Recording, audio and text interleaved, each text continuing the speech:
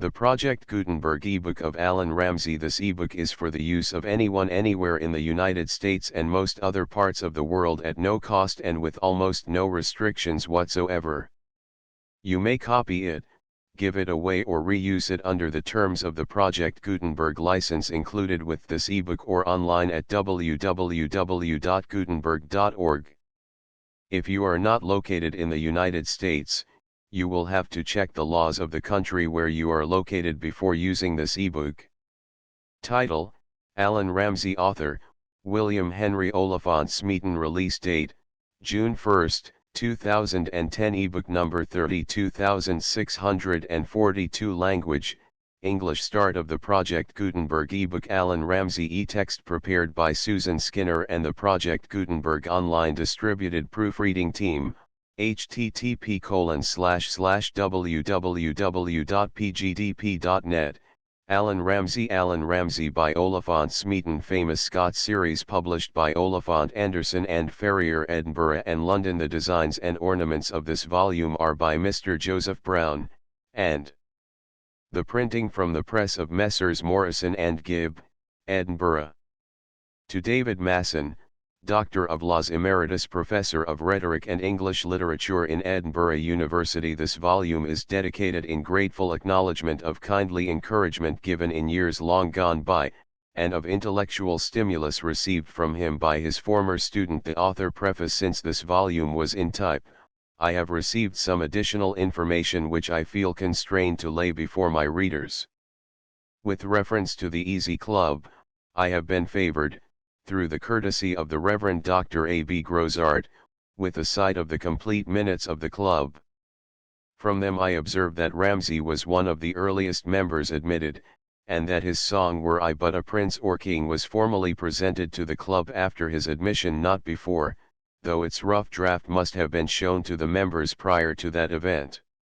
Next, as regards the editions of The Gentle Shepherd, a valued correspondent, Mr. J. W. Scott, Dowen Hill, Glasgow, kindly calls my attention to two translations into English of the poem which appear to have hitherto escaped notice. These are Allan Ramsay's Gentle Shepherd, translated into English by W. Ward, 8 Vo. 1785. Ward, as Mr. Scott states, seems to have been a naturaliste Englishman residing at Musselburgh. 5 years after Ward's production, appeared another, and in many respects a better edition, to wit, The Gentle Shepherd, a Scotch pastoral by Allan Ramsay, attempted in English by Margaret Turner, London, 1790. It was dedicated to the Prince of Wales, and its list of subscribers contains the names of most of the nobility of Scotland. Is this not a reliable gauge of the popularity of the poem? Edinburgh, March 1896. Contents page. Chapter I. The Family Tree. 9. Chapter 2. Ramsay's Apprenticeship, a Burgess of the Town. 1701-723. Chapter 3. Scotland in the 18th Century, the Union, Ramsay's Marriage. 1707-1228. Chapter 4. The Easy Club, Early Poems, Edinburgh of Last Century. 1712-1641. Chapter V. The Favourite of the Four Hours, From Wigmaker to Bookseller, the Quarto of 1721. 1717-2156. Chapter 6. Ramsay as an Editor, the Tea Table Miscellany and the Evergreen. 1721-2568. Chapter 7. The Gentle Shepherd, Scottish Idyllic Poetry, Ramsay's Pastoral. 1725-3085. Chapter 8. Resting on his Laurels, Builds his Theatre, his Book of Scots Proverbs. 1730-4097. Chapter 9. Closing Years of Life, his House on Castle Hill, his Family, his Portraits. 1740-58112. Chapter X. Ramsay as a Pastoral Poet and an Elegist. 122. Chapter 11. Ramsay as a Satirist and a Songwriter. 144. Chapter 12. Ramsay's Miscellaneous Poems, Conclusion. 154. Allan Ramsay. Chapter I. The Family Tree. Yed better let me gang doon wi the wig, Miss Kirsty, said Peggy, the serving lass in the household of Mr. James Ross, writer, of the Castle Hill. Oh no. I'd as lief take it Dune Mijel to Allan Ramsay's, for the sake o' the walk and the bit crack wi the canty callant, replied the young lady, a blush crimsoning her fair, rounded cheek. And Peggy would retire from these periodical but good-humoured passages at arms, with a knowing smile on her face, to confide the fact, mayhap of course as a profound secret to her cronies in the same stare, that Miss Kirsty Ross was unco ta en up wi that spruce hantay wigmaker, Maester Allan Ramsay, Dune iont the Tron Kirk. Yeah. Verily, it was a love drama, but as yet only in the first scene of the first act. The Miss Kirsty of the brief dialogue recorded above, for the authenticity of which there is abundant evidence, was Miss Christian Ross, eldest daughter of Mr. James Ross, a lawyer of some repute in his day, whose practice lay largely in the bailies and sheriffs' courts, and with minor cases in the justiciary court, but not with civil business before the Court of Session, an honour rigorously reserved for the members of that close corporation, the writers to His Majesty's signet. But though not belonging, in slang phrase, to the upper crust of the legal fraternity, James Ross was a man of some social consideration.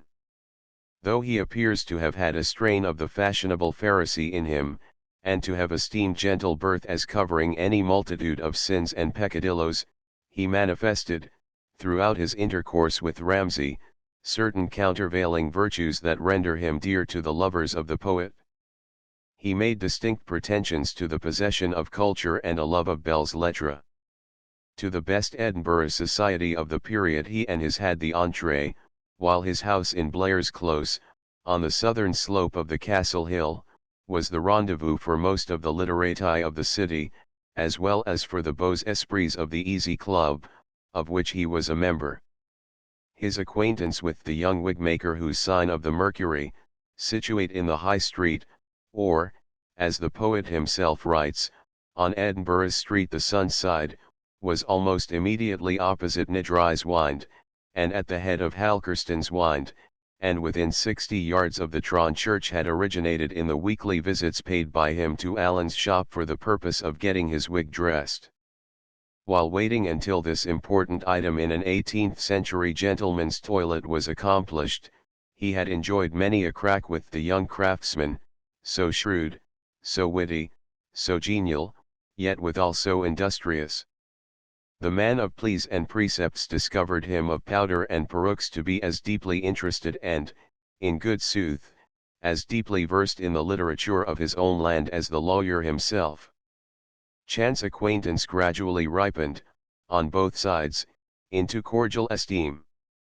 James Ross invited Ramsay to visit him at his house, and there the young perruquier beheld his fate in Christian, or Kirsty, Ross. If Allan were fascinated by Kirsty's rare beauty and piquant espièglerie, by her sweet imperiousness and the subtle charm of her refined femininity, exercised on a nature whose previous experience of the sex had been limited to the bare-legged Amazons of Lead Hills or the rosy-cheeked ministering Hebes, whom the high wages of domestic service attracted to town, she, in turn, was no less captivated by the manly, self-possessed demeanor, and the ingratiating qualities, both social and intellectual, of her father's guest. If he had mingled too little with society for his manners to be tinged with the polish of the debonair gallant, his natural good breeding and ready tact, united, it must be confessed, to a not inconsiderable spice of vanity, doubtless prevented any lapse into those nervous gaucheries wherewith a youth's first appearance in good society is often accompanied. Allan has drawn with truth and graphic power his own portrait as he appeared at this time. Imprimis then for tallness I am 5 feet and 4 inches high, a black-avict, snod, dapper fellow, nor lean, nor overlaid wi tallow, with phiz of a Morocco cut, resembling a late man of wit, Auld Gabbett Speck, who was so cunning to be a dummy 10 years running.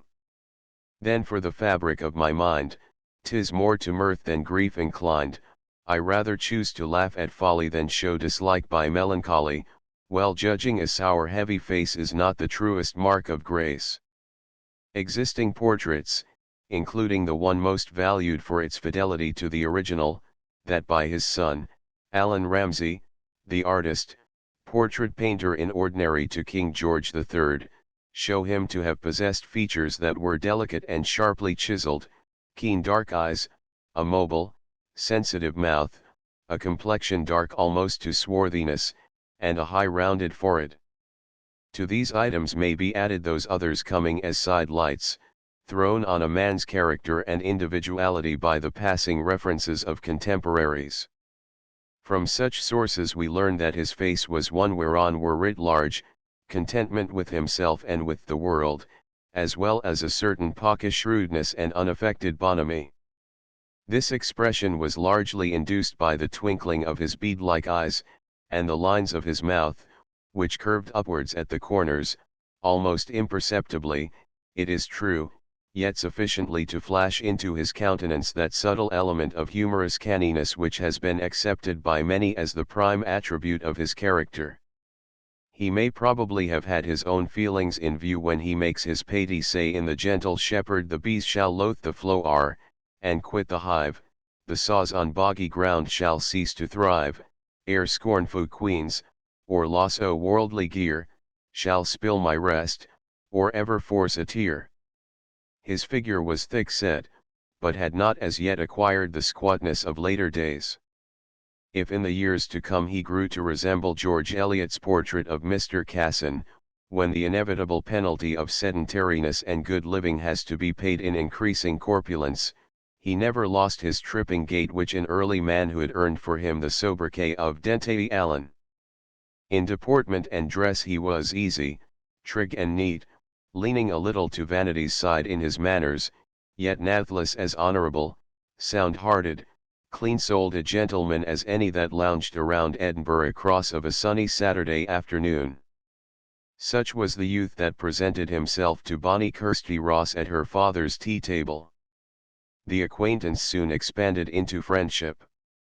Before long, as has been stated, the household observed, not without amusement, that whenever Saturday came round, on which day James Rosswig was sent down to receive its week's dressing from young Ramsay, Kirsty found she needed a walk, which always seemed to take her past the sign of the Flying Mercury, so that she could hand in the wig and call for it as she returned.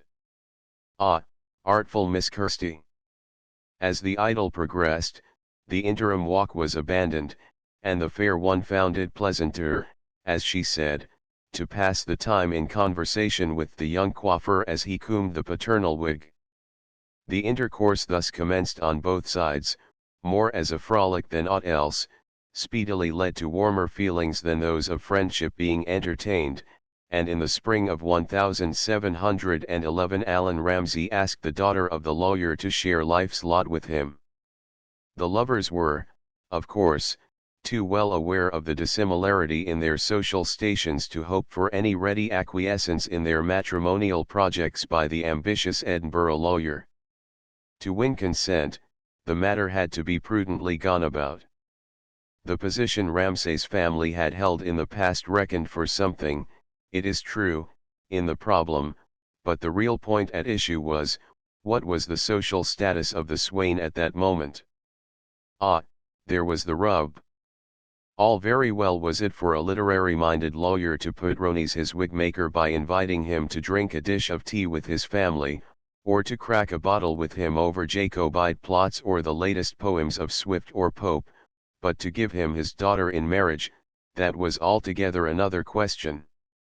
Mrs. Grundy was quite as awe-inspiring a dame then as now.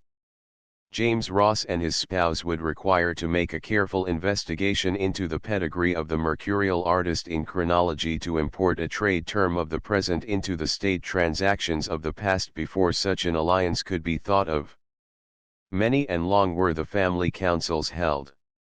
Every item of his descent, his relatives, his character, his prospects, was discussed, and this is what they discovered. Allan Ramsay was born on the 15th of October 1686, in the little town of Lead Hills, situate in the parish of Crawford Muir, in the upper ward of Lanarkshire, and in the very heart of the bleak, Heath-o-Lowther hills. The house wherein he saw the light is now a broken down byre, according to Dr. John Brown in Hori Subsessivi. Standing, as it does, 1,400 feet above the level of the sea, the village is chiefly notable as being the most elevated inhabited ground in Scotland. The industry of the district, then as now, was almost entirely devoted to lead mining. The superior of the parish was the Earl of Hopetoun, and on his behoof the mines were wrought. The male population, with but few exceptions, were in his lordship's service. A more desolate and dreary spot could scarcely be conceived. The rugged ranges, destitute of wood, were scarred by the traces of former workings, and intersected, moreover, by narrow rocky ravines, down which brawled foaming mountain burns. Perched like an eyrie on some steep cliff, the view from the vicinity of the town is magnificent, ranging over fair Clydesdale, and the lands formerly owned by the Earls of Crawford, the Lindsays, Light and Gay, whose ancient castle stands on Clydeside. In the days of the Stuarts gold used to be found in considerable quantities in the locality, from which was struck the gold issue bearing the head of James V, wearing a bonnet, hence the old term for it a bonnet piece.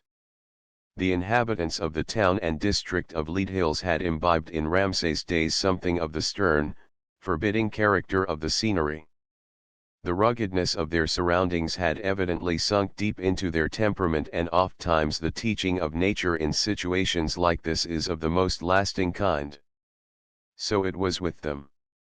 They were a community apart, gloomily, almost fanatically, religious, believing in miracles, visions, and in the direct interposition of Providence, in a word, carrying to the extreme of bigotry all the grand attributes of Scottish Presbyterianism and covenanting sublimity of motive.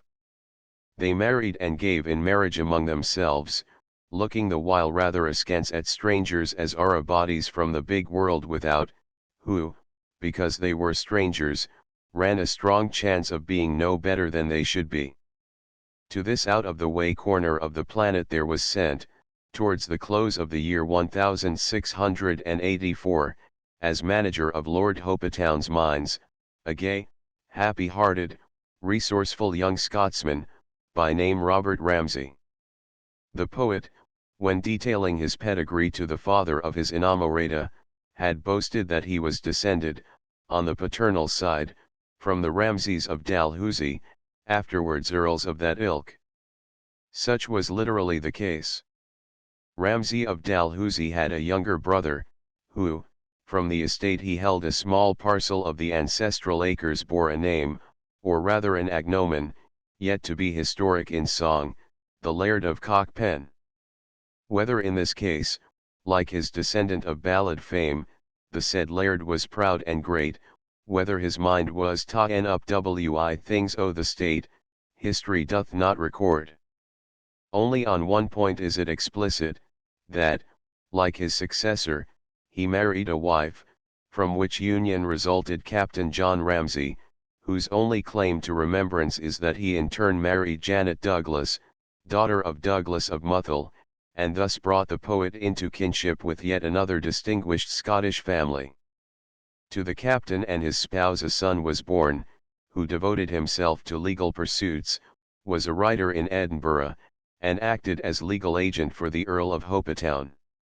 Through his interest with the Earl, Robert Ramsay, his eldest son, was appointed manager of the lead mines in the Lowther Hills, and set out to assume his new duties towards the close of the year 1684. From this pedigree, therefore, the fact is clear of the poet's right to address William Ramsay, Earl of Dalhousie, in terms imitated from Horace's famous ode to Maecenas Dalhousie, of an auld descent, my chief, my stoop, my ornament. But to our narrative. Apparently the young mine manager found the lines of his life by no means cast in pleasant places amid the rough semi-savage community of Lead Hills in those days. He felt himself a stranger in a strange land. To better his lot, though he was still very young, he determined to marry. The only family with which he could hold intercourse on terms of equality, was that of William Bower, an English mineralogist who had been brought from Derbyshire, to instruct the Scottish miners more fully in the best methods then known for extracting the metal from the refractory matrix. But to Robert Ramsay the chief attraction in the family was the eldest daughter of his colleague, Alice Bower, a vivacious, high-spirited girl, with a sufficient modicum, we are told, of the Derbyshire breeziness of nature to render her invincibly fascinating to the youth. Alone of all those around she reminded him of the fair dames and damsels of Edinburgh. Therefore he wooed and won her. Their marriage took place early in January 1686. In the October of the same year the future poet was born. But, alas! Happiness was not long to be the portion of the wedded pair. At the early age of 24 Robert Ramsay died, leaving his widow, as regards this world's gear, but indifferently provided for, and, moreover, burdened with an infant scarce 12 months old. Probably the outlook for the future was so dark that the young widow shrank from facing it. Be this as it may, we learn that 3 months after Robert Ramsay was laid in his grave she married David Crichton, finding a home for herself and a stepfather for the youthful Allan at one and the same time. Crichton was a small peasant proprietor, or bonnet laird, of the district.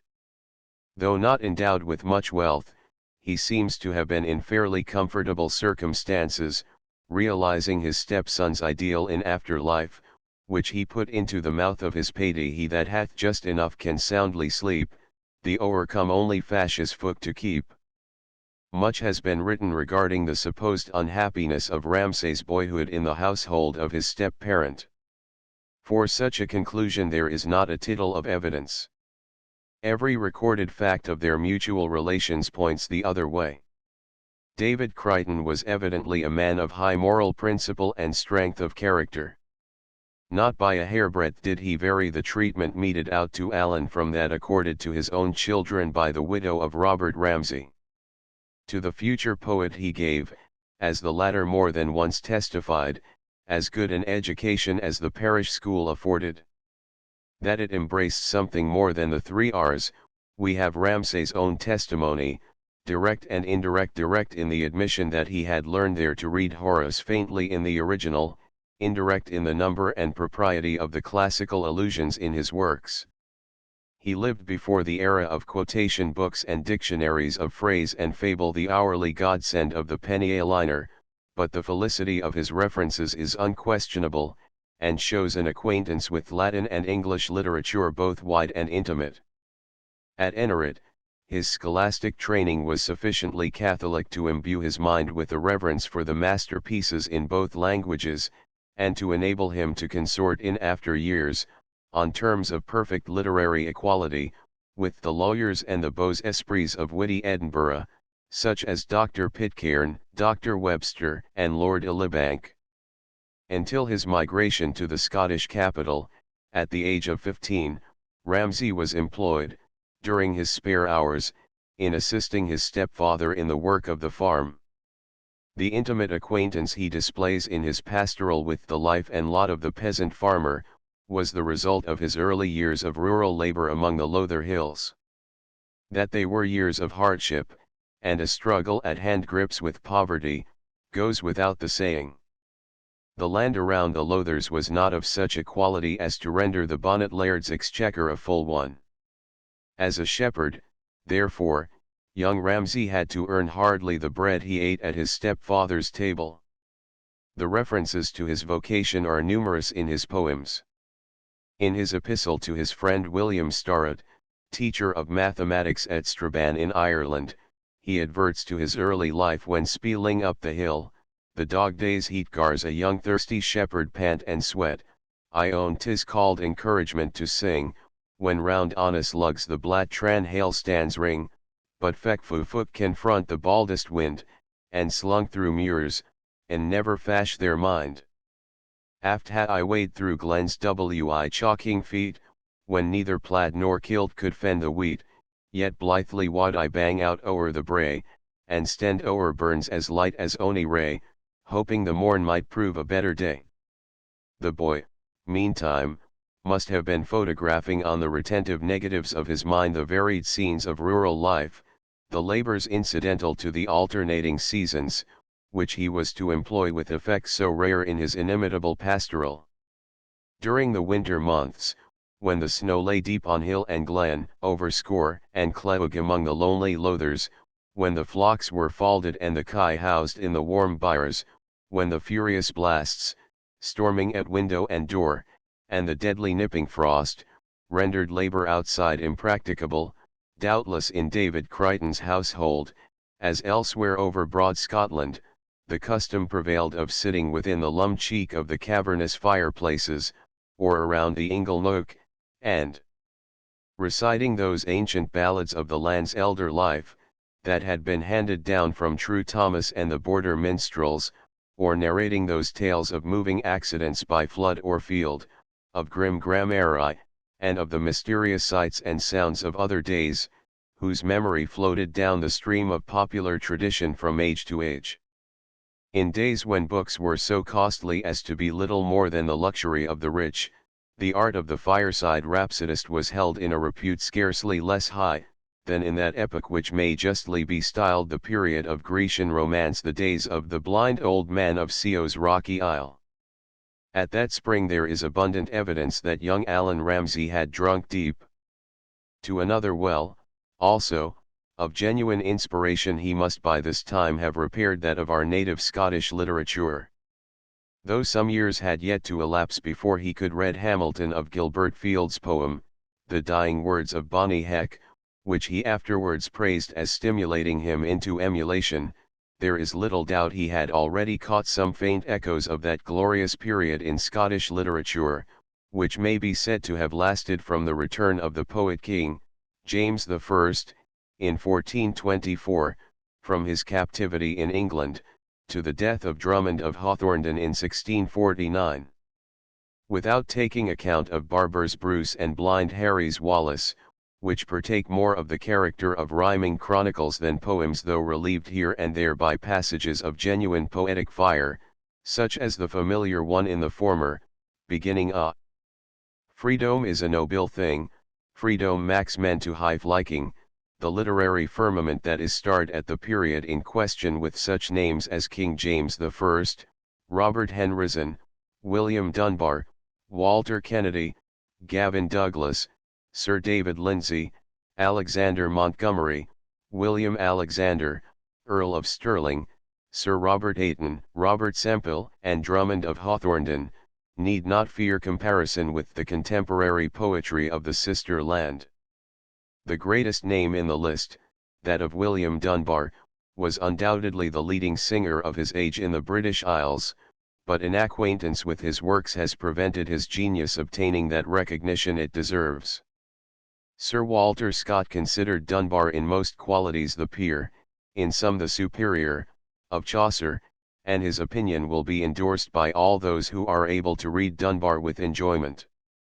Though Spenser's genius may have had a richer efflorescence than Dunbar's, if the mass of their work be critically weighed, quality by quality, the balance, when struck, would rest remarkably evenly between them.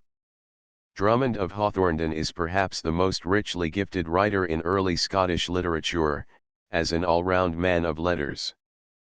But as a poet the palm must ever remain with Dunbar. The study of the breaks which occur in the poetic succession of any literature is always interesting. In English literature such gaps recur, though not with any definite regularity. For example, after the death of Chaucer and Gower, when the prosaic numbers of Cleugh and Lydgate were the sole representatives of England's imaginative preeminence, and the penultimate and ultimate decades of last century, when Hayley was regarded as their acknowledged master by the younger school of poets.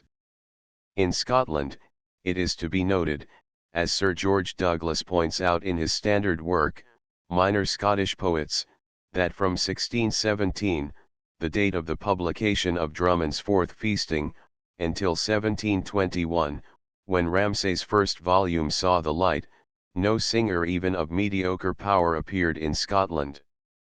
There were editions of many of the poems of James I, Dunbar, Stirling, Drummond, and Sempill, which Ramsay may have seen.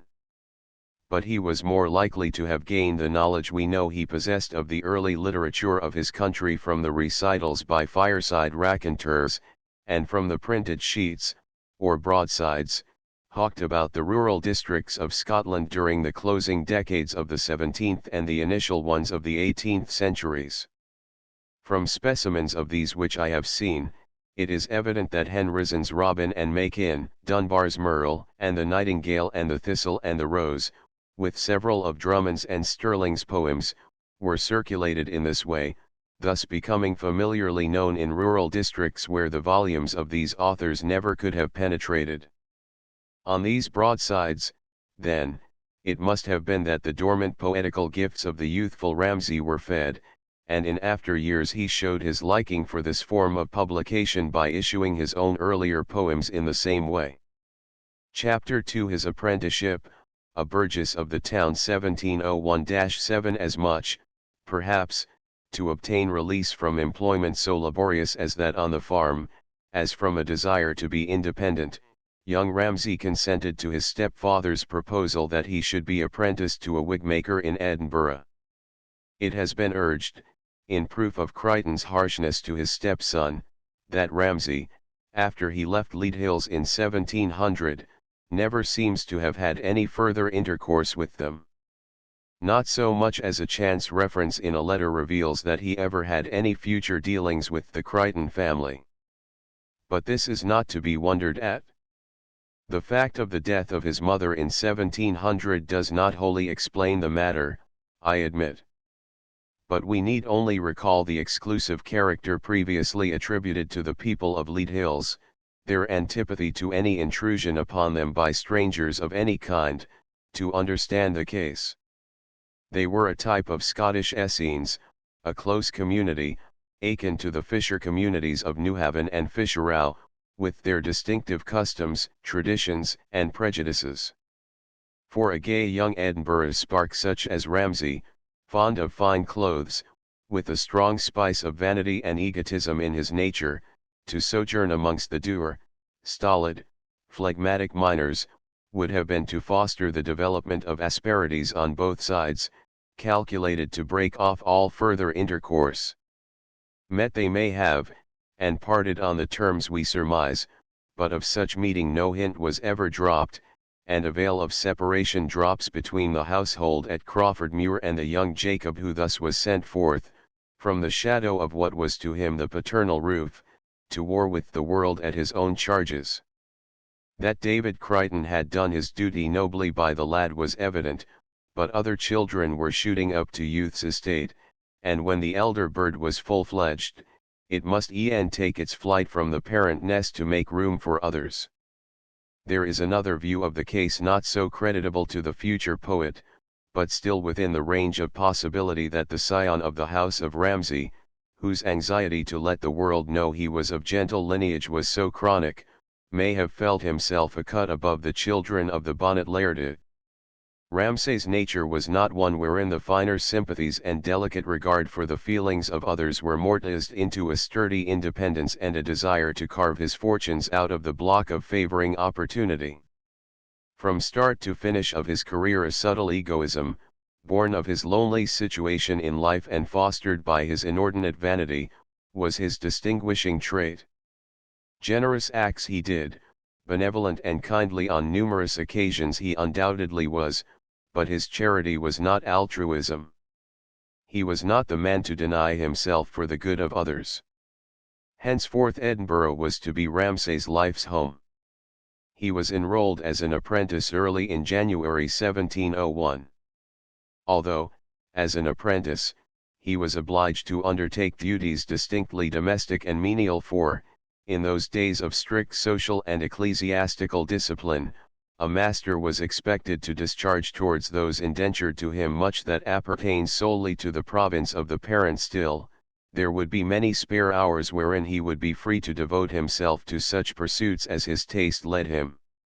What induced him to select wig-making as his life's métier is unknown. Perhaps his stepfather may have had some friend in that line of business who for auld lang syne was willing to take the boy and teach him his trade.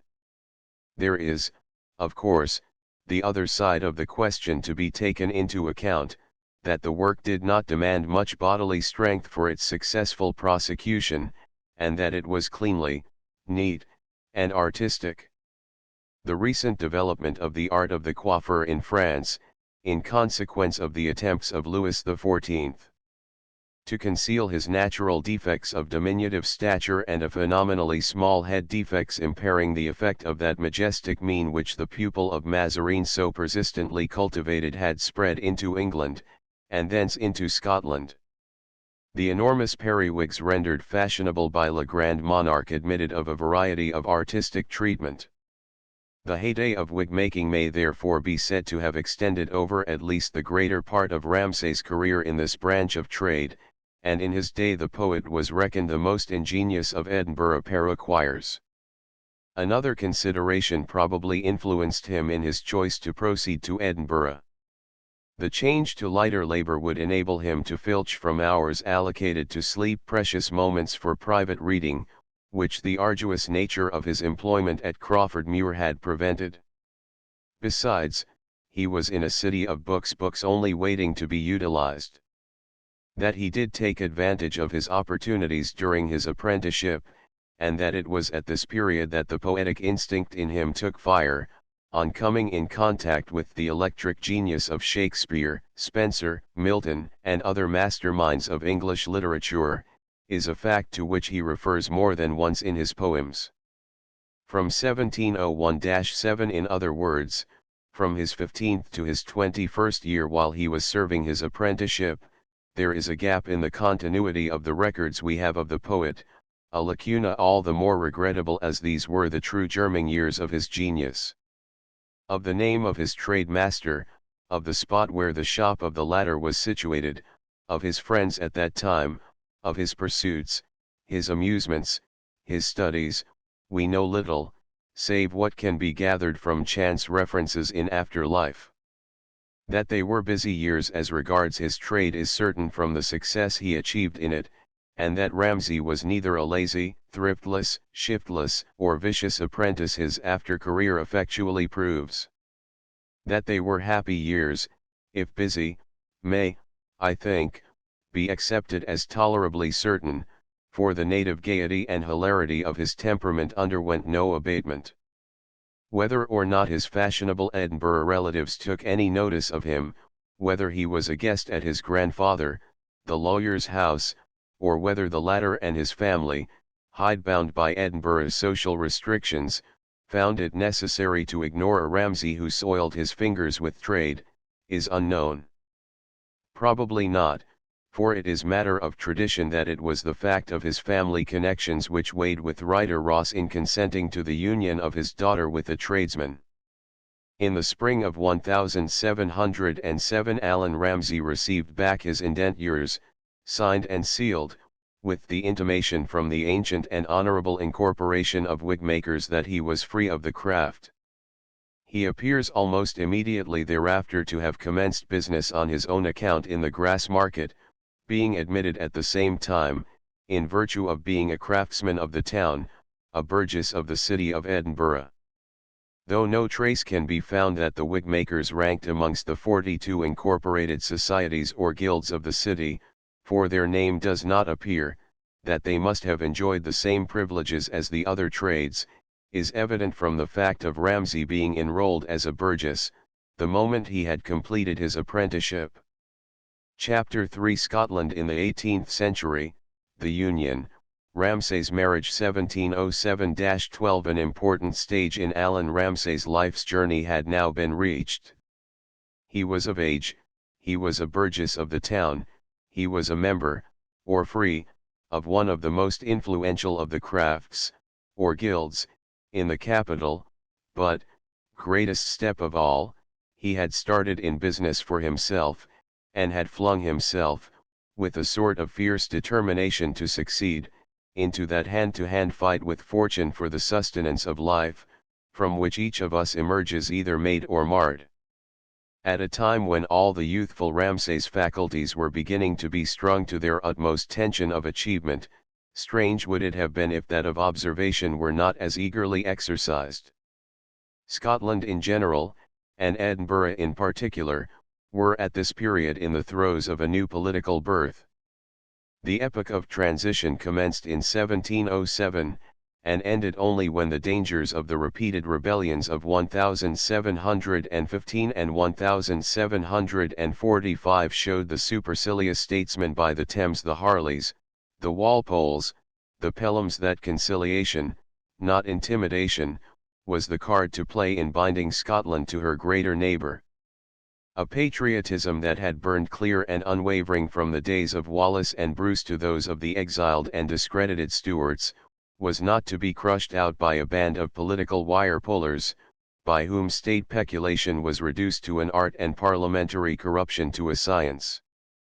Although the ultimate effects of the union between England and Scotland were in the highest degree beneficial upon the arts, the commerce, and the literature of the latter, the proximate results were disastrous in the extreme, yet the step was imperative.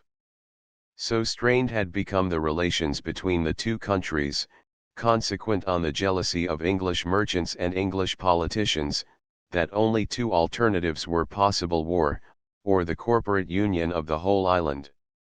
Yet in Scotland the very mention of union was sufficient to drive the people into a paroxysm of rage.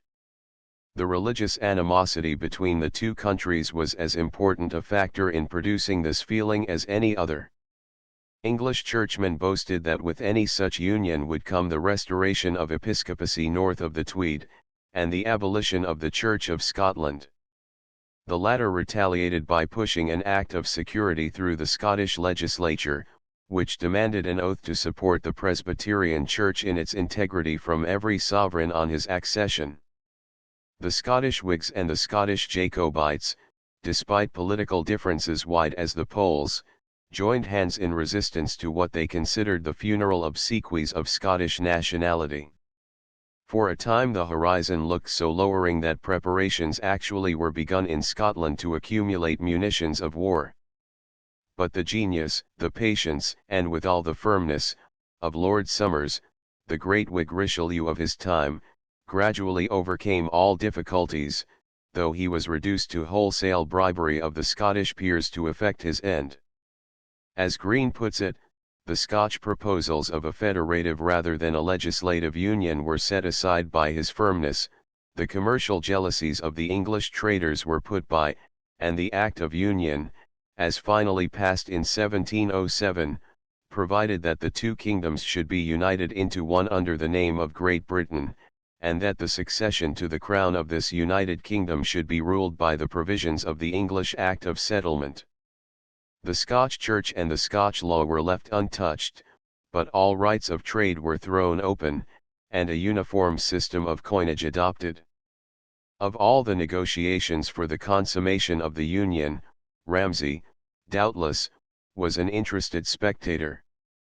Patriotic to his heart's core, and sympathizing as a Jacobite with the chivalrous feeling of his nation for the dynasty they had given to England, and which, after only 86 years of alternate loyalty and revolt, the Southrons had driven into exile, the keenly observant lad would follow every detail in the closing chapter of Scotland's history as an independent nation, with a pathetic and sorrowful interest.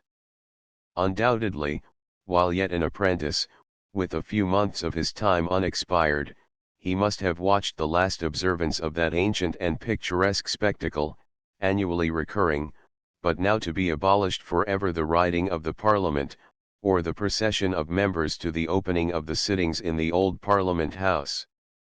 Perhaps he may even have secretly gained admission to overhear the fiery debates on the Union in that ultimate session of the Scottish legislature.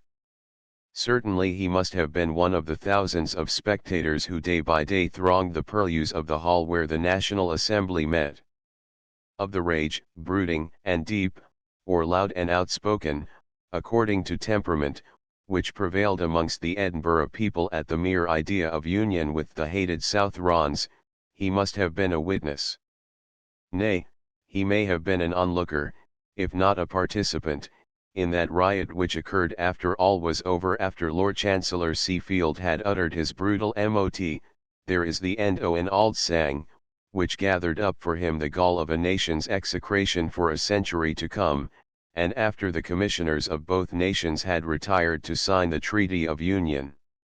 Not, however, to any of the halls of court did they retire, but to a dingy cellar, still existing, of a house, 177 High Street opposite the Tron Church, being nearly torn limb from limb in getting there.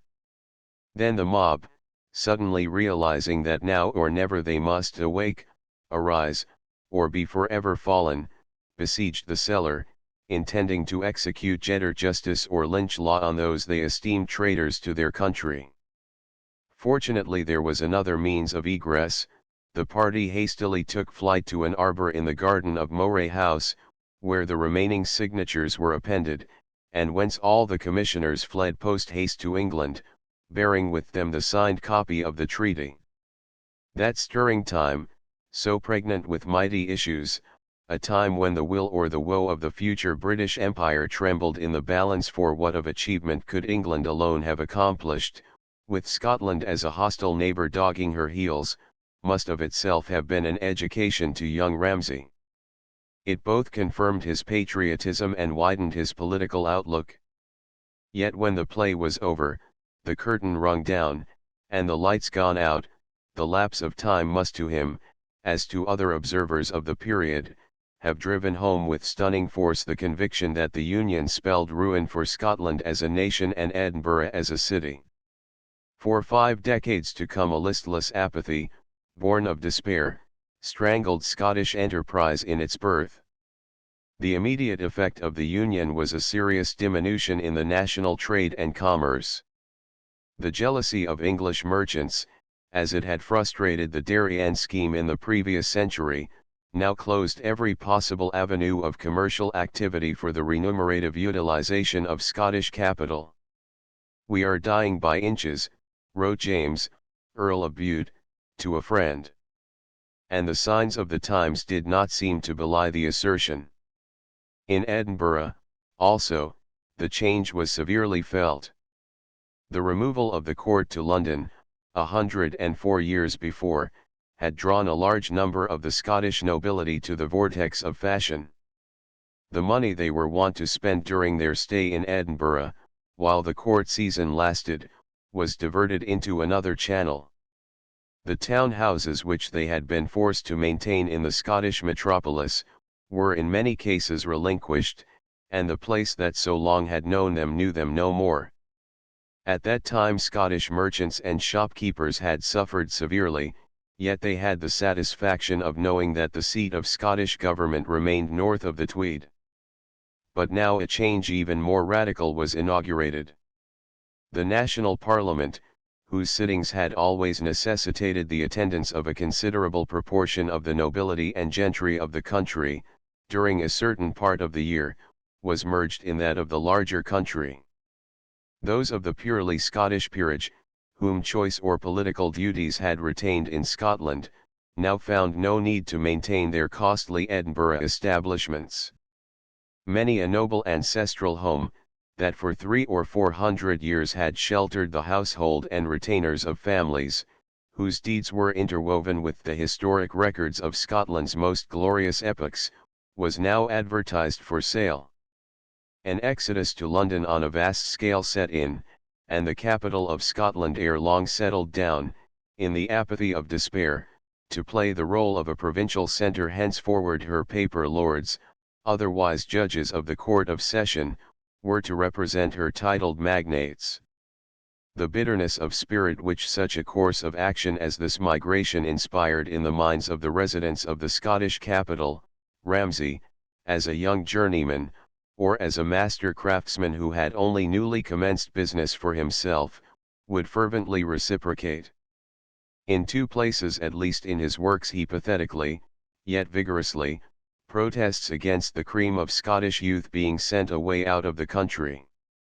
In one of the most suggestively beautiful of his minor pastorals, Betty and Kate, he thus writes: "Far, far, O'er far Frae and Clyde, stands that great town o' Lud, to whilk our best lads rin and ride, that's like to put us wood mad, for sindel times they are come back anes are hefty there, sure, Bess, the hills are nae sae black, nor yet there these houms sae bare. And in the Gentle Shepherd, after the discovery has been made of Patey's noble birth, his fellow herd, Roger, remarks, is not our master and yoursel to stay among us here?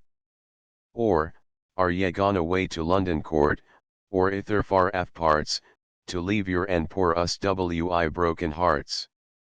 The 5 intercalary years between Ramsay's commencing in business on his own account and his marriage, were those which may properly be designated his intellectual seed time. That he was exercised over any of the deeper and more complex problems of life, death, and futurity, that he was hag-ridden by doubt, or appalled by the vision of man's mote-like finitude when viewed against the deep background of infinity and eternity, we have no reason to suppose. Never at any epoch of his life a thinker, in the true sense of the word, he was inclined, with the genial insouciant hedonism always characteristic of him, to slip contentedly into the pantheism of Pope, to regard humanity and the world without as but parts of a stupendous whole whose body nature is, and God the soul, the superficial, ethical principle permeating which is summed up in the dictum, whatever is right. Though he had no sympathy with the puritanic austerity of Presbyterianism, albeit a regular attendant on the ministrations of Dr. Webster of the Tolbooth Church, one of the sections whereinto the magnificent Cathedral of St. Giles was of old divided, he was tinctured neither with French scepticism nor with the fashionable doubts which the earlier deistical writers of the century, Lord Herbert of Cherbury, Shaftesbury, Toland, and Blount, were sowing broadcast over Great Britain. In his Gentle Shepherd he makes Jenny, when Gloud, her father, had remarked, with respect to the prevailing disregard of religion and morality among the youth of the better classes, I've heard some o' them laugh at doomsday, sin, and hell, make the following reply, which savours strongly of the slippered orthodoxy of the essay on Man Watch O'er Us, Father. Heck, that's very odd, sure, him that doubts a doomsday, doubts a God. But though he appears to have given a wide berth to the ponderous theology, the narrow ethics, and the hair-splitting metaphysics of the time, his whole nature seems to have been stirred and awakened more deeply than ever by his study of the elder poets in English literature. Not that their music tended to make him discontented with his lot, or unhinged the lid of his resolution to become a thoroughly efficient man of business. Ramsay, unlike many of his brethren of the lyre, was of an eminently practical temperament. Rumor says that in earlier boyhood he cherished a desire of becoming an artist. But his stepfather not possessing the means to furnish him with the necessary training, he wisely sloughed all such unreasonable dreams, and aimed at independence through wig-making. Wisdom as commendable was displayed now.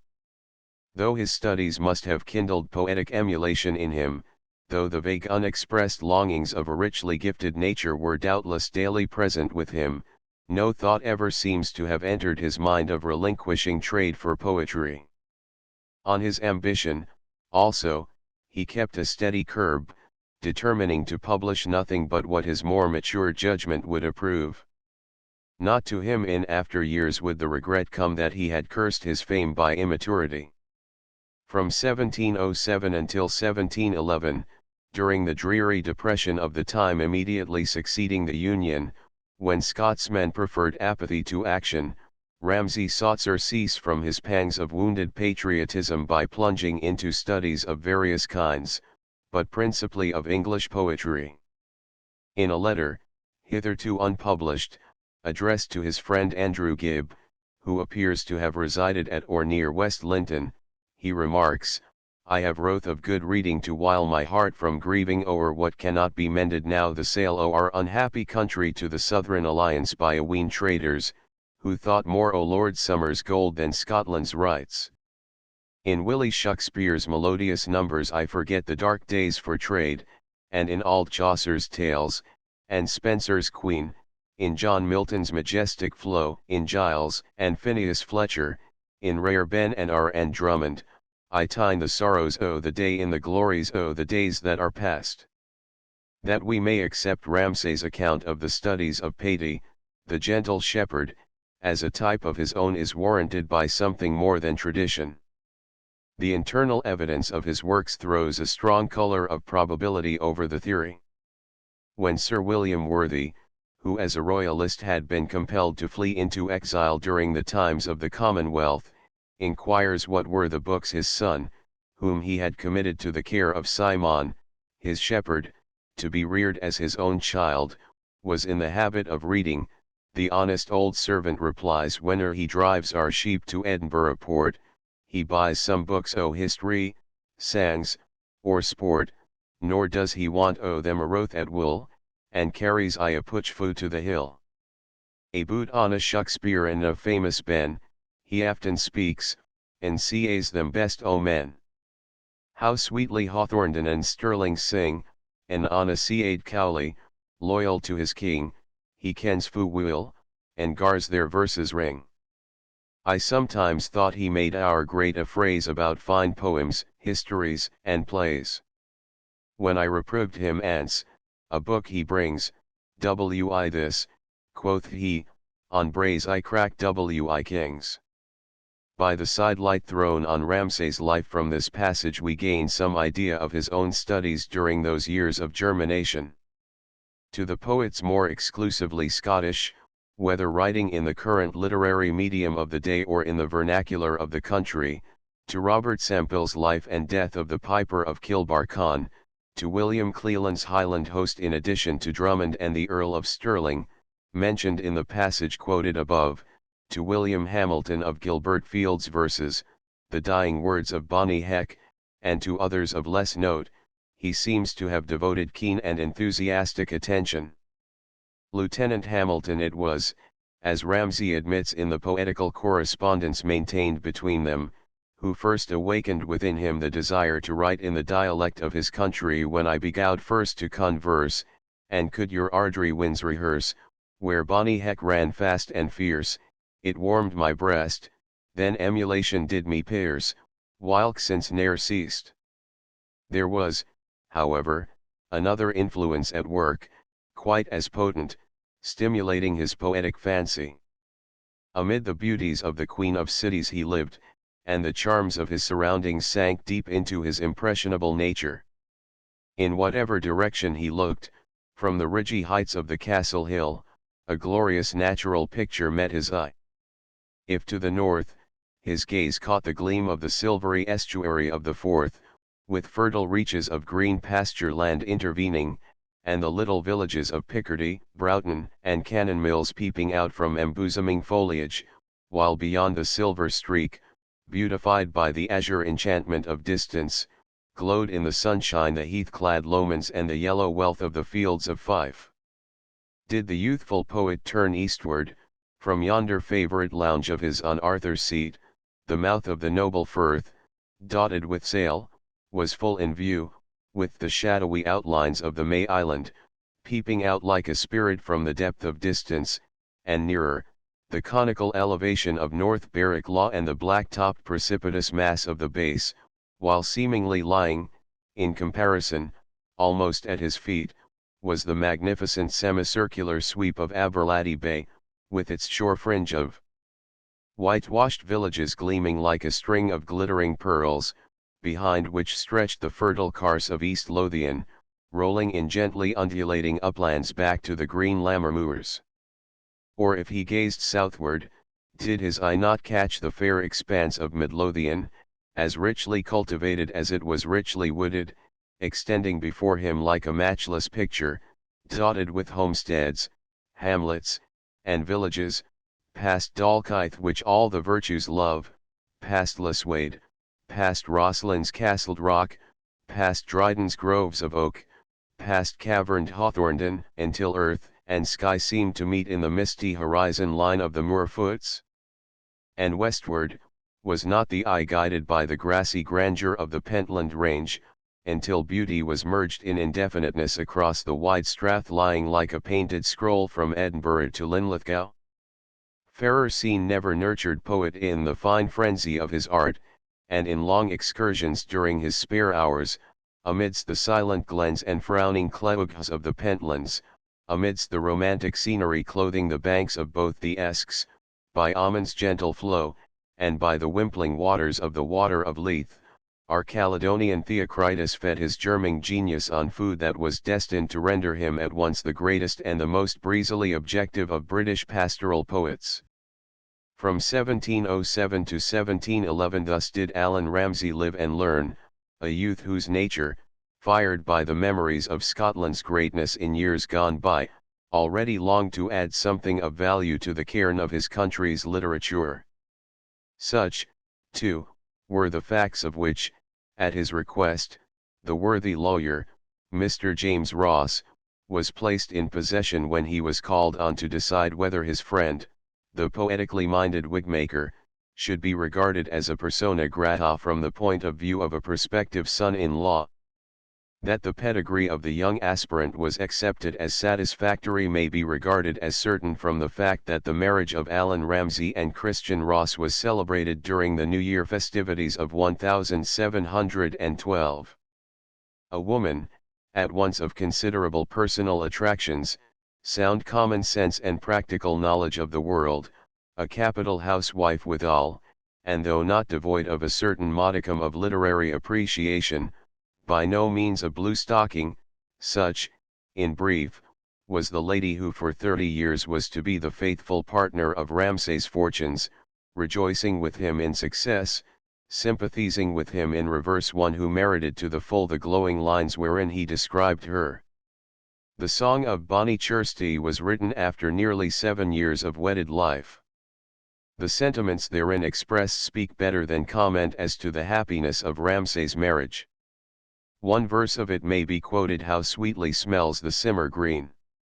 Sweet taste the peach and cherry, painting and order please our een, and claret makes us merry, but finest colours, fruits, and flowers, and wine, though I be thirsty, lose a their charms and weaker powers, compared wi those of Kirsty."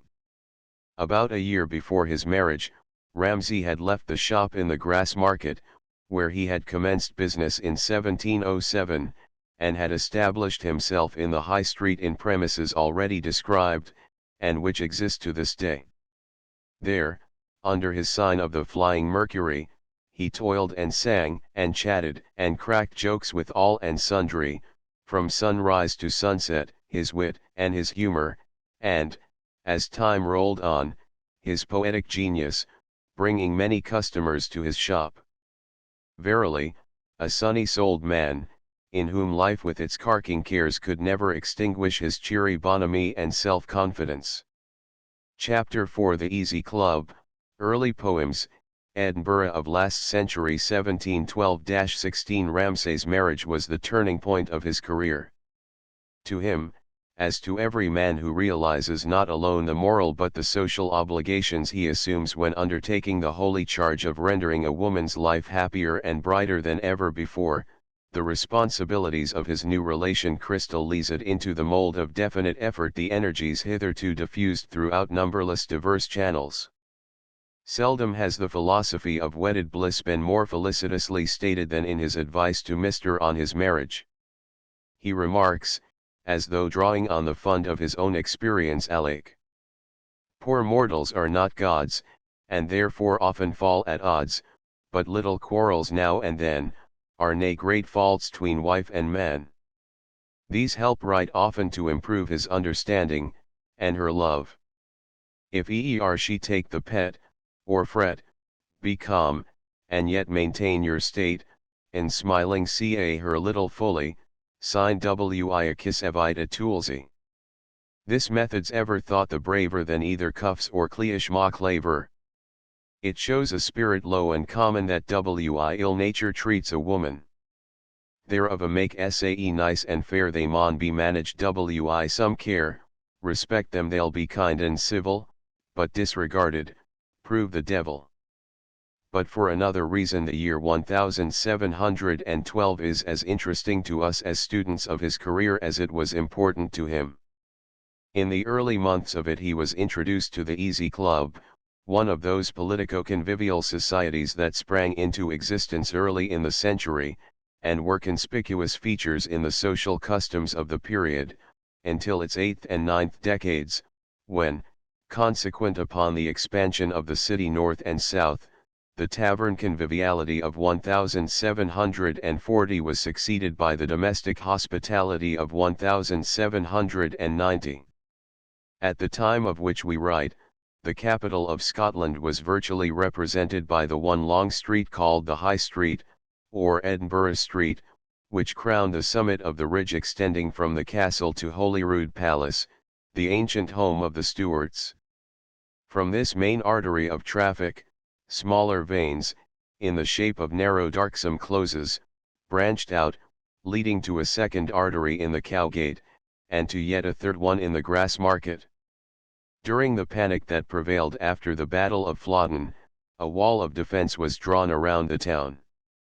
By it the area of Edinburgh was grievously circumscribed. Only what might be termed the heart of the city was included, all lying beyond falling within the anomalous designation of suburbs. For 200 years the seemingly impassable girdle sternly checked the natural overflow of the city's life. To reside outside the ports or gates was not only considered dangerous, it was unfashionable. And as there was not accommodation for a tenth part of the inhabitants in the houses of 2, or at most 3, stories which prevailed about the time of the Reformation, the architects of the Restoration period commenced the erection of those towering tenements, or lands 12, 14, and even 16 stories high for which Edinburgh has been celebrated among the cities of Europe. Thus the families of the Scottish metropolis were packed together, one on the top of the other, like herrings in a barrel, in those quaint old houses, with their grim timber fronts, their crow-stepped gables and dormer windows, that remain even until today to show us the circumstances under which our fathers lived and loved. In circumstances such as these, domestic comfort and the sweet seclusion of home were out of the question. So criminally overcrowded was the town that well-born gentlemen and their households were content with 2 or 3 rooms, wherein all the manifold duties of social and domestic life had to be performed. Robert Chambers, in his charming Traditions of Edinburgh, relates how the family of Mr. Bruce of Kennet, a leading lawyer, afterwards raised to the bench, lived in a house of 3 rooms and a kitchen, a parlour, a consulting room for Mr. Bruce, and a bedroom. The children, with their maid, had beds laid down for them at night in their father's room, the housemaid slept under the kitchen dresser, and the one manservant was turned at night out of the house. Even a more striking example of the lack of accommodation was to be found in connection with the household arrangements of Mr. Kerr, the eminent goldsmith of Parliament Square, who stowed his menage in a couple of small rooms above his booth-like shop, plastered against the wall of St. Giles Church, the nursery and kitchen, however, being in a cellar under the level of the street, where the children are said to have rotted off like sheep. The town was, nevertheless, a funny, familiar, compact, and not unlikable place. Gentle and simple living within the compass of a single close, or even a single stair, knew and took an interest in each other. Such was the kind of home to which Allan Ramsay brought his bride. 2 rooms, with a closet and a kitchen, for many a long year were the extent of their household accommodation. Such a state of things was not favourable to the development of the virtues purely domestic. Hence with Ramsay, as with other men, tavern life was accepted as a substitute for those comforts the sterner sex could not get at home. As Grant remarks in his Old and New Edinburgh, the slender house accommodation in the turnpike stairs compelled the use of taverns more than now. There the high-class advocate received his clients, and the physician his patients, each practitioner having his peculiar houff. There, too, gentlemen met in the evening for supper and conversation, without much expense, a reckoning of a shilling being a high one, so different then was the value of money and the price of viands.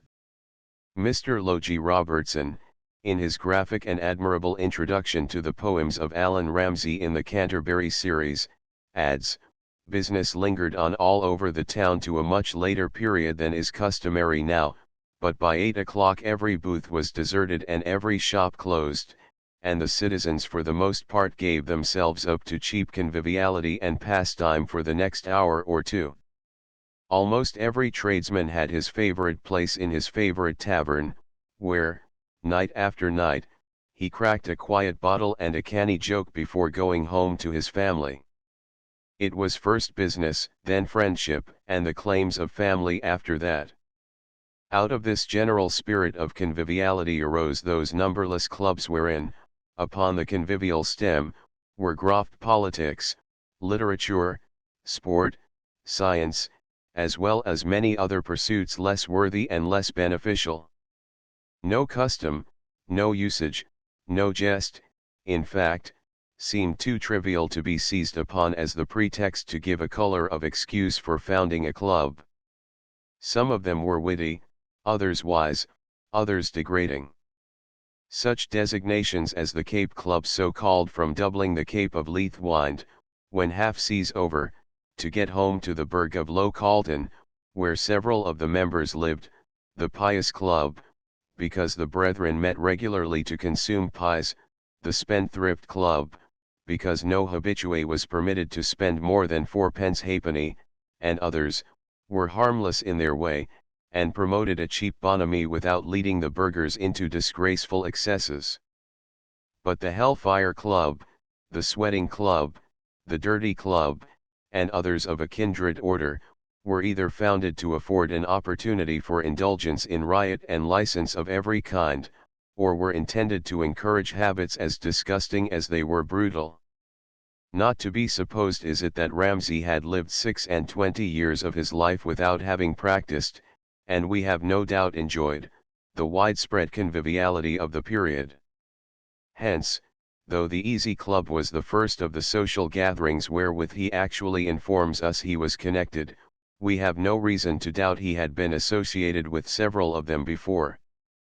In fact, in that poetical essay of his which stands first in the chronological order of composition, though not of publication, the Elegy on Maggie Johnston, who died anno 1711, an alewife whose little farm and hotel were situated in the village of Morningside, just beyond the Brunsfield links, he seems to imply that a club of some kind met there. The third stanza runs as follows: "And there by Dysons we lay down, sighing sweetly seaed the healths around, to bonny lasses, black or brown, as we lewd best, in bumpers we dull cares did drown, and took our rest." But to the Easy Club one must be assigned the honor of having stimulated the nascent genius of the poet to achieve something that would convey to its members the fact that it was no ordinary tradesman who solicited admission into the charmed circle of the society. James Ross, whose zeal for the poetic young wigmaker's social recognition was now materially increased, used all his influence to obtain for his son-in-law an entree into the club of which he was himself a member. Questionable, indeed, it is, when we consider the exclusive character of the association in question, the high social position of its members, and their avowed Jacobitical tenets, if even the influence of James Ross, powerful though it was, would alone have secured for Ramsay admission. But an inspiration, as happy as it was original, prompted him to embody his petition for admission into the club in a poetical address. Such a course was of itself sufficient to recommend him to men like Dr. Ruddiman and Dr. Pitcairn. The poem, addressed to the most happy members of the Easy Club, proceeded, in a felicitous strain of gentle satire, blended with genial humor not unlike Gay at his best, to plead his own cause why he should be admitted as an easy fellow. His application was successful, and he was duly enrolled as a member. The following lines extracted from it will exhibit the character of the piece, which takes rank as the earliest of his published poems. "Were I but a prince or king, I'd advance, yeah, I'd advance yet, were I but a prince or king, so highly I'd advance yet. Great wit and sense are ever found among yet always to abound, much like the orbs that still move round, no ways constrained, but easy. Were I but, etc. Most of what's hid from vulgar eye, even from earth's center to the sky, your brighter thoughts do clearly spy, which makes you wise and easy. Were I but, etc. All faction in the church or state, with greater wisdom still you hate, and leave learned fools there to debate like rocks in seas you're easy. Were I but, etc. I love ye well, oh let me be one of your blithe society, and like yourselves I'll strive to be humorous and easy. Were I but, etc. The benefits received by the self-confident young poet were not alone of an intangible character. Praise is an excellent thing of itself, but a modicum of pudding along with it is infinitely better. To Ramsay the Easy Club was the means of securing both. The role of his literary patrons was at once assumed by its members. They printed and published his address at their own expense, appointed him, within a few months' time, their poet laureate, and manifested, both by counsel and the exercise of influence, the liveliest interest in his welfare. No trivial service this to the youthful poet on the part of his kindly club brethren. How great it was, and how decisive the effect of their generous championship in establishing Ramsay's reputation on a sure basis, will best be understood by glancing for a moment at the character of the Easy Club and the personnel of its membership.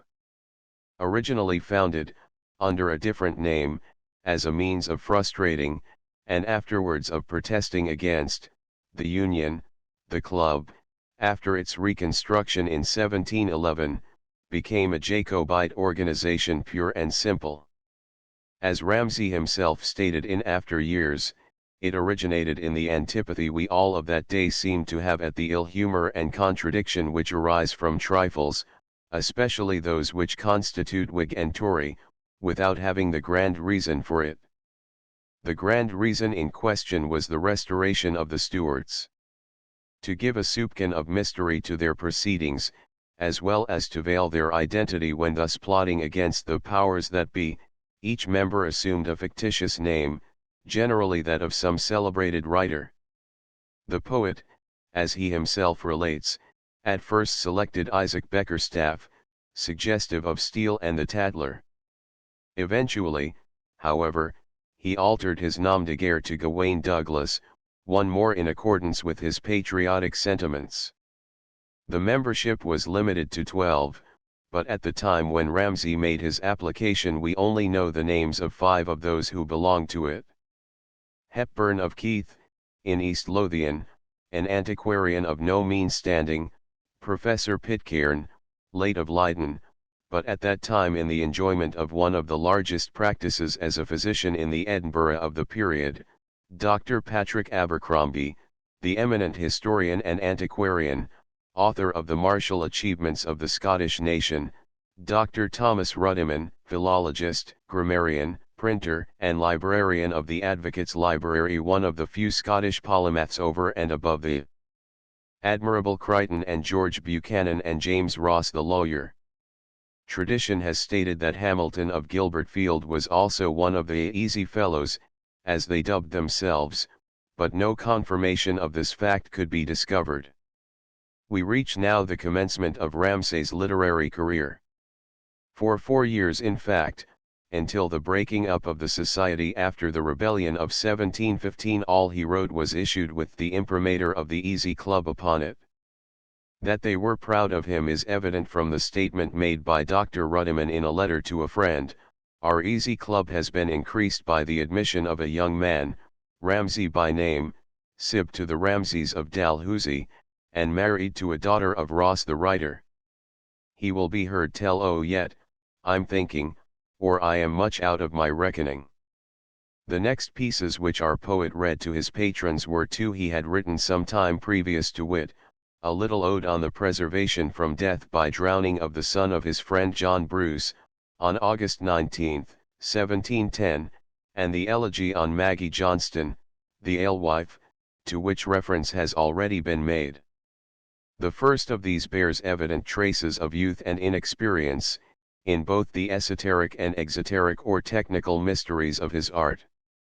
For example, when referring to the danger wherein the lad and his companions had been placed, he remarks, whilst, like the lamp's last flame, their trembling souls are on the wing to leave their mortal goals, and he conjures up the following extraordinary spectacle of angelic gymnastics, whereby the rescue of the lads was effected. Angels came posting down the divine beam to save the helpless in their last extreme. Little promise was visible in that piece of future excellence, yet within 18 months he had written the elegy on Maggie Johnston, to which the critics of the Easy Club gave unstinted praise. For humorous description of the convivial habits of the day, and graphic word painting, the poem is exceedingly happy. But alas! Judged by our latter-day standard of refinement, good taste, and morality, it is caviar to the general. Only to antiquarians and students of bypassed customs do its allusions contain much that is either interesting or edifying. To follow Ramsay's poetic development through all his earlier pieces would simply exhaust the interest of the reader. Suffice it to say, that, at the request of the Easy Club, he wrote an elegy on the death of Dr. Pitcairn in 1713, but the poem contains so many political references and satirical quips that he omitted it from the collected edition of his works in 1721. Pitcairn was a sort of Scottish Voltaire, a man far in advance of his time, who paid in popular suspicion and reprobation for his liberality and tolerance. What Robert Chambers remarks of him is well within the facts of the case.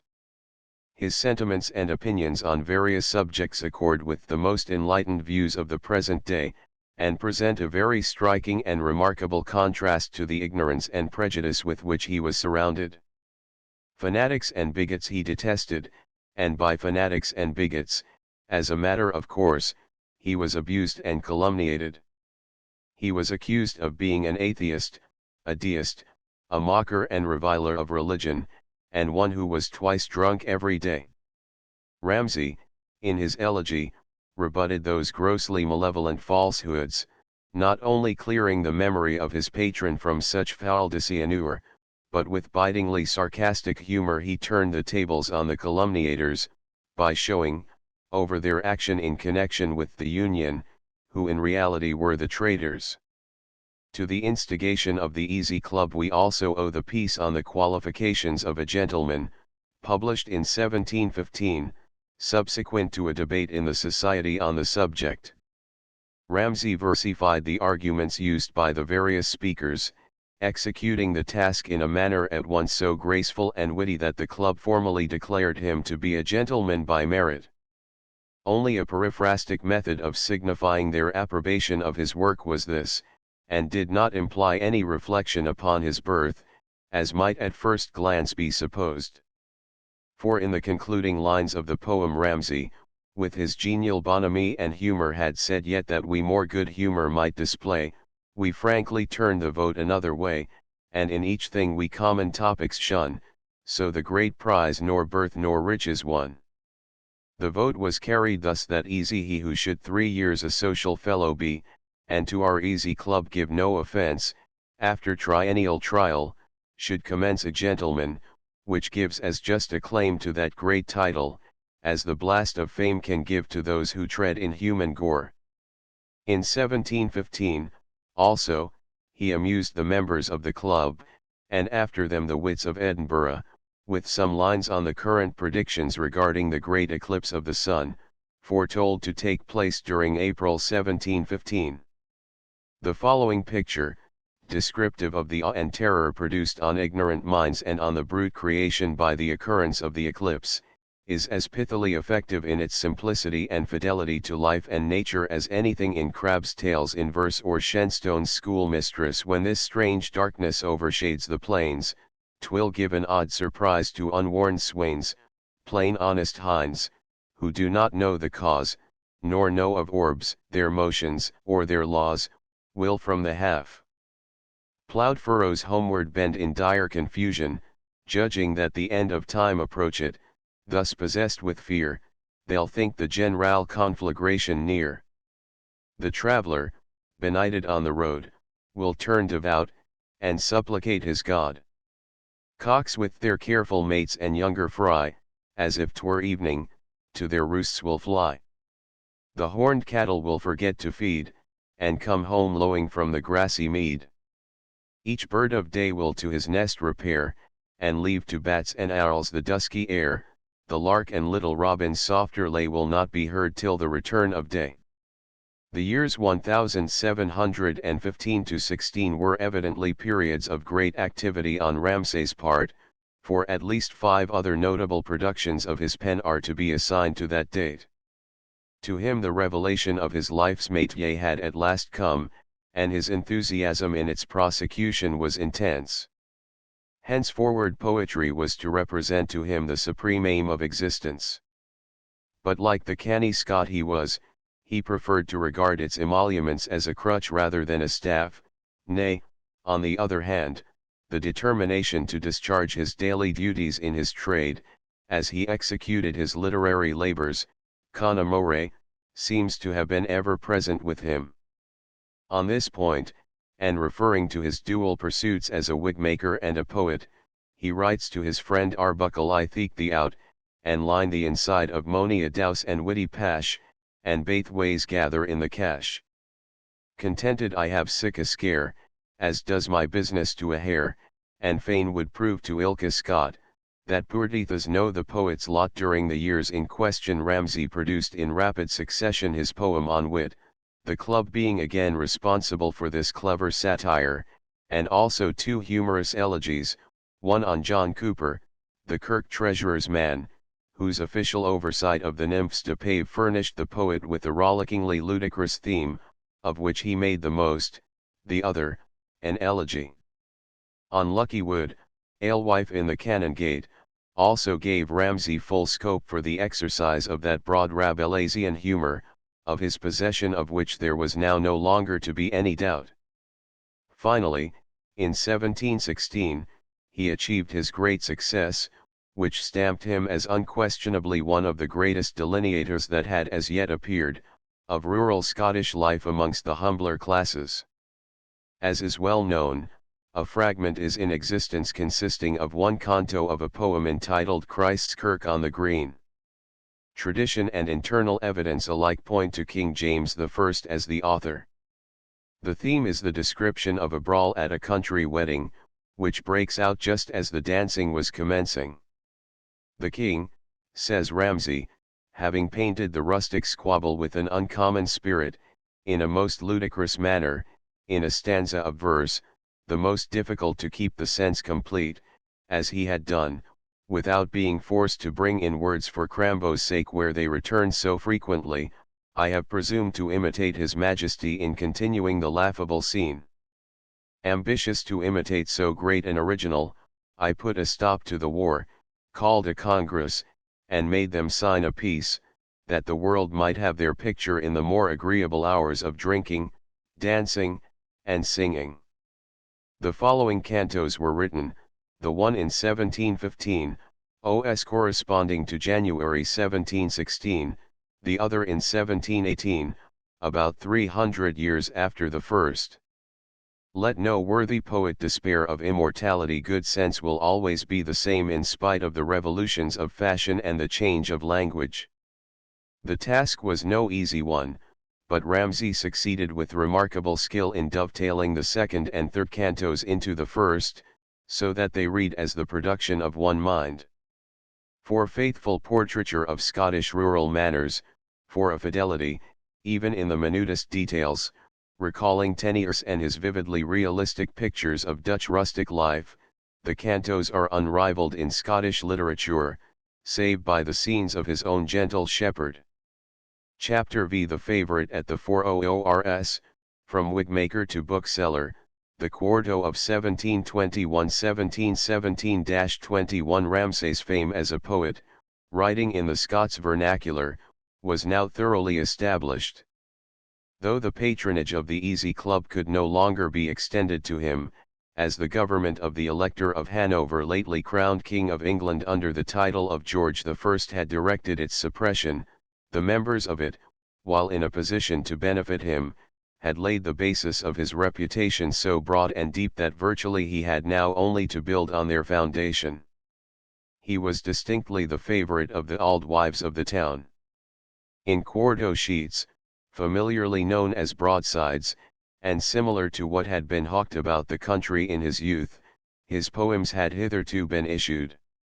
It became the fashion, when 4 o'clock arrived, to send out their children, or their serving lass, with a penny to procure Allan Ramsay's latest piece, in order to increase the relish of their 4 hours bohie with the broad humour of John Cooper, or the Elegy upon Lucky Wood, or the Great Eclipse. During the year or two immediately preceding the publication of the quarto of 1721 this custom greatly increased. Of course, a supply had to be forthcoming to meet such a demand, but of these, numberless pieces, on topics of political or merely ephemeral interest, were never republished after their appearance in broadside form. By an eminent collector of this species of literature the fact is stated, that there are considerably over 20 of poems by Ramsay which have thus been allowed to slip into oblivion. Not that such a fate was undeserved. In many cases their indelicacy would debar their admission into any edition nowadays, in others, their lack of permanent general interest. Such subjects as the Flyton of Lucky Duff and Lucky Brown, a Dukin in the Norlock, and a Whiggish Lament, were not the kind of themes his calmer and maturer judgment would care to contemplate being handed down to posterity as specimens of his work. In 1719 Ramsay appears to have concluded, from the extensive sale his poems enjoyed even in broadside form, that the trade of a bookseller would not only be more remunerative than a wigmaker's, but would also be more in accord with his literary tastes and aspirations. For some months he had virtually carried on the two trades concurrently, his reputation undoubtedly attracting a large number of customers to his shop to have their wigs dressed by the popular poet of the day. But as his fame increased, so did his vanity. Of praise he was inordinately fond. "Tell Allan he's as great a poet as Pope, and ye may get what ye like from him," said the witty and outspoken Lord Elibank to a friend. The charge had more than a grain of truth in it. That man did not lack more than his share of self-complacent vanity who could write, as the vicegerent of great Apollo, as he informs us in the Scribbler's Lashed, such lines as these: "Wherefore pursue some craft for bread, where hands may better serve than head, nor ever hope in verse to shine, or share in Homer's fate, or alas, Allan, backwardness in coming forward was never one of thy failings." To Allan, digito monstrare was a condition of things equivalent to the seventh heaven of felicity, but he felt it would be more to his advantage to be pointed out as a bookseller than as a wigmaker, when his reputation as a poet would cause his social status to be keenly examined. We learn that he consulted his friend Ruddiman on the step, who spoke strongly in its favor, and gave him good sound advice as to the kind of stock most likely to sell readily. The Flying Mercury, therefore, which up to this date had presided over the king of the outside of the pashas, heads, of the worthy burgesses of Auld Reekie, was thereafter to preside, with even increased lustre, over the provision of material for lining the inside with learning and culture. That the time was an anxious one for the poet there can be little doubt. He was virtually beginning the battle of life anew, and though he did so with many advantageous circumstances in his favor, none the less was the step one to be undertaken only after the gravest consideration and calculation of probabilities. But by its results the change is shown to have been a wise one. From the outset the book-selling business proved a lucrative venture.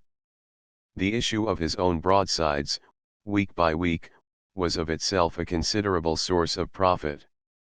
These, in addition to being sold at his shop and hawked about the country, were disposed of on the streets of Edinburgh by itinerant stall keepers, who were wont to regard the fact as one of great moment to themselves when they could cry, Anna o Meester Ramsay's new poems price a penny.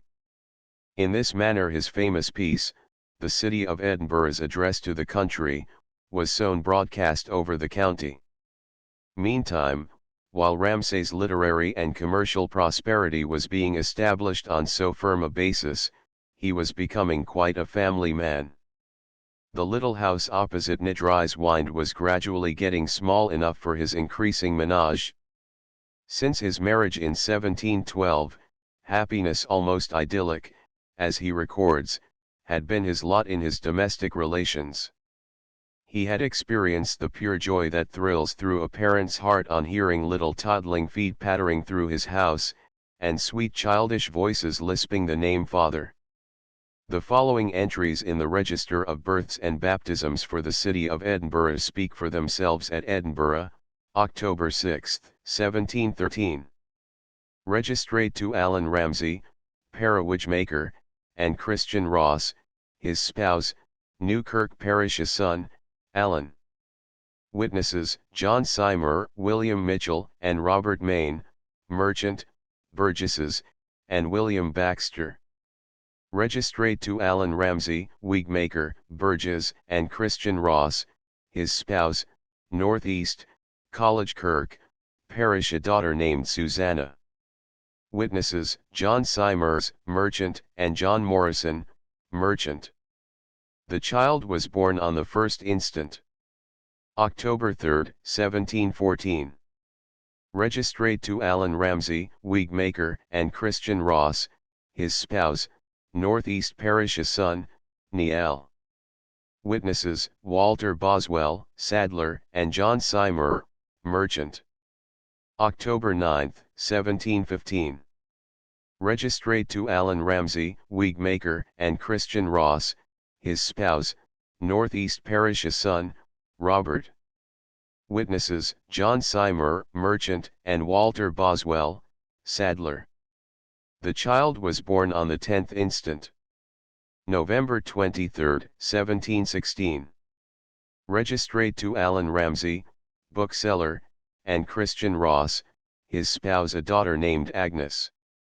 Witnesses, James Norrie, painter, and George Young, chirurgeon. Born the 9th instant. 10th August 1725. Besides these named above, Chalmers states that Christian Ross brought Allan Ramsay 3 other daughters, who were not recorded in the register, one born in 1719, one in 1720, and one in 1724, who are mentioned in his letter to Smibert as fine girls, no A.E. Wallydraggle among them all. In 1719 our poet published his first edition of Scott's songs, some original, others collected from all sources, and comprising many of the gems of Scottish lyrical poetry. The success attending the volume was instant and gratifying, and led, as we will see further on, to other publications of a cognate but more ambitious character. Almost contemporaneously was published, in a single sheet or broadside, what proved to be the germ of the Gentle Shepherd, to wit, a pastoral dialogue between Paddy and Roger. The dialogue was reprinted in the quarto of 1721, and was much admired by all the lovers of poetry of the period. A reliable gauge of the estimation wherein Ramsay was now held, as Scotland's great vernacular poet, is afforded in the metrical epistles sent to him during the closing months of 1719 by Lieutenant William Hamilton of Gilbert Field, to which Allan returned replies in similar terms. This was not a poetical tourney like the famous flighting between Dunbar and Kennedy, 230 years before. In the latter, the two tilters sought to say the hardest and the bitterest things of each other, though they professed to joust with pointless spears. In the former, Hamilton and Ramsay, on the contrary, vied each with the other in paying the pleasantest compliments. Gilbert Field contributed a luscious sop to his correspondent's vanity when he saluted him, in a stanza alluded to by Burns in his own familiar tribute, as O famed and celebrated Allan. Renowned Ramsay. Canty Callan. There's neither Highlandman nor Lawlan, in poetry, but may as soon ding down tent Allan, as match wid. Then he proceeds to inform honest Allan that of poetry, the Hale quintessence, thou hast sucked up, and affirms that though Ben and Dryden of renown were yet alive in London town, like kings contending for a crown, 'twould be a pingle, whilk you three Wadgar words sound and best to jingle. After such a glowing tribute, Allan could do no less than dip deep into his cask of compliments also, and assure Gilbert Field that he felt taller already by this commendation when Hamilton the bald and gay lends me a heasy, in verse that slides sae smooth away, well telled and easy.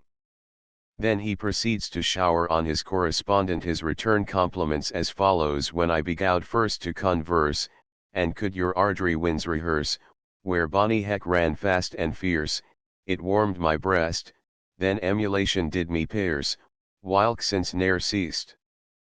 3 epistles were exchanged on either side, bristling with flattery, and with a little poetic criticism scattered here and there. In Ramsay's second letter his irrepressible vanity takes the bit in its teeth and runs away with him. He appends a note with reference to his change of occupation, as though he dreaded the world might not know of it.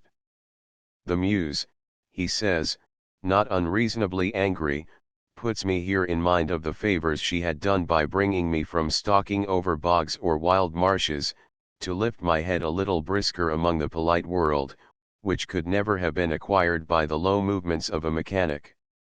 He was a bookseller now, of course, and could afford to look down on wigmakers as base mechanics. His lovableness and generosity notwithstanding, Ramsay's vanity and self-complacency meets us at every turn. To omit mentioning it would be to present an unfaithful portrait of the honest poet. On the other hand, justice compels one to state that, if vain, he was neither jealous nor ungenerous. He was always ready to recognize the merits of others, and his egoism was not selfishness. Though he might not care to deny himself to his own despite for the good of others, he was perfectly ready to assist his neighbor when his own and his family's needs had been satisfied. At this time, also, Sir William Scott of Thirlestane, Bart., a contemporary Latin poet, as Chalmers records, of no inconsiderable powers, hailed Ramsay as one of the genuine poets whose images adorn the temple of Apollo.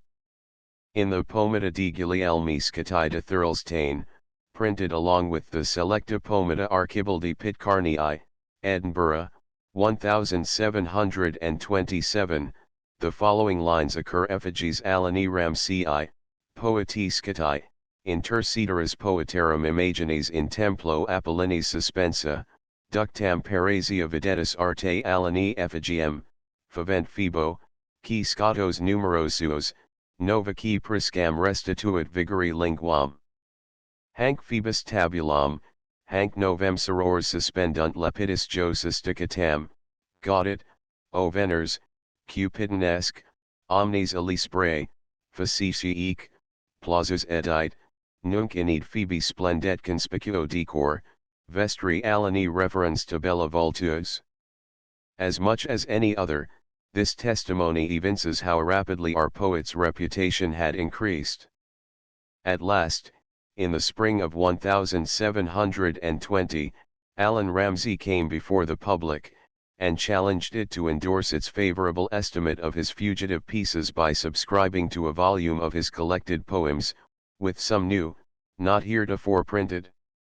As Chambers remarks, the estimation in which the poet was now held was clearly demonstrated by the rapid filling up of a list of subscribers, containing the names of all that were eminent for talents, learning, or dignity in Scotland. The volume, a handsome quarto, printed by Ruddiman, and ornamented by a portrait of the author, from the pencil of his friend Smibert, was published in the succeeding year, and the fortunate poet realized 400 guineas by the speculation.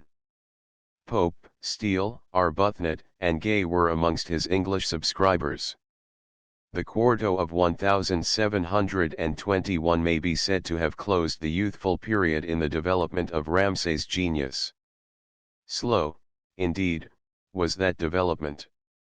He was now 35 years of age, and while he had produced many excellent pieces calculated to have made the name of any mediocre writer, he had, as yet, given the world nothing that could be classed as a work of genius.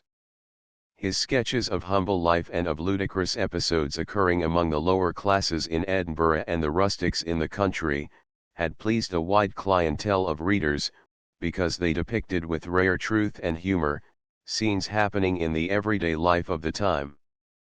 But in no single instance, up to this date, had he produced a work that would live in the minds of the people as expressive of those deep, and, by them, incommunicable feelings that go to the composition of class differences.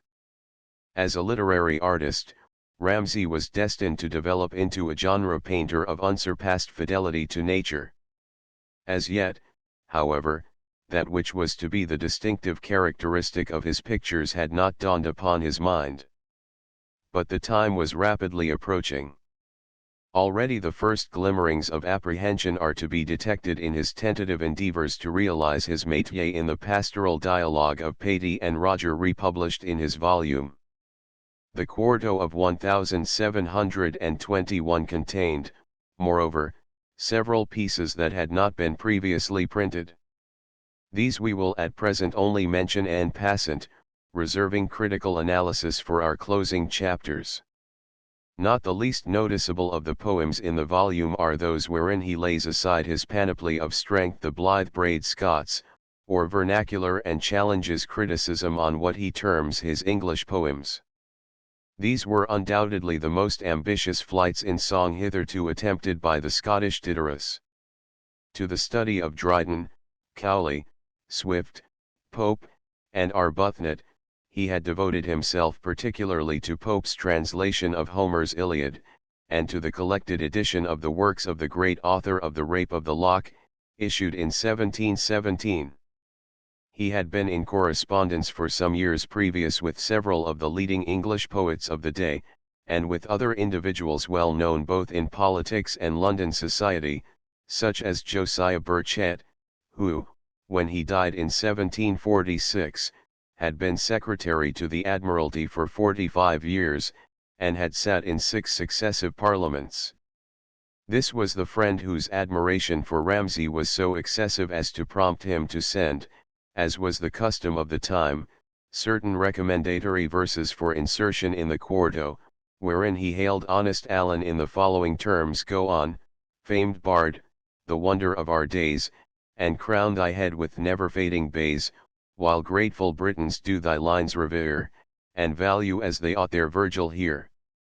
Small wonder is it that, stimulated by such flattery, Allan should have desired to evince to his friends by the Thames, that the notes of their northern brother of the lyre were not confined to the humble strains of his own rustic reed. In the quarto, therefore, we have a poem, Tartana, or the Plaid, written in heroic couplets, with the avowed desire to reinstate in popular favor the silken plaid, which, from time immemorial, had been the favorite attire of Scots ladies, but, since the rebellion of 1715, had been somewhat discarded, in consequence of Whiggish prejudices that it was a badge of disloyalty to the reigning house. Then we have Content, a long piece of moral philosophy in verse, and The Morning Interview, a poem written under the spell of Pope's Rape of the Lock, wherein the very machinery of the Sylphs is copied from the great English satire. Nor is the South Sea Bubble, which ran its brief course from 1718 to 1720, forgotten in wealth, or the Woody, Gallows, and 2 shorter poems illustrative of the prevailing madness. Epigrams, addresses, elegies, and odes are also included, along with 1 or 2 of his famous poetical epistles, modelled on those of Horace, and brimming over with genial bonhomie and good-humoured Epicureanism. In this volume, also, we have additional evidence afforded how fondly he had become attached to Edinburgh and its environs. Scarce a poem is there in the book that lacks some reference to well-known features in the local landscape, showing that he still retained the love of wandering, in his spare hours, amid pentland glens and by fair Eskside.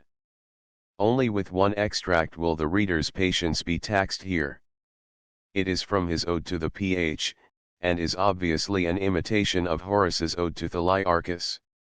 All the sunny glow of the great Roman's genius seems reflected in this revival of his sentiments, albeit under varying physical conditions, well nigh 350 lustra afterwards. The lines cleave to the memory with a persistence that speaks volumes for the catholicity and appropriateness of the thoughts. Look up to Pentland's towering tap, buried beneath big wreaths o' snaw, o'er ilka cleug, ilk score, and slap, as high as ony Roman wa. Driving their boss frae winds or tea, there's no ae gowfer to be seen, nor douser fook, wysing aid ze the biased bowls on Tamson's green. Then fling on coals, and ripe the ribs, and beak the house baith butt and ben, that muchkin stupid hoddeds but dribs, then let's get in the tappet hen. Guid declare it best keeps out the cold, and drives awa the winter soon, it makes a man baith gash and bald, and heaves his soul ayont the moon. Leave to the gods your ilka care, if that they think us worth their while, they can a wroth o blessings spare, which will our fascious fears beguile.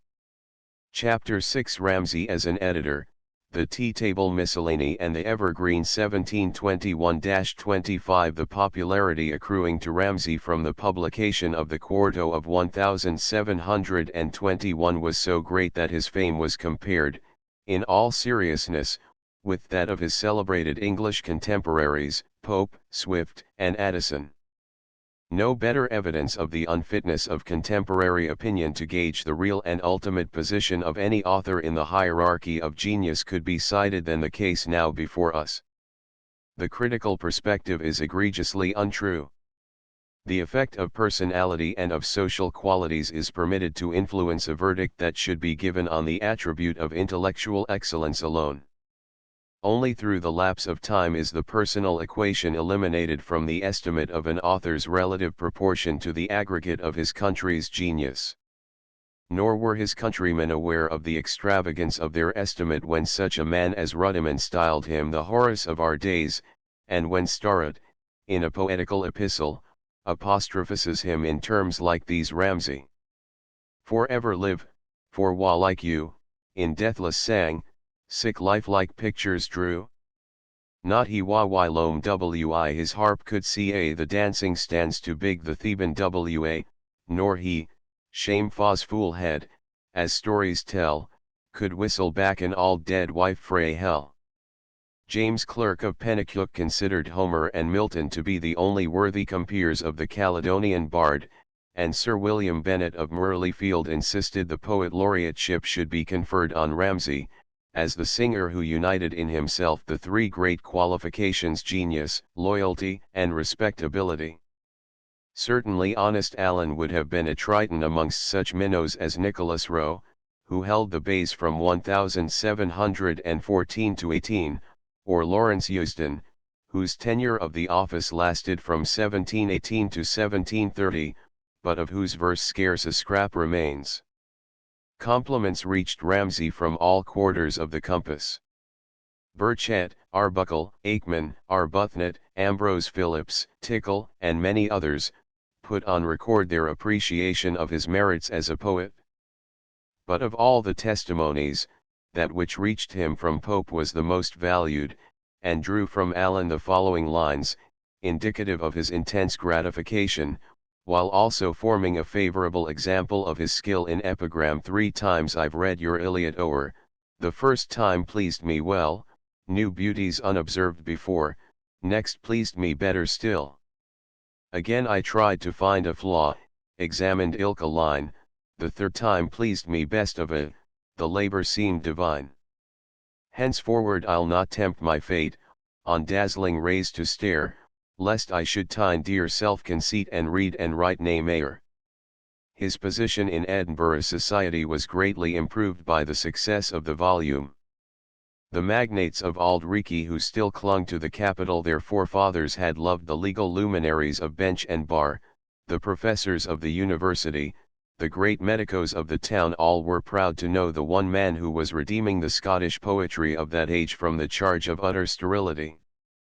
There was the Countess of Eglinton, the beautiful Susanna Kennedy of the House of Calzian, whose Eglinton air and manners in society were, for half a century, regarded as the models for all young maidens to imitate.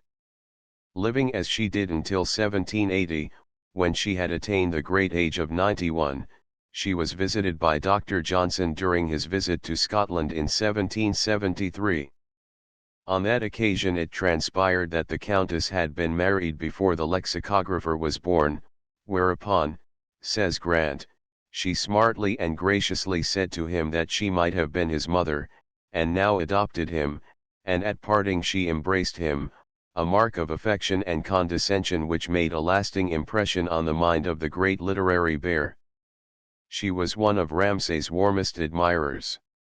Then there were Lord Stair and his lovely lady, Duncan Forbes of Culloden, then about to become Lord Advocate, also, Lawrence Dundas, Professor of Humanity, Colin Drummond, of Metaphysics, William Law, of Moral Philosophy, Alexander Monro, Primus, of Anatomy, and George Preston, of Botany, all of the University of Edinburgh and all deeply interested in the quaint, cheery, practical-minded little man, who combined in himself the somewhat contradictory qualities of an excellent poet and a keen man of business.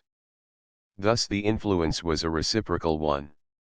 His poetry attracted customers to his shop, while his book-selling in turn brought him in contact with social celebrities, whose good offices the self-complacent poet would not suffer to be lost for lack of application.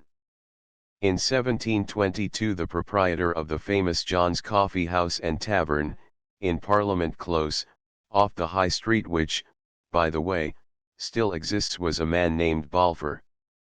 The latter, who had lived for some time in London, had acquired a smattering of literary culture, and conceived the idea of rendering his house the Edinburgh counterpart of Will's or Button's. He set himself to attract all the leading wits and men of letters in the Scottish metropolis at the time, and speedily raised his house to considerable celebrity during the third and fourth decades of last century.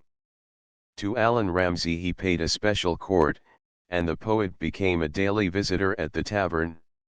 Here he would meet many of the judges and leading lawyers, the professors from the college, any visitors of note who might be in town, also Clerk of Penicuik, Sir William Bennet of Murleyfield, Hamilton of Bangor, the poet, Preston and Crawford, the rising young songwriters of the day, as well as Beau Forester, the leader of fashion in Edinburgh, who is recorded to have exhibited himself, once at least, in an open balcony in a chintz nightgown, and been dressed and powdered by his valet de chamber as an object lesson to the town dandies how to get themselves up. There, too, among many others, he probably met the famous, or rather infamous, John Law of Lauriston, banker, financier, and cheat, who was in Edinburgh in 1722, after having brought France to the verge of bankruptcy and ruined thousands by his financial schemes. A motley crowd, in good sooth, yet one whence our poet could draw many a hint for future use. The success of the quarto encouraged Ramsay to redoubled efforts, and the next 6 or 7 years are the period of his greatest literary fertility. In 1722 appeared his Fables and Tales and the Three Bonnets, a poem in 4 cantos. In some criticisms of Ramsay the statement has been made that he owed the idea of his fables to Gay's inimitable collection. That this is an error is evident, seeing the latter did not publish his volume until 1726. In his preface to the Fables and Tales the poet says, "Some of the following are taken from Messrs. La Fontaine and La Motte, whom I have endeavoured to make speak Scots with as much ease as I can, at the same time aiming at the spirit of these eminent authors without being too servile a translator." Ramsay took as his prototypes in this species of composition Phaedrus, La Fontaine, and Desbillons, rather than Aesop. Many of the incidents he drew from occurrences in the everyday life around him. For example, Jupiter's lottery has obvious reference to the South Sea bubble lotteries, while the Ass and the Brock was thought at the time to be a sly skit on the Addlepate commissioners Walpole had that year sent up to Scotland to nip northern Jacobitism in the bud. Ramsay's tales in verse contain some of his daintiest though not his strongest work. He makes no claim to originality with respect to them, but admits they are drawn in many cases from La Motte and other sources. In his preface he says, "If my manner of expressing a design already invented have any particularity that is agreeable, good judges will allow such imitations to be originals formed upon the idea of another. Others, who drudge at the dull verbatim, are like timorous attendants, who dare not move one pace without their master's leave." Some of the tales are obviously modelled on those of Chaucer and Boccaccio, but in most of his, he insinuates a political or social moral, while they narrate the story for the story's sake. The Three Bonnets is a satire on his countrymen for being so short-sighted, in their own interests, as to consent to the union. Bristle, the eldest of the three brothers in the tale, was intended to represent the Tories and Scots Jacobites, who were opposed to the scheme, and he is therefore drawn as a man of great resolution and vigour of character. Bossy, the youngest, or weak brother, shadowed forth the character of those who consented under the persuasion of the nobility, while Jacome, the second eldest of the trio of vicious, dissipated roués stood for the portrait of those Scots noblemen who accepted Lord Somers' bribes, and sold their country to the English alliance. The story ran that their father, Dunewissel, on his deathbed, had, to each of the brothers, presented a bonnet with which they were never to part. If they did so, ruin would overtake them. Jacome falls in love with Rosie, a saucy queen, who demands, as the price of her hand, that he should beg, borrow, or steal for her the three bonnets. Jacome proceeds to Bristle, and receives a very angry reception. He next repairs to lazy Bossy, who, dazzled by the promises the other makes as to the good things he will receive after the wedding, surrenders his bonnet, which Jacome lays with his own at the feet of Rosie. The latter agrees to wed Jacome, and a vivid picture is drawn of the neglected state of poor Bossy after this is accomplished. Rosie proves a harridan, leading Jacome a sorry dance, and the poem concludes with the contrasted pictures of the contented prosperity of Bristle Scotland as she might have been had she not entered the Union, and the misery of Bossy, representing Scotland as she then was. Somewhat amusing is it to conjecture what Ramsay's feelings would be on this subject could he for an instant be permitted to witness the progress of Scotland during the past 130 years, and the benefits that have accrued to her from the Union. Amongst his metrical tales, one of the finest, without question, is the Lure, a satirical fable or allegory, whereof the moral, as may best be stated in the poet's own words, shews plainly, that carnal minds attempt but vainly upon this laker world to mount, while slaves to Satan. The narrative, however, though possessing many merits, is too indelicate for latter-day taste even to be sketched in outline. In 1723 appeared his poem The Fair Assembly, directed against the puritanic severity of that section of the community which took exception to dancing and such pleasant amusements, alike for young and old. Nothing reveals to us more vividly the strange contrasts in the religious life of the time, than the fact that the clergy winked at the drunkenness which was so prominent a feature in the social customs of the 18th century, and fulminated unceasingly against dancing. Those who indulged in it were in many instances barred from sacramental privileges, and had such pleasant epithets as Herodias and Jezebel hurled at them. As Chambers states in his Traditions of Edinburgh, everything that could be called public or promiscuous amusement was held in abhorrence by the Presbyterians, and only struggled through a desultory and degraded existence by the favor of the Jacobites, who have always been a less straight-laced part of the community. Thus there was nothing like a conventional system of dancing in Edinburgh till the year 1710, when at length induced, probably, by the ridicule cast on the ascetic strictness of Scottish social functions by the English visitors who from time to time sojourned in the grey metropolis of the north, a private association commenced weekly réunions, under the name of the Assembly. Its first rooms, according to Arnott's History of Edinburgh, were in a humble tenement in the West Bow, standing on the site now occupied by St. John's Free Church, where they continued to be located until 1720, when they were removed to Old Assembly Close. In the West Bow days it was, as Jackson tells us in his History of the Stage, that the Presbyterian abhorrence of promiscuous dancing once rose to such a height that a crowd of people attacked the rooms when an assembly was being held, and actually perforated the closed doors with red-hot spits. As affording an interesting picture of the austerity of the time, a sentence or two may be quoted from a little pamphlet in the Advocate's Library entitled, "A Letter from a Gentleman in the Country to his Friend in the City," with an answer thereto concerning the new assembly. The author writes, "I am informed there is lately a society erected in your town which I think is called an assembly. The speculations concerning this meeting have of late exhausted the most part of the public conversation in this countryside. Some are pleased to say 'tis only designed to cultivate polite conversation and genteel behavior among the better sort of folks, and to give young people an opportunity of accomplishing themselves in both, while others are of opinion it will have quite a different effect, and tends to vitiate and deprave the minds and inclinations of the younger sort.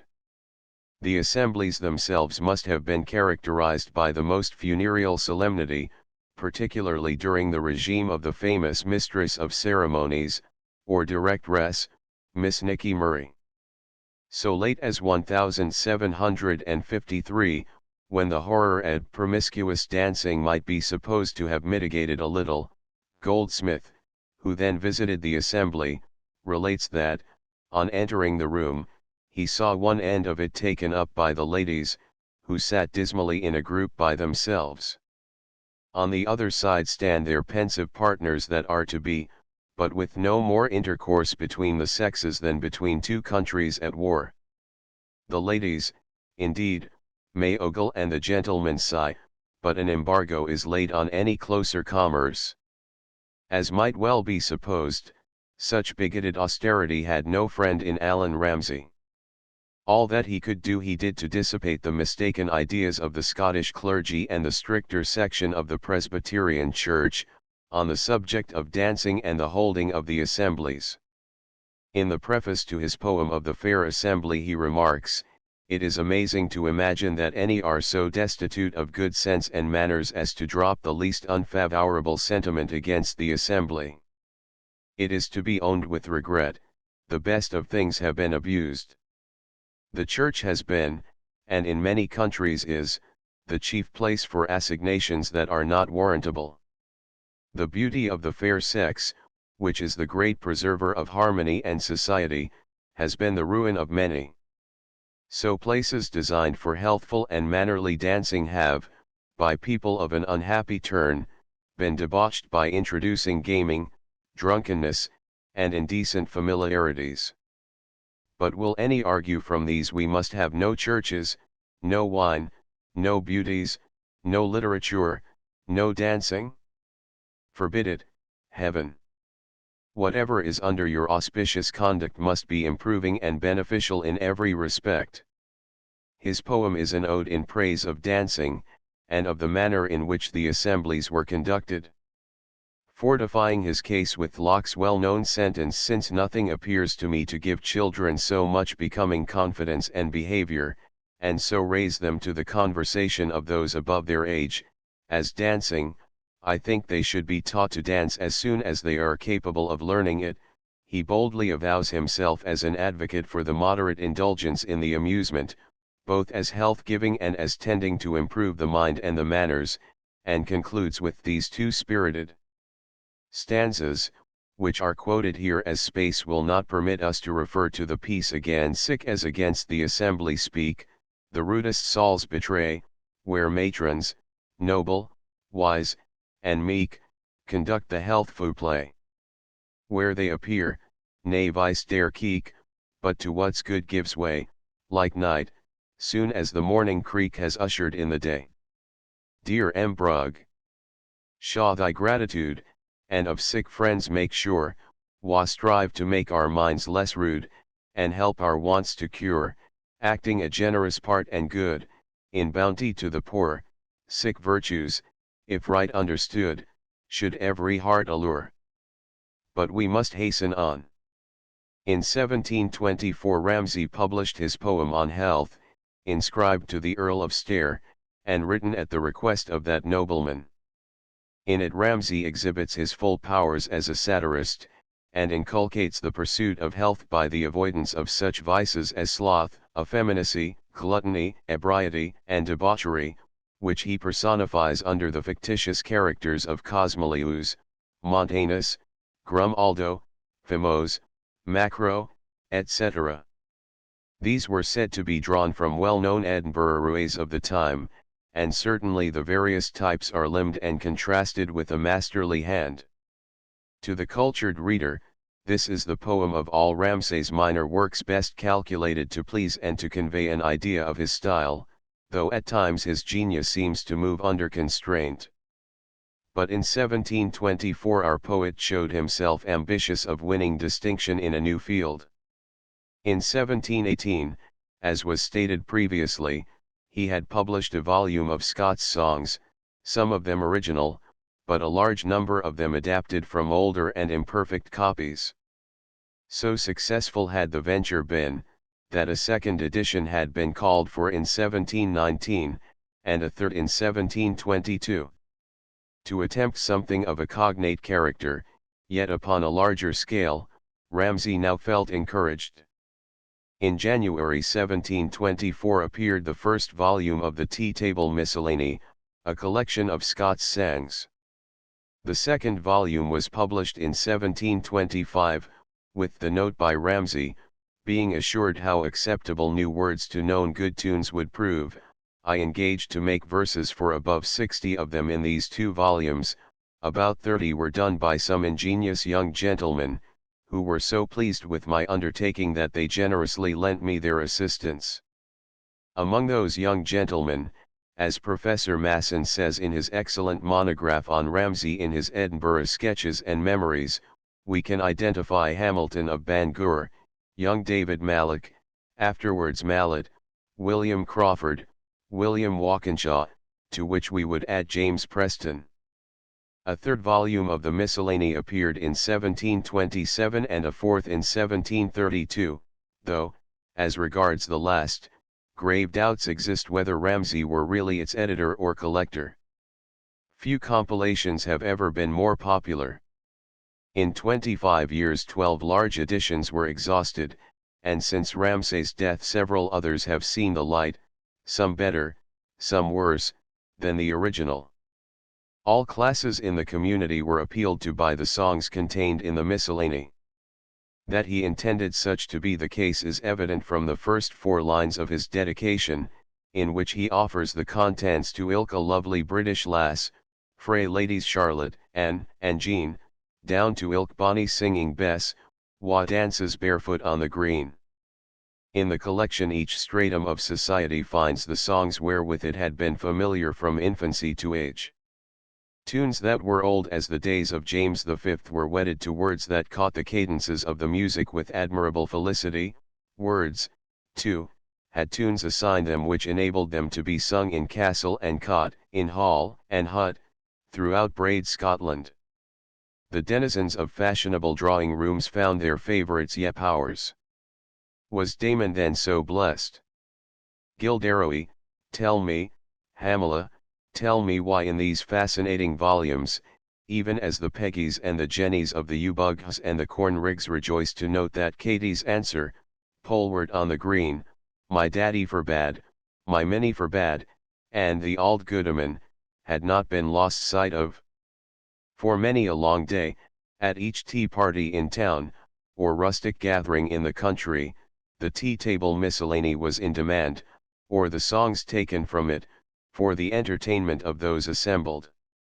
The widespread delight evoked by the miscellany allured Ramsay to essay next a task for which, it must be confessed, his qualifications were scanty. 9 months after the publication of the first volume of the miscellany, to wit, in October 1724, appeared another compilation, The Evergreen, being on a collection of Scott's poems, wrote by the ingenious before 1600. It was dedicated to the Duke of Hamilton, and in the dedicatory epistle he informs his Grace that the following old bards present you with an entertainment that can never be disagreeable to any Scotsman.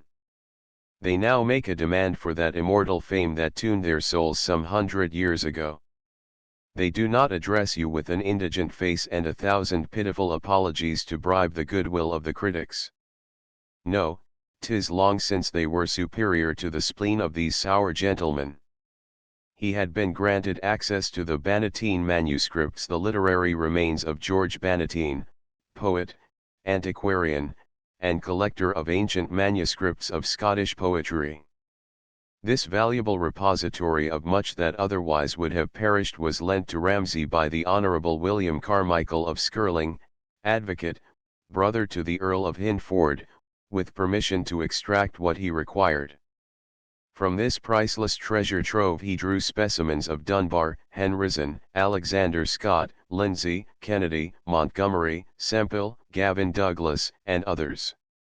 A similar favour was in 1770 granted to Lord Hylleys when preparing his volume, Ancient Scottish Poems. Interesting, therefore, it is, to compare the manner in which the two editors respectively fulfilled their tasks. In Ramsay's case, the poems he selected from the Bannatyne manuscripts were passed through the alembic of his own brain.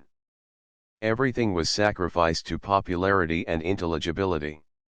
Lord Hylleys, on the other hand, was the most scrupulous of editors, refusing to alter a single letter, for, as he said, the value of the poems lies in the insight they afford us into the state of the language at the periods when the various pieces were written.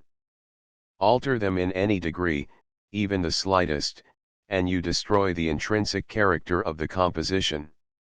In making his compilation from the Bannatyne manuscripts, continued Lord Hylleys, Ramsay has omitted some stanzas and added others, has modernized the versification and varied the ancient mode of spelling. To offend thus was to render himself liable to the severest censure from all literary antiquarians. The fault was as inexcusable as would be a trader's in palming off shoddy goods as those of the best materials. As an example of the ruthless liberties our poet took with the text, it may be well to follow Chalmers' example, and print side by side a stanza of Ramsay's paraphrase and Lord Hylleys' severely accurate rendering of the opening of Dunbar's Thistle and the Rose. Ramsay. Cahen Murch with variand winds was overpast, and sweet April had with his silver showers ta'en leaf of nature with an orient blast, and lusty May, that mother is of flowers, had made the birds begin the temus hours, among the tender odors reed and cahit, cahoy harmony to air was great delight. Hylleys. Cahen Murch wes with variand windies past, and April had with her silver showeries ta'en leaf at nature with an orient blast, and lusty May, that mother is of flurries, had made the birds to begin t'air houris among the tender odors reed and cahit, cahoy harmony to air it wis delight.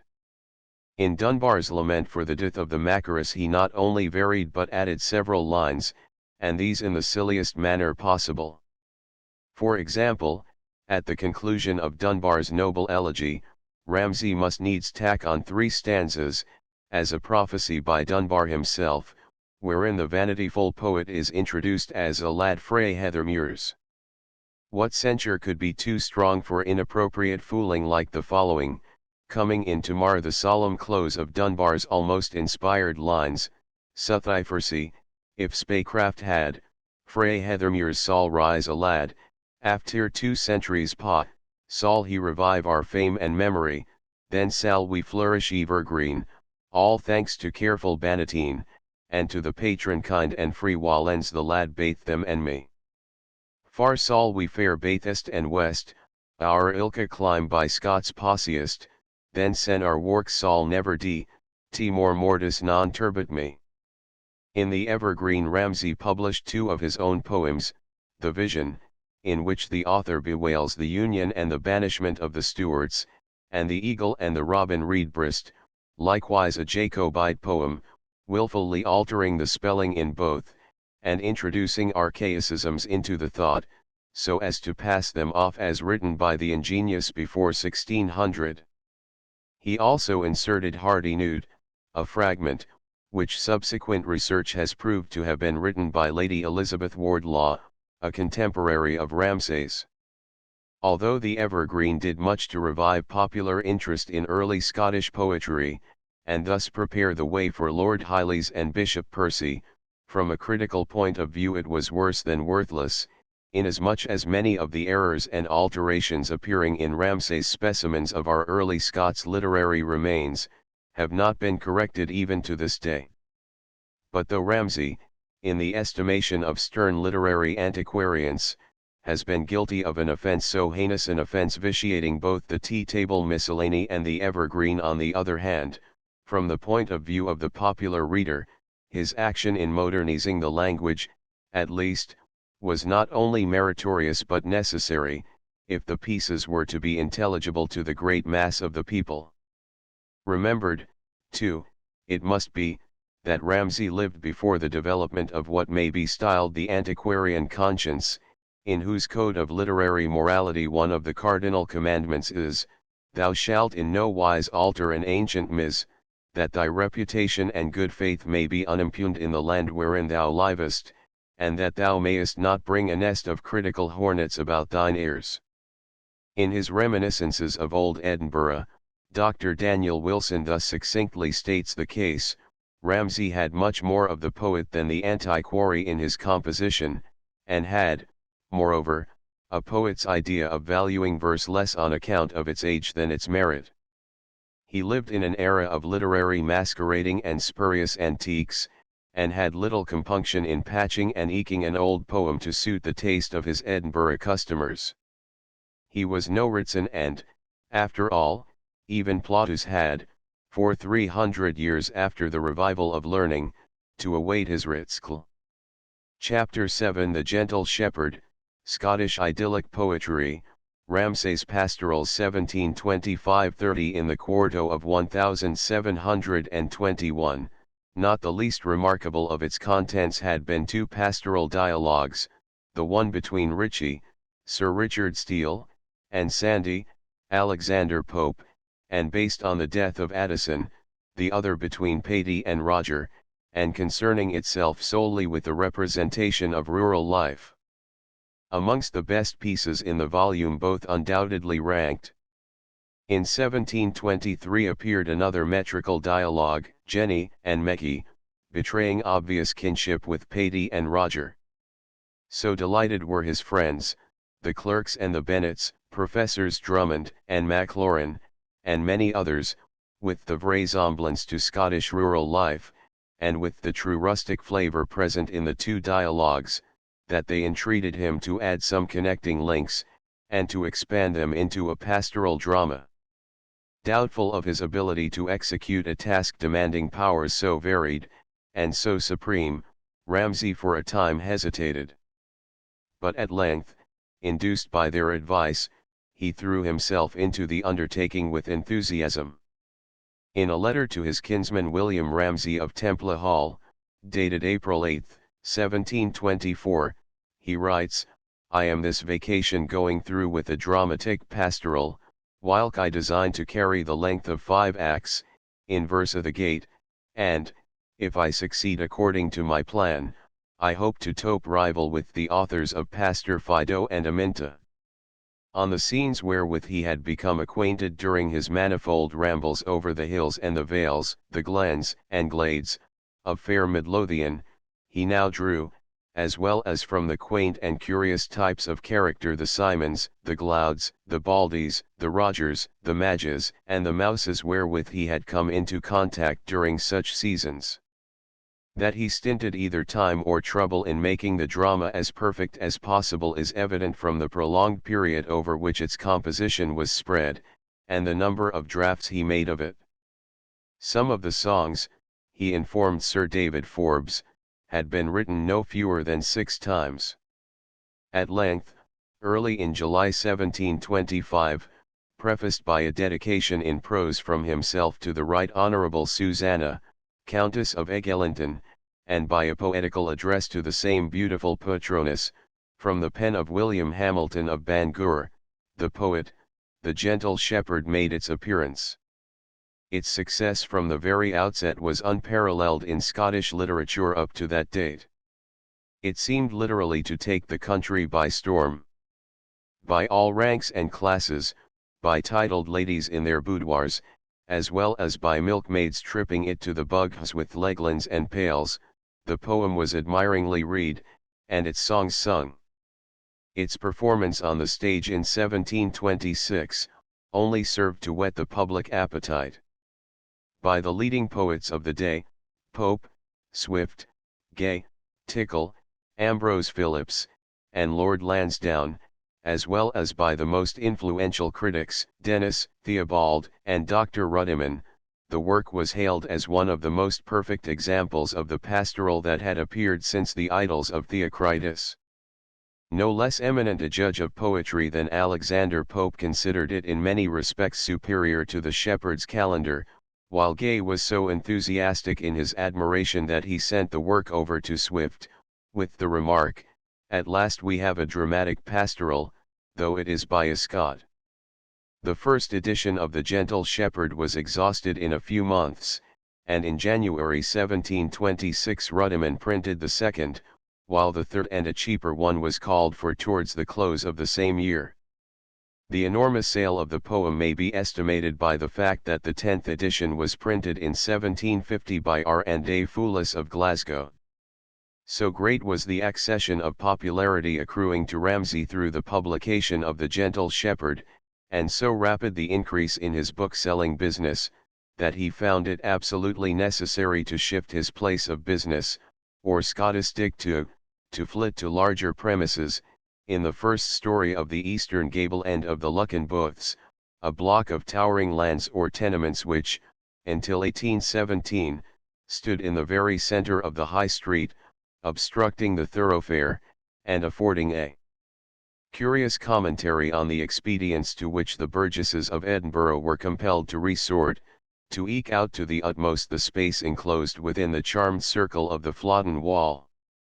At his flitting, also, he changed his sign, and, thinking the Flying Mercury no longer applicable to his new pursuits, he adopted the heads of Ben Jonson and Drummond of Hawthornden, a sign which in local parlance gradually grew to bear the title of the Twa Hides. In his new premises also, Ramsay extended the scope of his business, adding to the other attractions of his establishment a circulating library, the first of its kind in Scotland. He entered his new shop in May 1726. 60 years after, the ground floor of the same land, together with the flat where formerly Ramsay was located, were in the occupancy of William Creech, the first of the great Edinburgh sogii that were yet to include the Constables, the Blackwoods, the Chambers, the Blacks, and others of renown in their day. With the Luckenbooth's premises it is that the Gentle Shepherd is always associated. From them Ramsay dated all his editions subsequent to the first two, and there he reaped all the gratifying results of its success. The poem, which takes its name from the 12th eclogue of Spenser's Shepherd's Calendar, whose opening runs as follows: "The gentle shepherd sat beside a spring, all in the shadow of a bushy brier," may certainly be ranked in the same category with the Idylls of Theocritus, Bion, and Moschus, the Aminta of Tasso, the Pastor Fido, Faithful Shepherd, of Guarini, and Spenser's great poem referred to above. In The Gentle Shepherd Ramsay rises to a level of poetic strength, united to a harmony between conception and execution, so immeasurably superior to anything else he accomplished, that it has furnished matter for speculation to his rivals and his enemies, whether in reality the poem were his own handiwork, or had been merely fathered by him. Lord Hiley's, however, pricks this bubble, when dealing with the ill-natured hypothesis raised by Alexander Pennequick the doggerel poet, not the doctor, that Sir John Clerk and Sir William Bennett had written The Gentle Shepherd, when he remarks, that they who attempt to depreciate Ramsay's fame, by insinuating that his friends and patrons composed the works which pass under his name, ought first to prove that his friends and patrons were capable of composing The Gentle Shepherd. Not for a moment can the argument be esteemed to possess logical cogency that, because he never equaled the poem in question in any of his other writings, he was therefore intellectually incapable of composing that masterpiece which will be read after his other productions are forgotten, as long, in fact, as Scott's poetry has a niche in the great temple of English literature. To define pastoral poetry, as Ramsay understood it, without at the same time citing examples lying to hand in the works of our author, is a somewhat difficult task. But as reasons of space will not permit us to duplicate extracts, and as it is proposed to relegate all criticism to the closing chapters of the book, we shall, at present, only glance in passing at the great principles of composition Ramsay kept in view while writing his pastoral. In The Guardian, Addison has stated, with his wonted lucidity and perspicuity, those mechanical rules to which, in his idea, the type of poetry termed pastoral should conform. He maintained it should be a reflection, more or less faithful, of the manners of men before they were formed into large societies, cities built, or communities established, where plenty begot pleasure.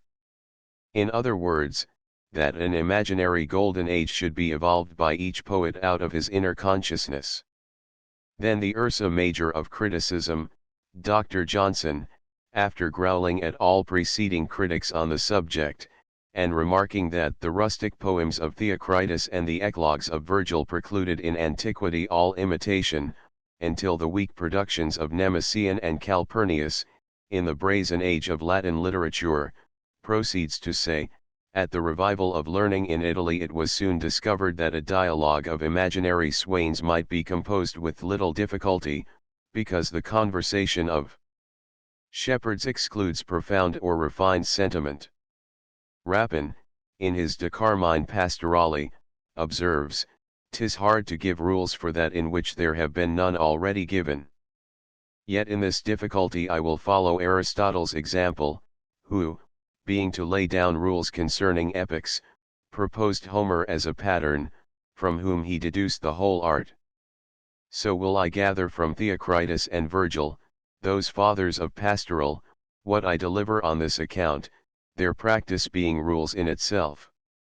And Pope, in his Discourse on Pastoral Poetry, says, "Since the instructions given for any art are to be delivered as that art is in perfection, they must of necessity be derived from those in whom it is acknowledged so to be. It is therefore from the practice of Theocritus and Virgil, the only undisputed authors of pastoral, that the critics have drawn the foregoing notions concerning it." And Boileau, in his Art Poétique, after cautioning writers of pastoral against the introduction of bombast, splendor or pomp on the one hand, and the use of low and mean language on the other, making shepherds converse come on parlo village, observes that the path between the two extremes is very difficult, while Dryden, in his preface to Virgil's Pastorals, defines pastoral to be the imitation of a shepherd considered under that character. Finally, to quote Dr. Johnson once more, he remarks, in his Lives of the Poets, truth and exactness of imitation, to show the beauties without the grossness of country life, should be the aim of pastoral poetry. By all these critics pastoral poetry is considered in its abstract or ideal form. They never dreamed of bidding poets descend to the concrete, or to actual rural life, as B.D. puts it, there to study that life as they found it.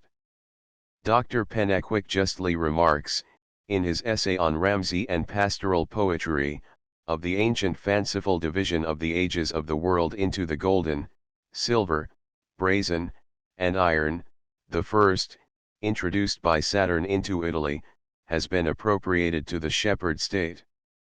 Virgil added this conceit to his polished plagiarisms from Theocritus, and thus, as he advanced in elegance and majesty, receded from simplicity, nature, reality, and truth. To Ramsay's credit be it ascribed, that he broke away from these rank absurdities and false ideas of pastoral poetry, and dared to paint nature and rural life as he found it.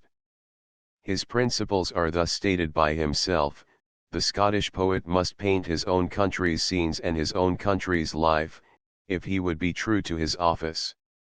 The morning rises in the poet's description as she does in the Scottish horizon. We are not carried to Greece and Italy for a shade, a stream, or a breeze. The groves rise in our own valleys, the rivers flow from our own fountains, and the winds blow upon our own hills. To the fact that Ramsay has painted Scotland and Scottish rustics as they are, and has not gone to the hermaphrodite and sexless inhabitants of a mythical golden age for the characters of his great drama, the heart of every Scot can bear testimony. Neither Burns, supreme though his genius was over his predecessors, nor Scott, reveling as he did in patriotic sentiments as his dearest possession, can rival Ramsay in the absolute truth wherewith he has painted Scottish rustic life. He is at one and the same time the Teniers and the Claude of Scottish pastoral. The Teniers, in catching with subtle sympathetic insight the precise moments and incidents in the life of his characters most suitable for representation; the Claude, for the almost photographic truth of his reproductions of Scottish scenery. That Ramsay was influenced by the spirit of his age cannot be denied, but he was sufficiently strong, both intellectually and imaginatively, to yield to that influence only so far as it was helpful to him in the inspiration of his great work, but to resist it when it would have imposed the fetters of an absurd mannerism upon the machinery and the atmosphere of his pastoral. The last decades of the 17th, and the first 2 or 3 of the 18th centuries, were periods when pastoral poetry was in fashion. Italian and French literary modes were supreme.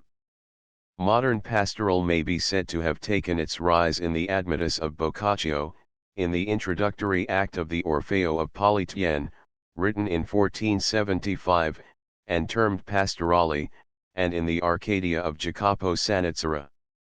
But, according to Dr. Burney, the first complete pastoral drama prepared for the stage was the Sacrificio Favola Pastorale of Agostino de Beccari, afterwards published in Il Parnasso Italiano.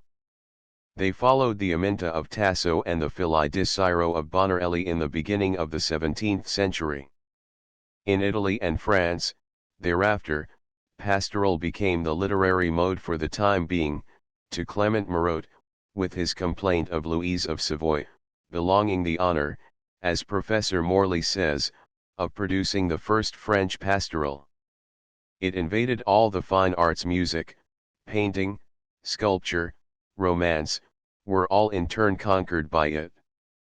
From France it spread to England and to Scotland, and thereafter a flood of shepherds and shepherdesses, of Strephons and Chloes, of Damons, Phyllises, and Delias, spread over literature, of which the evidences in England are Spenser's Shepherd's Calendar, Sidney's Arcadia, and in Scotland, Robert Henrison's Robin and Makine.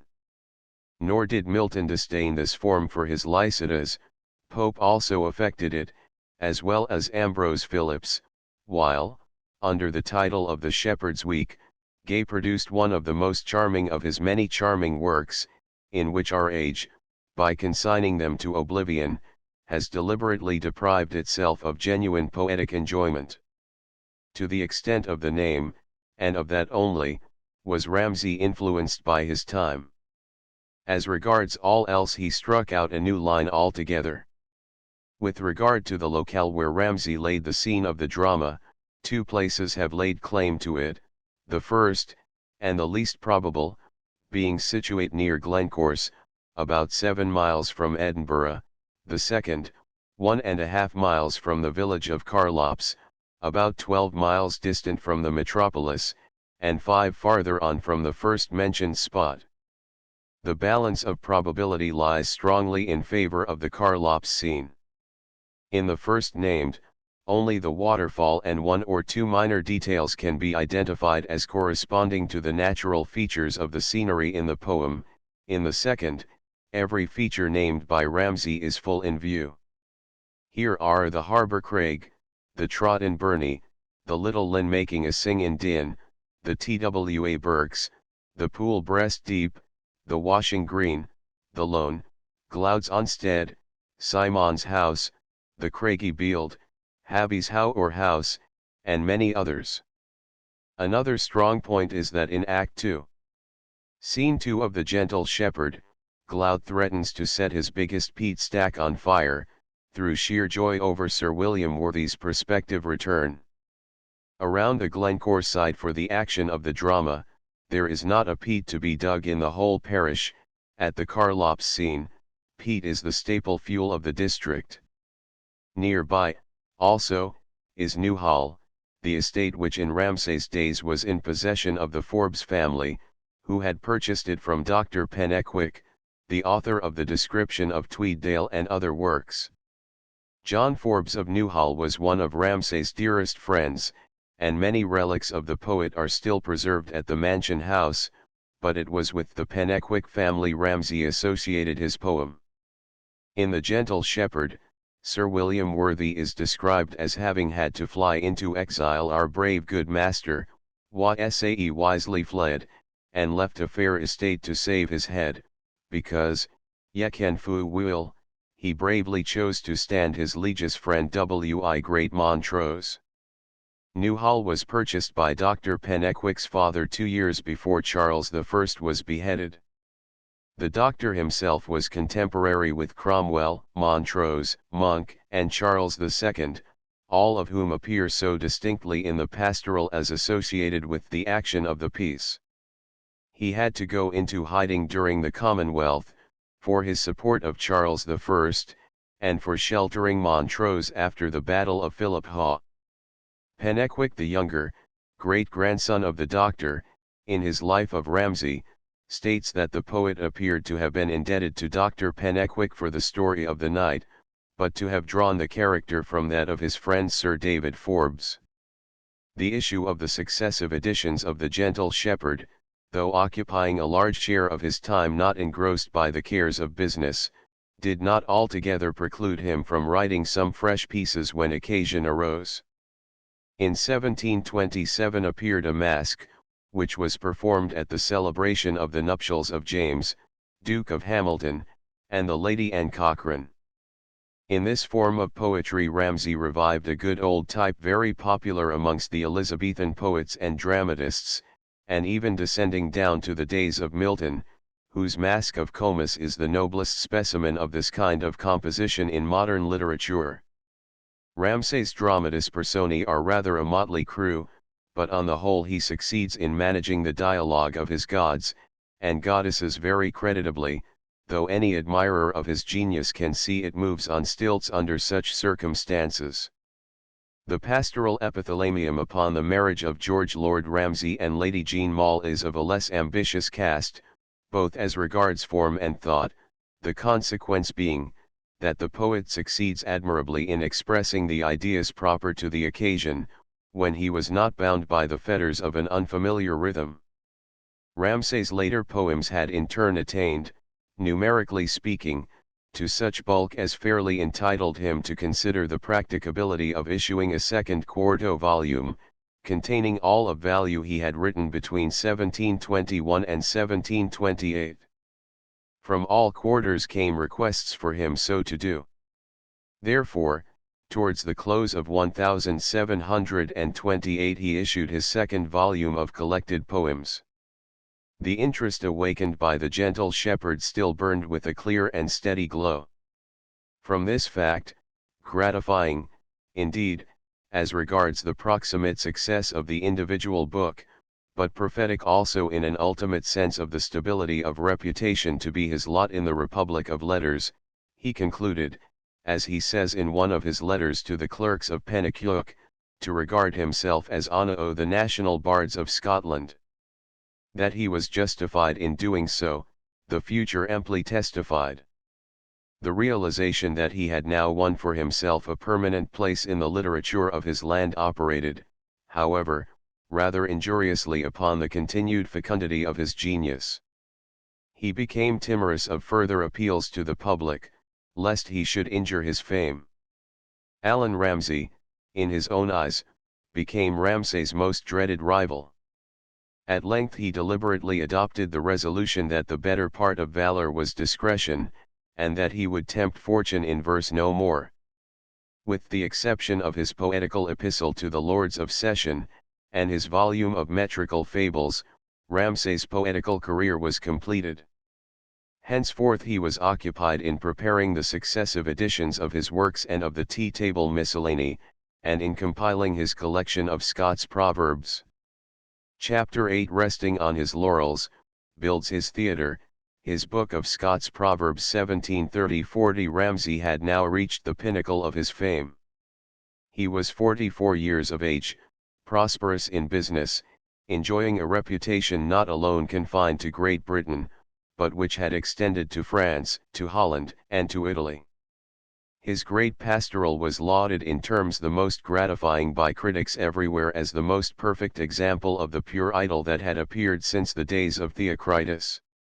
The proudest of the nobility were not ashamed to take his arm for a walk down High Street, or to spend an hour cracking jokes and discussing literature with him under the sign of Ben Jonson and Drummond of Hawthornden. What Chambers says in his Eminent Scotsman, from which are culled the following facts, is strictly accurate. Ramsay had now arisen to wealth and high respectability, numbering among his familiar friends the best and the wisest men in the nation. By the greater part of the Scottish nobility he was caressed, and at the houses of some of the most distinguished of them, Hamilton Palace, Loudoun Castle, etc., was a frequent visitor.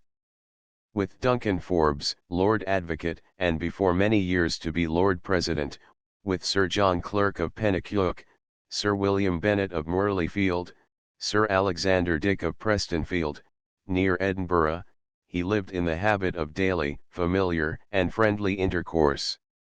With contemporary poets his relations were likewise of the most friendly kind. The two Hamiltons, of Bangor and Gilbert Field, were his constant associates. To Pope, to Gay, and to Somerville, to Meston, to Mitchell, and to Mallet, he addressed poetical greetings, and several of them returned the salutations in kind. From England, too, came another and a different proof of his popularity, in the fact that, when in 1726 Hogarth published his illustrations of Hudibras in 12 plates, these were dedicated to William Ward of Great Houghton, Northamptonshire, and Allan Ramsay of Edinburgh. Edinburgh itself was proud of her poet, and was not averse to manifesting the fact when fitting opportunity offered. He was a frequent visitor at the university, and Dugald Stewart relates that an old friend of his father informed him, the students of the 4th and 5th decades of last century used to point out a squat, dapper, keen-eyed little man, who was wont to walk up and down the space in front of their classrooms with Professors Drummond and Maclaurin, as the great poet, Allan Ramsay. The narrator also added, he felt a secret disappointment when thus viewing for the first time a real live poet, and noting that he differed neither in dress nor mien from ordinary men. From his studies among the classics, and from the prints in the early editions of Horace and Virgil, he had been led to imagine the genus poet always perambulated the earth attired in flowing singing robes, their forehead bound with a chaplet, and carrying with them a substantial-looking lyre. The year 1728 had witnessed, as we have seen, the publication of Allan Ramsay's last original work. Thereafter he was content to rest on his laurels, to revise new editions of his various poems, and to add to his Tea Table Miscellany and Scots songs. Perhaps he may have been conscious that the golden glow of youthful imagination at life's meridian, had already given place to those soberer tints that rise athwart the mental horizon, when the Rubicon of the 40s has been crossed. In 1737, when writing to his friend Smibert, the painter, then in Boston, America, whither he had emigrated, Ramsay states, with reference to his relinquishment of poetry, "These 6 or 7 years past I have not written a line of poetry, and gave over in good time, before the coolness of fancy that attends advanced years should make me risk the reputation I had acquired." He then adds in the letter the following lines of poetry, from which we gather, further, that his determination was the result, not of mere impulse, pique, or chagrin, but of reasoned resolve. Fray 25 to 5 and 40, "My muse was neither swayer nor dorty, my Pegasus would break his tether, at the shaking of a feather, and through ideas scour like drift, streaking his wings up to the lift. Then my soul was in a low, that gart my numbers safely row, but yield and judgment gin to say, let be your sangs and learn to pray." By 1730, then, Ramsay's work, of an original kind at least, was over. In that year, however, he published another short volume of metrical fables, under the title, A Collection of 30 Fables. Amongst them we find some of the most delightful of all our poets' work in this vein. Mercury in Quest of Peace, the TWA Lizards, the Caterpillar and the Ant, and the TWA Cats and the Cheese, possess, as Chalmers truly says, all the naivete of Phaedrus and La Fontaine, with the wit and ease of Gay. And thus Ramsay's literary career closed, after well nigh 2 decades of incessant intellectual activity. Begun, as Professor Masson says, in the last years of the reign of Queen Anne, and continued through the whole of the reign of George I, it had just touched the beginning of that of George II. When it suddenly ceased. Twice or thrice afterwards, at long intervals, he did scribble a copy of verses, but in the main, from his 45th year onwards, he rested on his laurels. Henceforward he contented himself with his bookselling, the management of his circulating library, and the superintendence of the numerous editions of his collected poems, his Gentle Shepherd, and his Tea-Table Miscellany. In pursuance of this determination, Ramsay, in 1731, at the request of a number of London booksellers, edited a complete edition of his works, wherein all the poems published in the quartos of 1721 and 1728 were included, in addition to the Gentle Shepherd. The success attending this venture was so great that, in 1733, a Dublin edition had to be prepared, which also handsomely remunerated both author and publishers. From the American colonies, likewise, came accounts of the great popularity of Ramsay's poems, both among the inhabitants of the towns and the settlers in the mighty forests. Of the latter, many were Scotsmen, and to them the vividly realistic scenes and felicitous character drawing of the Gentle Shepherd touched, with a power and a pathos almost overwhelming, the subtlest fibers of that love for Caledonia, stern and wild, which, deepened by distance as it is, and strengthened by absence, seems so inwoven with the very warp and woof of the nature of her children that, go where they will, it can never be eradicated, until the last great consummation overtakes them. When earth returns to earth, ashes to ashes, and dust to dust. Our poet now had more time on his hands for those social duties and convivial pleasures wherein he took such delight. His new premises in the Lucken Booths, facing down towards, and therefore commanding a full view of, the magnificent thoroughfare of the High Street, were immediately opposite the ancient octagonal-shaped Cross of Edinburgh, where all official proclamations were made. The vicinity of the Cross was, on favourable afternoons, the fashionable rendezvous of the period. No sooner was the midday dinner over, then the fair ladies and gallants of the town, the former in the wide hoops, the jewelled stomachers, the silken capuchons, cloaks, the bong races, hoods, and high head dresses of the day, the latter in the long, embroidered coats, knee breeches, silk stockings, and buckled shoes, tie wigs, and three-cornered hats peculiar to the fourth decade of last century issued from their dingy turnpike stairs in the equally darksome closes, pens, and winds, to promenade or lounge, as best pleased them, in the open space around the cross. Here were to be met all sorts and conditions of men and women. Viewed from the first story of the building wherein Allan Ramsay's shop was situated, the scene must have been an exceedingly animated one. Mr. Robert Chambers, with that graphic power of literary scene painting he possessed in measure so rich, represented the picture, in his Traditions of Edinburgh, in colours so vivid, and with a minuteness of detail so striking, that subsequent descriptions have been little more than reproductions of his. Let us take advantage of his admirable sketch of the scene round the cross, filling in any important details he may have omitted. The jostlement and huddlement was extreme everywhere. Ladies and gentlemen paraded along in the stately attire of the period, grave lords of session, and leading legal luminaries, bustling writers to the signet and their attendant clerks, were all there.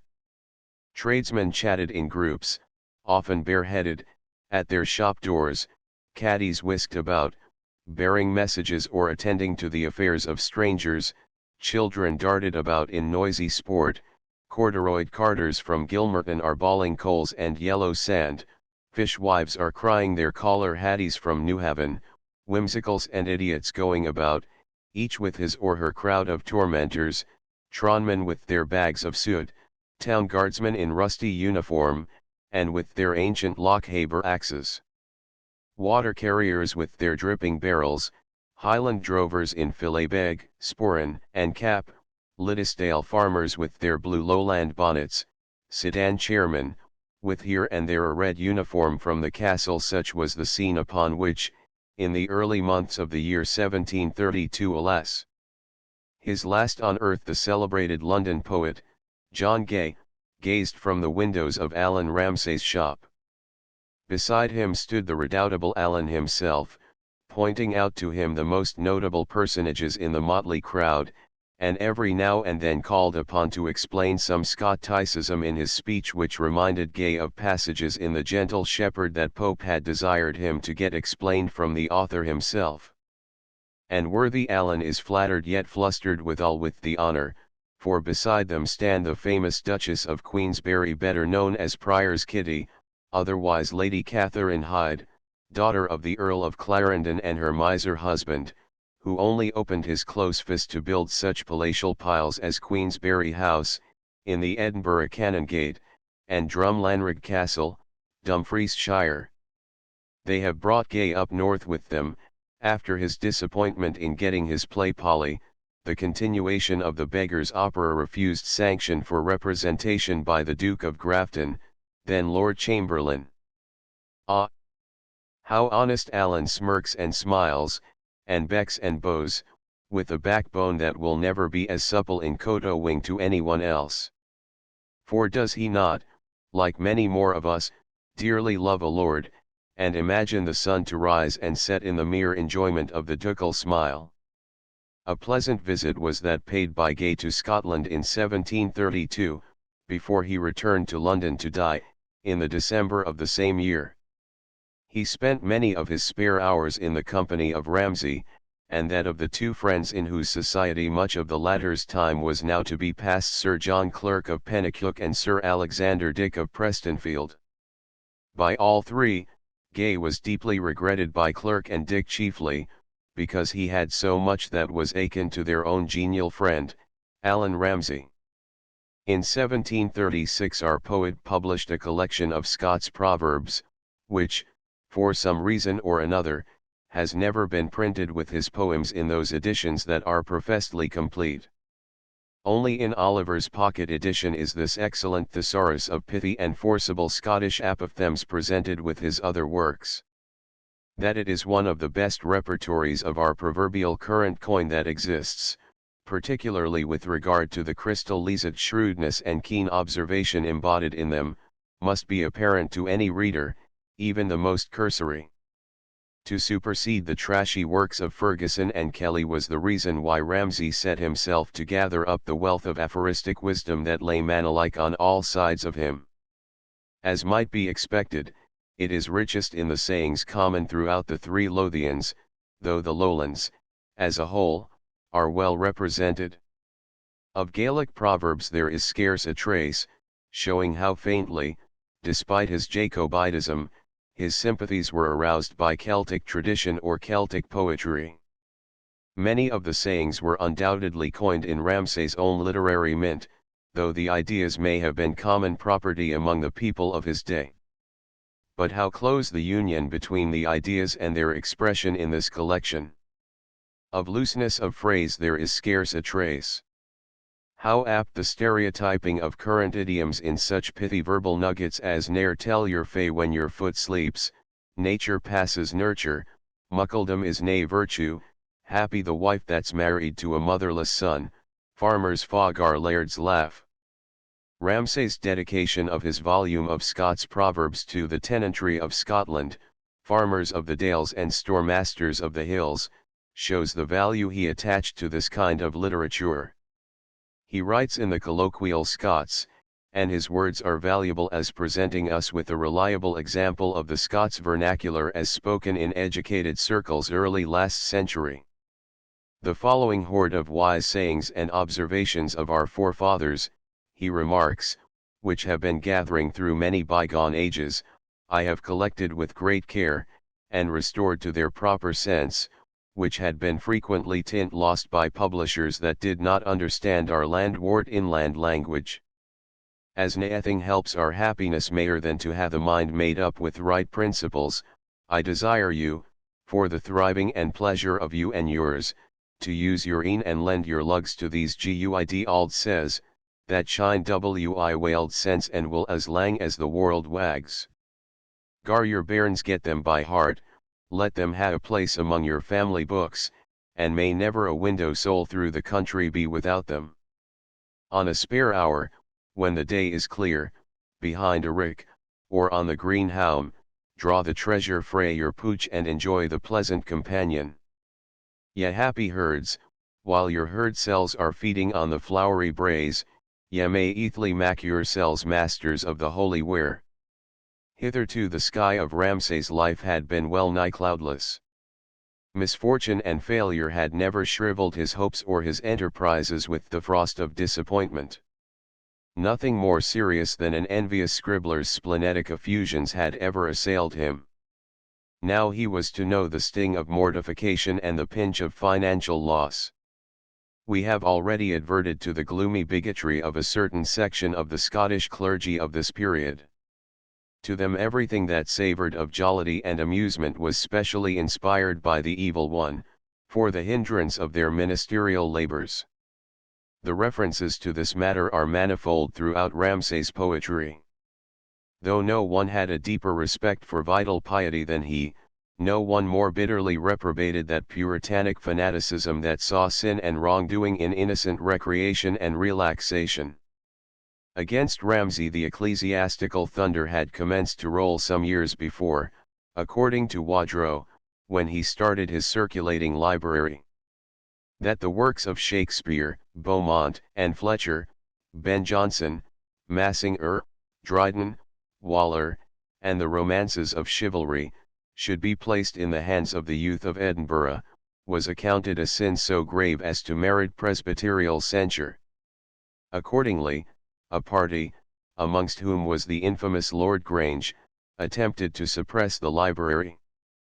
But the aegis of the redoubtable Dr. Webster had been thrown over him, and the pother in time died away. It appears, however, that Ramsay, in 1736, had imported a large stock of translations of the most celebrated French plays of the day, and had added them to his library. Sufficient was this to blow into a blaze the smouldering embers of clerical indignation. From pulpit and press our poet was fulminated at. Not that he gave the smallest sign that he cared one jot for all their denunciations. He attended to his shop and his library, and quaffed his claret at the Isle of Man Arms, at Lucky Dunbar's in Forester's Wynd, or at the famous John's Coffee House, with the cynical response that they might e'en gang there and gate. But just at this precise time Ramsay conceived the idea of becoming a theatre proprietor, and thus benefiting the worthy burgesses of Auld Reekie by erecting a house where standard dramas might be performed. The very proposal raised a storm of indignation in clerical circles, against which even Dr. Webster and his friends were powerless. Hitherto the opposition of the Presbyterian ministers had prevented the erection of any theatre in the town. The companies of itinerating players who might chance to visit the town from time to time, were compelled to hire a hall or a booth for their performances. Prior to the Commonwealth, histrionic exhibitions were frequent in Edinburgh. But from 1650 to the Union, fanaticism became paramount and sternly repressed them. One of the earliest mentions of dramatic representations after that date occurs in 1710, and again in 1715, when a regular company of players performed certain dramas in the Long Gallery and in the tennis court at Holyrood House. In the subsequent winter, as we learn from the Scots Courant of December 16, 1715, the plays were represented in the old magazine house at the back of the foot of the Canongate, on which occasion, said the notice, the several parts would be performed by some new actors just arrived from England.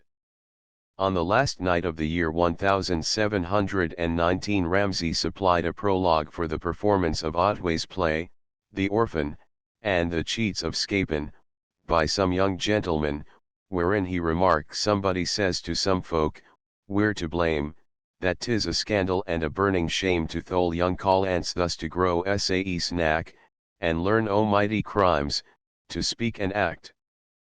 But let them talk.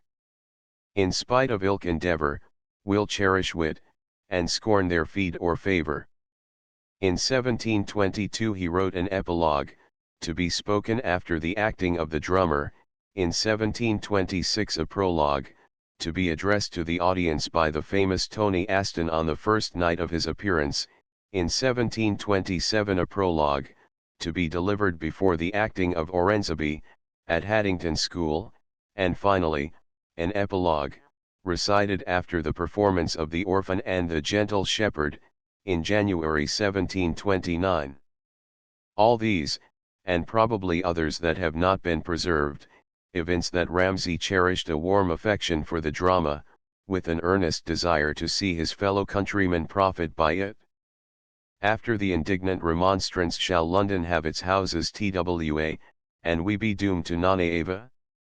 Is our metropolis ance the place where lang syne dwelt the royal race of Fergus, this gate dwindled down to the level o' a Clachan town? While thus she suffers the desertion of a mayest rational diversion, he commenced to erect, in 1736, a playhouse in Carrubbers Close. In his advertisement in the Caledonian Mercury, announcing the prospective opening, he states, he had built the house at vast expense, in order that, during the winter nights, the citizens might enjoy themselves in hearing, performed by competent actors, dramas that would amuse, instruct, and elevate.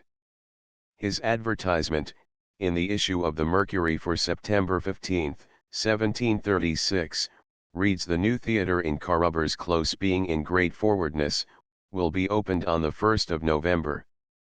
These are to advertise the ladies and gentlemen who incline to purchase annual tickets, to enter their names before the 20th of October next, on which day they shall receive their tickets from Allan Ramsay, on paying 30s, no more than 40 to be subscribed for, after which none will be disposed of under 2 guineas.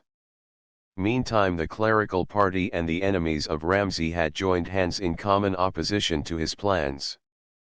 Hardly had he begun operations, writes Professor Masson, when there came the extraordinary statute of 10 Geo 2. 1737, regulating theatres for the future all over Great Britain. As by this statute, there could be no performance of stage plays out of London and Westminster, save when the king chanced to be residing in some other town. Ramsay's speculation collapsed. In fact, the municipal authorities, at the instigation of the clergy, employed the force of the statute peremptorily to close his theatre. In vain he appealed to law. He only received a quibble for his pains. He was injured without being damaged, said the lawyers. In vain he appealed in a poetical epistle, to President Duncan Forbes of the Court of Session, wherein he says, "Is there aught better than the stage to mend the follies o' the age, if managed as it ought to be, frae ilka vice and bladry free?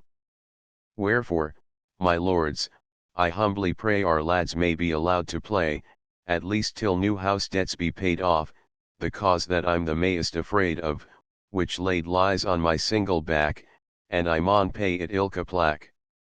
Well might the good-hearted, honourable-minded poet dread the future. The responsibility lay upon him alone for the expense of the building, and from many intimations he let drop the failure of the speculation well nigh ruined him. But the increasing sale of his books, and the expanding prosperity of his business, soon recouped his outlay. That he was much depressed by his losses, heavy and unexpected as they were, is evident from a private letter he wrote at this time to the President, and which is still preserved at Culloden House. "Will you," he writes, "give me something to do? Here I pass a sort of half-idle, scrimp life, tending a trifling trade that scarce affords me the needful. Had I not got a parcel of guineas from you, and such as you, who were pleased to patronize my subscriptions, I should not have had a grey groat. I think shame, but why should I, when I open my mind to one of your goodness, to hint that I want to have some small commission, when it happens to fall in your way to put me into it?" Not without an element of pathos is the scene that is here presented, of him, who had done so much to amuse and elevate his fellows, being compelled to make such a request. Satisfactory is it, however, to know that, though the poetical epistle to the Lords was fruitless of practical benefit in the way he desired, albeit exciting for him the warmest sympathy among the worthy senators of the College of Justice, there is reason to believe the President was able to throw some small commission in Ramsay's way, and thus, by his opportune generosity, to dispel the thunderclouds of misfortune hurrying hard upon the poet's steps. Of course, to his enemies, amongst whom was Pennequick, the poet, as well as to the more bigoted of the clergy, his trials were a judgment upon his conduct. A shoal of pamphlets and pasquinades appeared, as though to rub salt into the raw wounds of his mortified feelings, such despicable effusions written in more than one case by ministers of the gospel as the flight of religious piety from Scotland, upon account of Ramsay's lewd books, and the hell-bred comedians, who debauch all the faculties of the soul of our rising generation, a looking-glass for Allan Ramsay, the dying words of Allan Ramsay, etc. As Chalmers remarks, the lampooners left intimations of what must have been of considerable consolation to our adventurous dramatist, that he had acquired wealth, that he possessed a fine house, that he had raised his kin to high degree. Such topics of censure did more honor than hurt to Ramsay. To their ribald raillery the poet replied only by a contemptuous silence, infinitely more galling than if he had turned on the wasps and crushed them, thus bespeaking for them a prominence in no measure merited. Their spleen he forgot amid the engrossments of a closer attention to business, and the charms of friendship's intercourse. It may be added, however, that the whirligig of time brought in for Ramsay his revenges upon his enemies. The theatre, which in 1746 was erected in Playhouse Close in the Canongate, though only by a quibbling evasion of the statute, so draconic were its provisions, was largely due to his energy and exertions. Thus, says a biographer, Ramsay, at the age of 60, had the satisfaction to see dramatical entertainments enjoyed by the citizens, whose theatrical tastes he had kindled and fostered. Chapter 9 Closing Years of Life, His House on Castle Hill, His Family, His Portraits 1740-58. Little more of a biographical character is there to relate. The last 17 years of Ramsay's life were passed in the bosom of his family, and in attention to his business. His son, Allan, afterwards an artist of great celebrity, and portrait painter to George III, after studying, as the proud father informs his friend Smibert in a letter about this time, with Mr. Highfidge in London, and spending a little time at home painting like a Raphael, had been sent to Rome, where he made good use of his opportunities.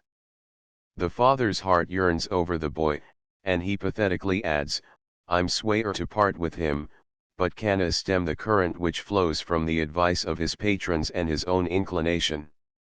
His 3 daughters were growing up into fine, handsome girls, while my dear old wife is still my bedfellow. What a beautiful picture we get of the kindly old poet, drawn unconsciously by himself in this letter. Domesticity and parental affection were 2 qualities preeminently present in Ramsay's nature. From Mrs. Murray of Henderland we also receive a delicious side peep into Allan's character. In 1825 she informed Mr. Robert Chambers that he was one of the most amiable men she had ever known. His constant cheerfulness and lively conversational powers had made him a favorite amongst persons of rank, whose guest he frequently was. Being very fond of children, he encouraged his daughters in bringing troops of young ladies about the house, in whose sports he would mix with a patience and vivacity wonderful in an old man. He used to give these young friends a kind of ball once a year. From pure kindness for the young, he would help to make dolls for them, and cradles wherein to place these little effigies, with his own hands. From 1740 to 1743 he enjoyed to the full the idyllic happiness and peace described in his epistle to James Clerk of Penicuik. Though born to not a inch of ground, I keep my conscience white and sound, and though I ne'er was a rich heaper, to make that up I live the cheaper. By this knack I've made a shift to drive ambitious care adrift, and now in years and sense grown old, in ease I like my limbs to fald.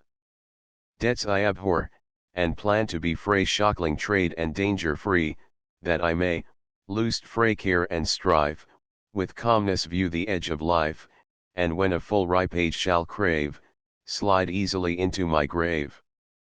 In 1742, finding himself in a position to take more ease than his busy life had hitherto permitted to him, he bought a piece of ground on the Castle Hill, overlooking the valley of the North Loch, and there erected that curious house, with its octagonal-shaped frontage, copied from a Neapolitan villa, and designed by his son Allan, which so long was an ornament on the northern slope overlooking the new town of Edinburgh.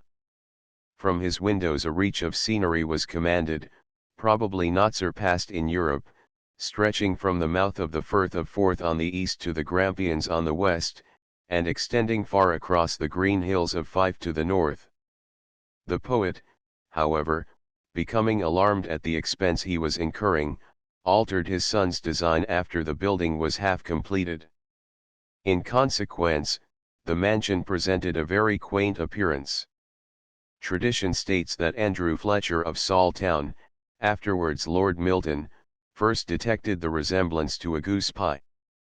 Be this as it may, Allan was grievously vexed by the comparison, and one day, when showing it, in the pride of his heart, to the witty Lord Elibank, who duly admired its unrivalled prospect, he added, "And yet, my lord, the toon wits say it's like naething else than a goose pie." "Deed, Allan, no I see ye in tilt, I'm thinkin' the wits are no sae far wrang." History does not record Allan's rejoinder. Scarcely had he entered his new mansion, however, expecting to enjoy there many years of domestic happiness and peace, than the great sorrow of his life fell upon him. In March 1743, his faithful and loving partner, who had stood by him amid all the storm and stress of his busy career, was taken from him, after 30 years of unbroken affection and devotion. She was interred in the Greyfriars churchyard, as the cemetery records show, on the 28th of March 1743. So intense was her husband's grief that he, who for many another had written elegies instinct with deep sympathy and regret, could not trust himself to write of her, lest I should break Dune a Thagether into my second bairnhood. Alas! Poor Allan! But his daughters, realizing to the full the part that now devolved on them, stepped into the gap left in his domestic circle. Nobly they fulfilled their duty, and amongst the most affecting tributes Ramsay paid, is that to the filial affection of his girls, over whom, after their mother had gone from them, he watched with a wealth of paternal love and an anxious solicitude, as unsparing as it was unremitting. And thus did the life of Allan Ramsay roll quietly onward through placid reaches of domestic and social happiness, during the closing 14 years of existence. Though he did not formally retire from business until 1755, he left it almost entirely in the hands of capable subordinates.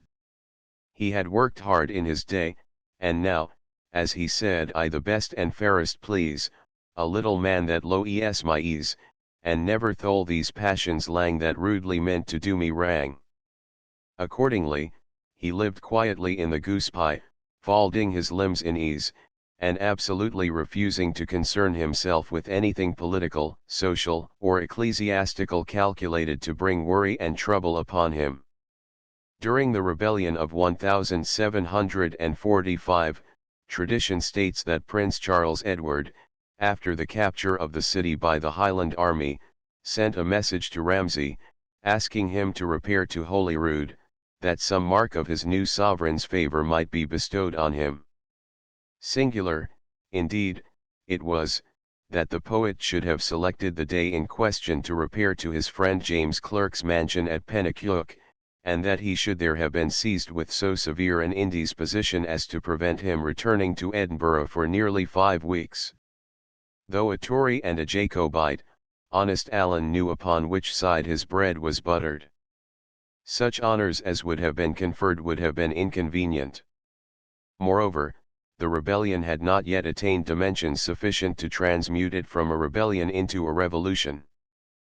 Pawkiness and caution were prominent traits in his character, and they were never used to more salient advantage than in the instance in question. To the end of life, Ramsay remained the same kindly, genial, honourable man, whose appearance in any of the social circles he frequented, was the signal for quips and cranks and wreathed smiles to go round, and for the feast of reason and the flow of soul to commence. His squat, podgy figure waddling down the high street on his way to his shop in the Lucken Booths, his head covered with the quaint three-cornered hat of the period, beneath which peeped his tie-wig, was one of the familiar sights of Edinburgh, to be pointed out to strangers with a pride and an affection that never diminished. In his little villa on the Castle Hill he entertained his friends in true Oratian style, and with a hospitality every whit as warm, though it was every whit as simple as that which the great Roman promised Maecenas, he made them free of what was in his power to give. Foibles he had, and who is without them? Faults, too, for what character lacks them? Yet his very foibles and his faults leaned to virtue's side. Vain he certainly was, deny the fact who can? His egotism, also, may have jarred on some whose individuality was as strong as his own, but whose liberality in making allowances for human weaknesses was less.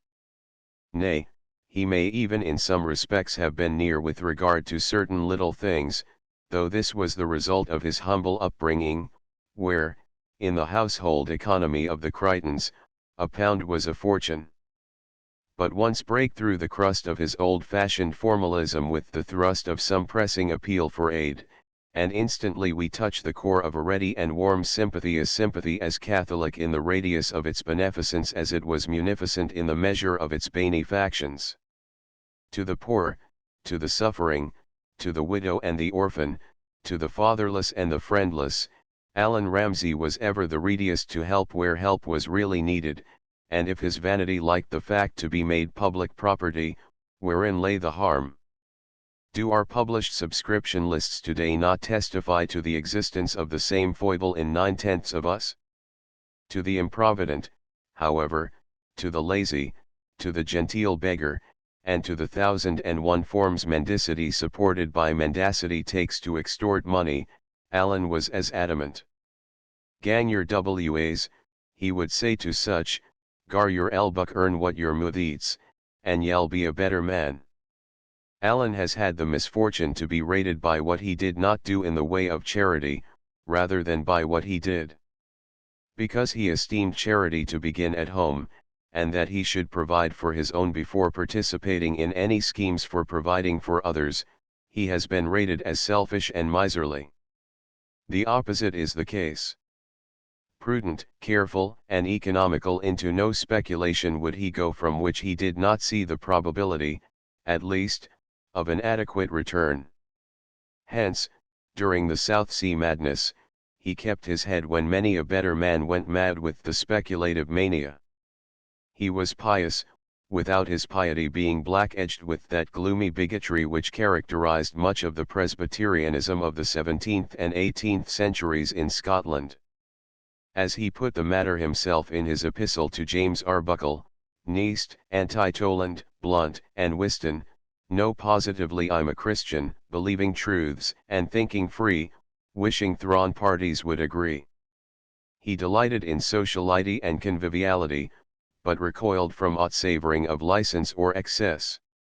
To coarseness, it is true, he may at times have stooped in his work, but we must remember the spirit of the times was in favor of calling a spade, and not an implement for disintegrating planetary particles.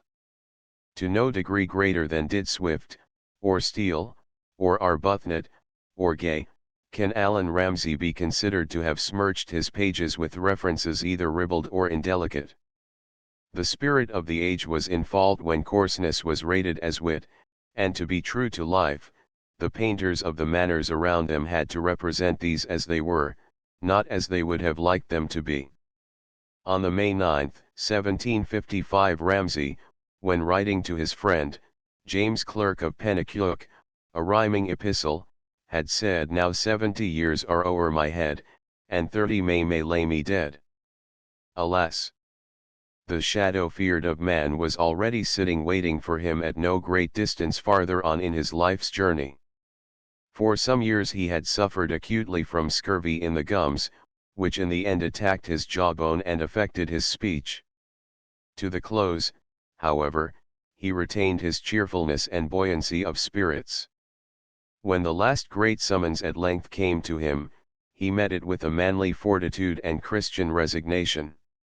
Amongst his last words, according to his daughter Janet, who survived until 1807, were these: "I'm no feared of death, the bright and morning star has risen and is shining mayer and mayer unto the perfect day." And so he passed into the unseen on the January 7, 1758, in the 72nd year of his age.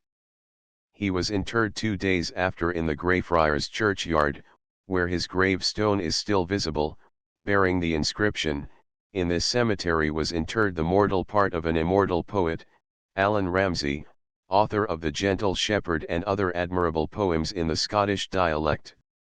He was born in 1686 and died in 1758. No sculptured marble here, no pompous lay, no storied urn, no animated bust. This simple stone directs pale Scotia's way to pour her sorrows o'er her poet's dust too. Though here you're buried, worthy Allan, we'll ne'er forget you, canty Callan, for while your soul lives in the sky, your gentle shepherd ne'er shall die.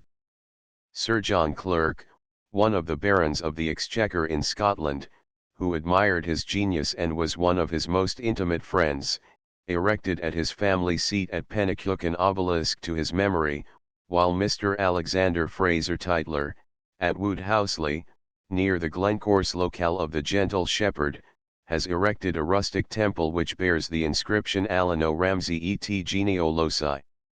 Here midst those streams that taught thy Doric muse her sweetest song, the hills, the woods, and stream, where beauteous Peggy strayed, listening the while her gentle shepherd's tender tale of love. Scenes which thy pencil, true to nature, gave to live forever. Sacred be this shrine, and unprofaned, by ruder hands, the stone that owes its honors to thy deathless name. Ramsay was survived by his son Allan, the painter, and by his two daughters, Christian and Janet, who amongst them inherited the poet's fortune. The house on the castle hill fell to his son, and remained in the possession of the family, as Mr. Logie Robertson records, until 1845, when it changed hands at the death of General John Ramsay, the poet's grandson, and the last of his line. For many years it stood, an object of interest to all admirers of the bard, until 1892, when, just as the building was beginning to show signs of age, the site was bought for the erection of the new students' boarding house, University Hall, which so imposingly crowns the ridge of the castle hill.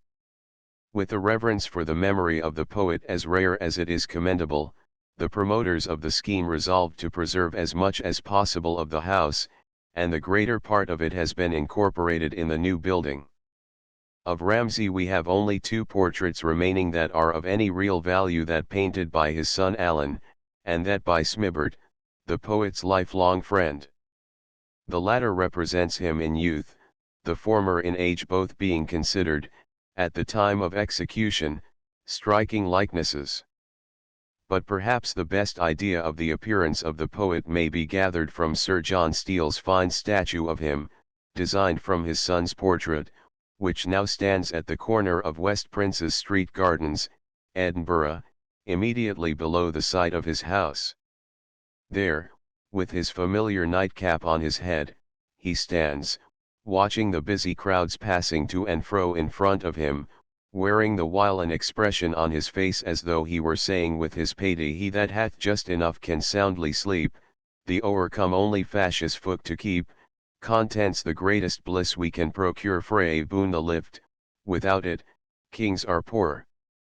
Chapter X. Ramsay as a pastoral poet and an elegist. In attempting a critical estimate of the value of Ramsay's works, for the purpose of analysis it will be most convenient to consider the great body of his writings under certain classified headings.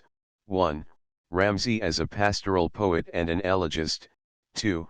Ramsay as a satirist and a songwriter. 3. Ramsay's miscellaneous works. In the chapter on the Gentle Shepherd, we noted the distinctive constituents of pastoral poetry, as currently defined, and also wherein Ramsay's principles, as exemplified in practice, differ from those of other writers of pastoral. To furnish examples illustrative of our contention is now all that remains to be done. Early in his poetical career, as soon, in fact, as he had completed his first tentative efforts, Ramsay seems to have become conscious, with that rare gift of prevision always distinguishing him, that his strength lay in a picturesque yet truthful delineation of rural life. His earliest pieces, although termed elegies, exhibit, rather, many of the characteristics of pastorals, in the broad humor and in the graphic and vivid coloring wherewith he depicts the scenes at Maggie Johnston's tavern at Morningside, or the incidents in the life of Luckywood or of Paddy Burney. But, as he has termed them elegies, under that heading let them be considered, though a humorous or mock elegy is somewhat of a contradiction in terms. Roughly classified, Ramsay's pastorals may be stated as follows: the dialogues between Richie, Sir Rich, Steele, and Sandy, Alex Pope, on the death of Mr. Addison, between Robert, Richie, and Sandy, on the death of Matthew Pryor, Keitha, on the death of the Countess of Wigton, an ode with a pastoral recitative, on the marriage of James Earl of Wemyss to Miss Janet Charteris, a masque, performed at the celebration of the nuptials of James Duke of Hamilton and Lady Anne Cochrane, a pastoral epithalamium, on the marriage of George Lord Ramsay and Lady Jean Mall, Betty and Kate, a pastoral farewell to Mr. Aikman, and finally, The Gentle Shepherd. Of Ramsay's less important pastorals, the distinguishing characteristics are their simplicity, their tenderness, and their freedom from aught didactic. In conforming to the conventional idea of pastoral, the idea, that is, of the shepherd state being a condition of perfect peace and Arcadian felicity and propriety in place of copying direct from nature, they one and all differ from the gentle shepherd. The picture of burly Sir Richard Steele and of crooked little Alexander Pope, clad in shepherd's weeds, and masquerading with dogs and pipes and what not, savours somewhat of the ludicrous. Then, in Richie and Sandy, he makes Pope bewail the death of Addison, with whom he had been on anything but friendly terms for years previous, while the following picture of the deceased grave-visaged Secretary of State, in such a position as described in the following lines, tends to induce us profane Philistines of these latter days, to smile, if not to sneer. A better lad ne'er leaned out o'er a Kent, nor hounded collie o'er the mossy bent, blithe at the bughs how oft ha' we three been, heartsome on hills, and gay upon the green. This, however, was the fashion in vogue, and to it our poet had to conform.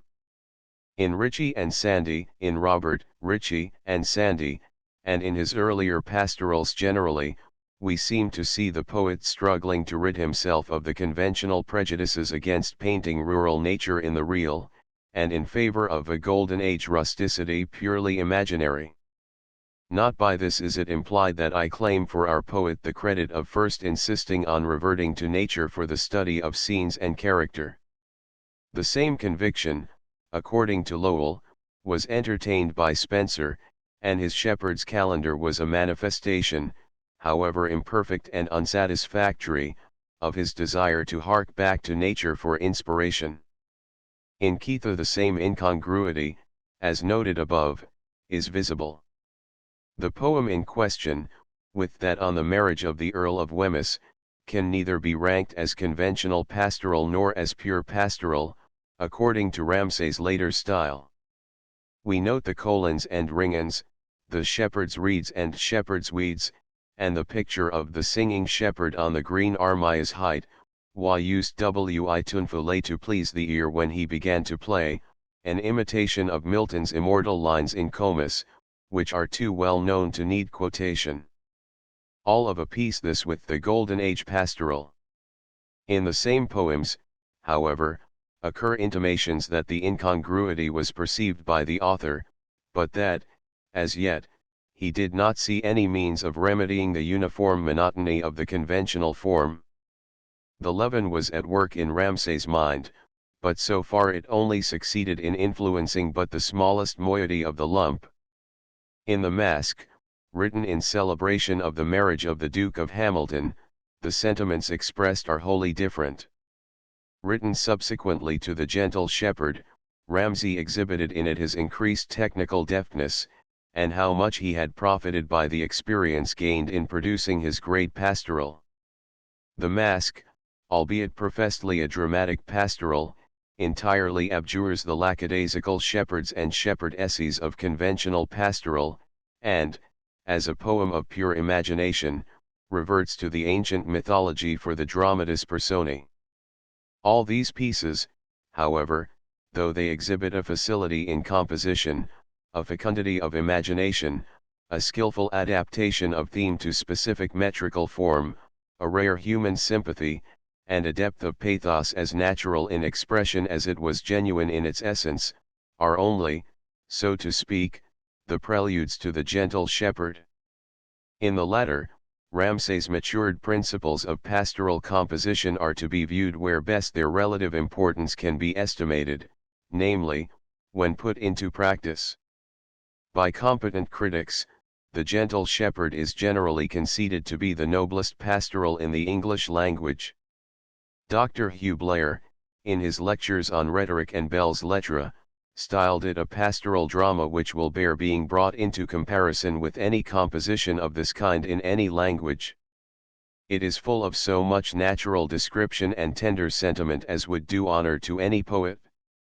The characters are well drawn, the incidents affecting, the scenery and manners lively and just.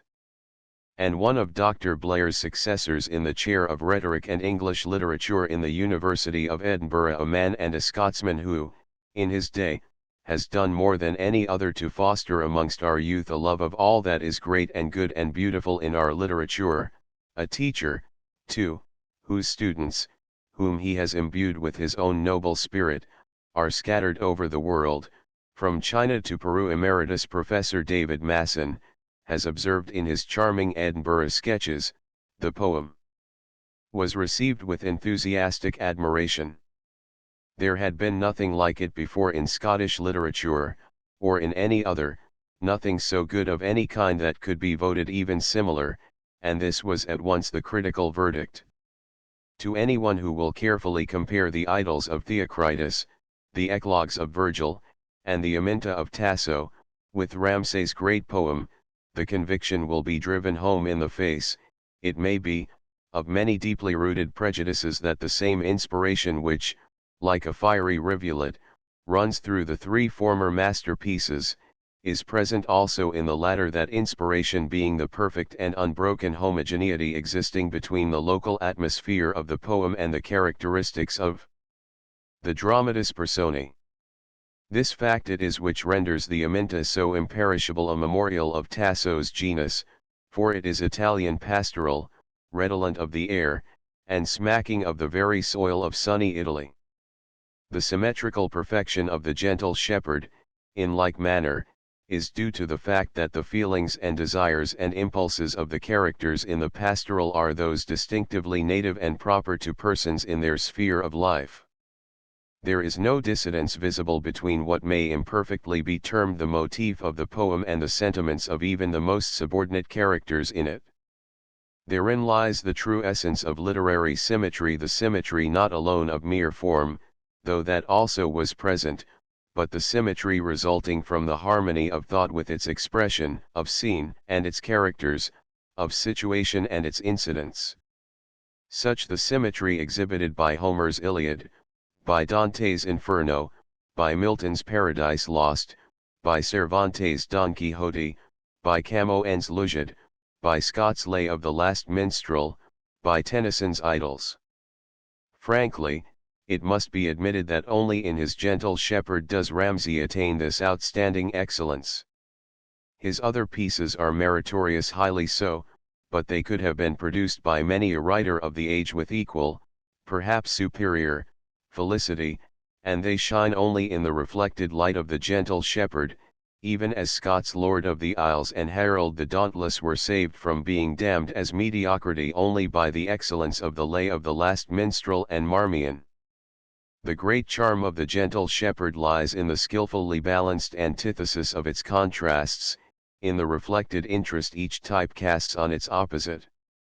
As in Molière's Tartuffe, it is the vivid contrast created between the hypocrisy of the title character and the easy good nature of Argonne, that begets a reciprocal interest in the fortunes of both, as in Balzac's Père Goriot, it is the pitiless selfishness of his three daughters on the one hand, and the doting self-denial of the poor old father on the other, that throws both sets of characters into relief so strong. So, in the Gentle Shepherd, it is the subtle force of the contrast between Patey's well-balanced manliness and justifiable pride, and Roger's gauche bashfulness and depression in the face of Jenny's coldness, between Peggy's piquant lovableness and maidenly joy in the knowledge of Patey's love, and Jenny's affected dislike to the opposite sex to conceal the real state of her feelings towards Roger in particular, that impart to the poem the vivid interest wherewith its scenes are perused. Minor contrasts are present too, in the faithfulness of Patey to Peggy, as compared with the faithlessness of Baldy to Neps.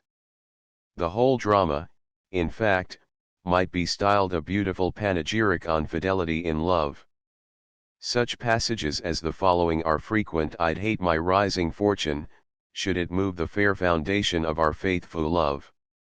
If at my feet were crowns and scepters laid to bribe my soul frae thee, delightful maid, for thee I'd soon leave these inferior things to sic as have the patience to be kings. As a pastoral poet, Ramsay excels in painting all those homely virtues that befit the station to which most of his characters belonged. A fault, and a serious one, it was among the writers of conventional pastoral, to make their shepherds and shepherdesses talk like philosophers, and reason upon all the mysteries of life, death, and futurity. What reader of Sir Philip Sidney's Arcadia, but must have smiled over the shepherds in that delicious romance discussing love, and treating of its metaphysical causes and effects, as profoundly as any clerk of Oxenford also who unto logic had long whigo.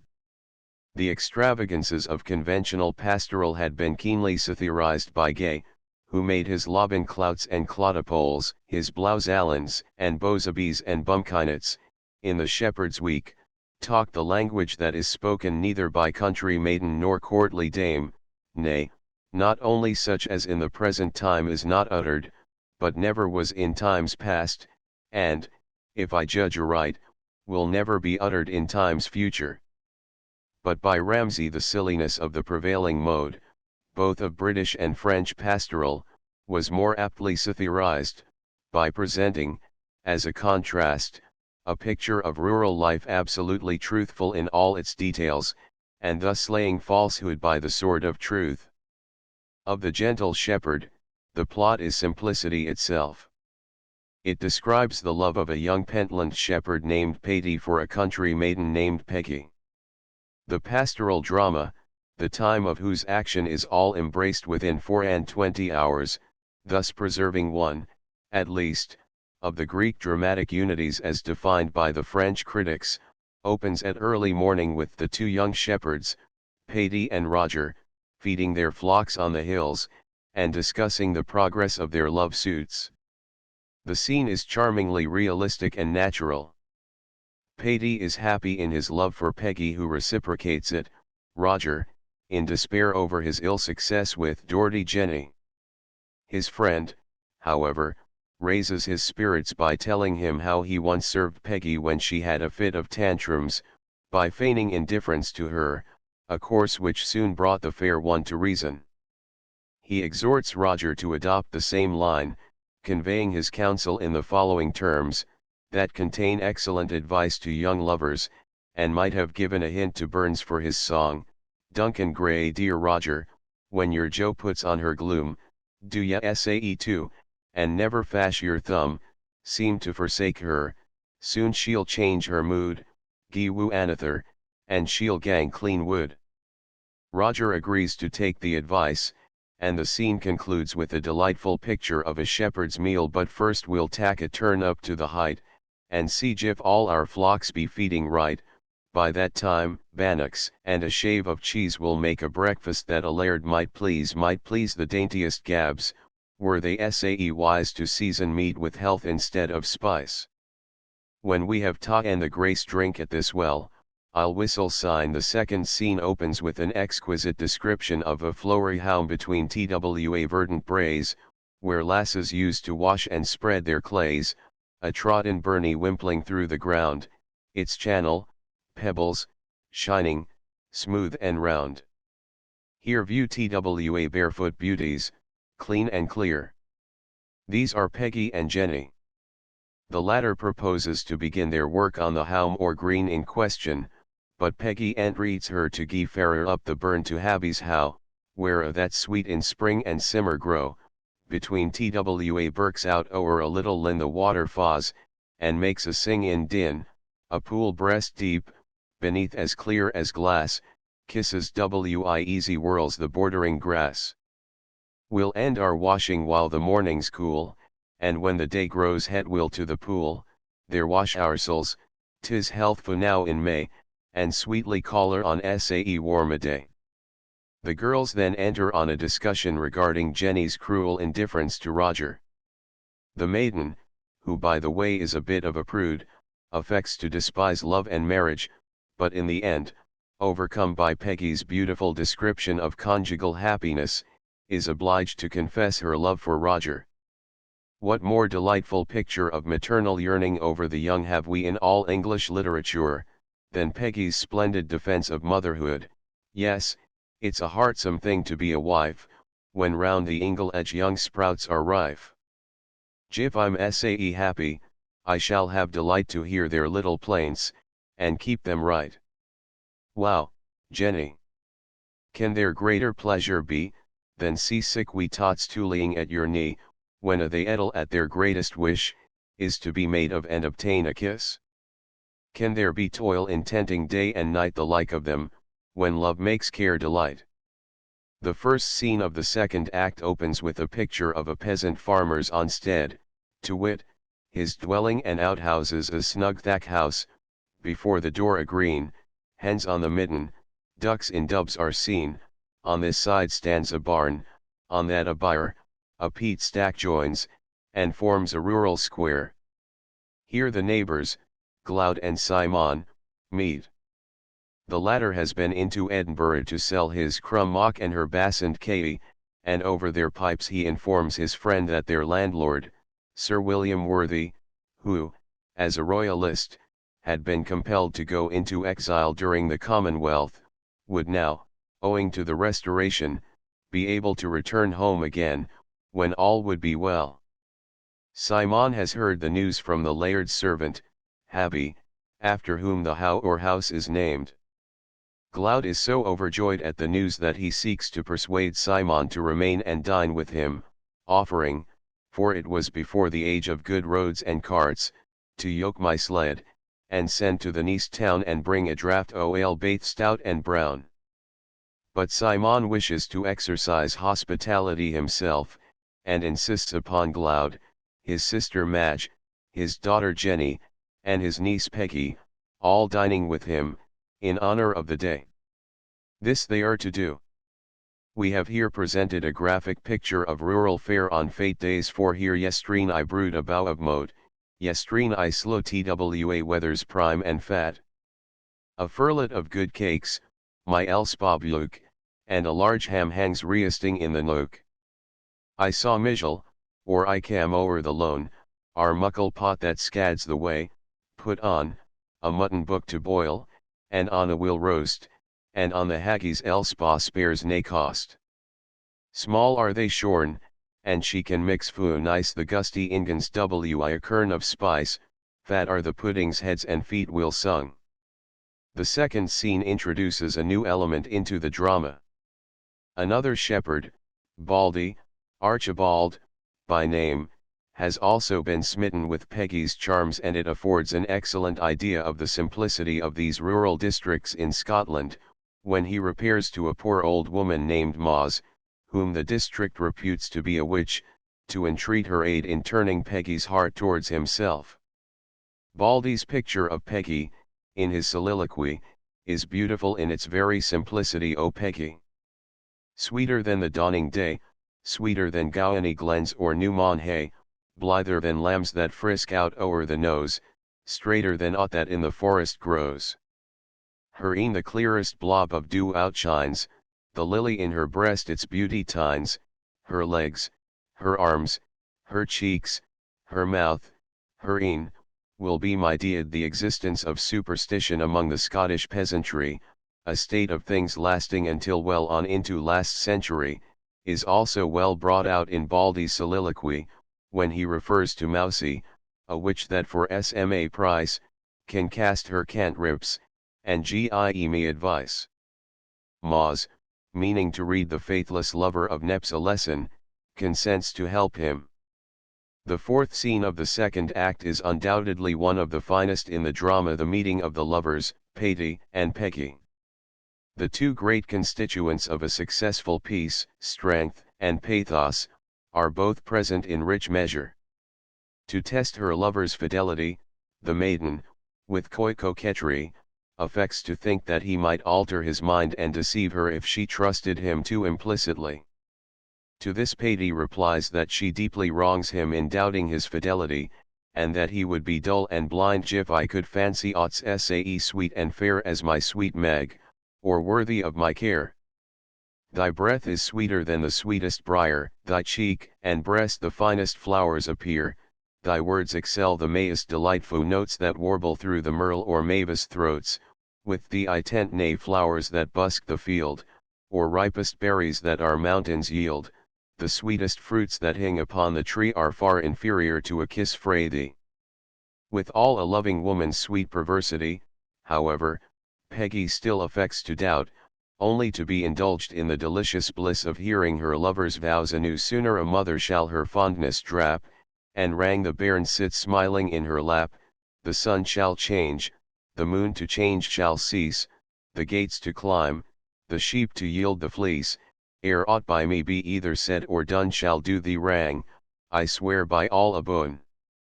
In no scene does Ramsay exhibit his wonderful knowledge of the human heart to such advantage as in the one before us.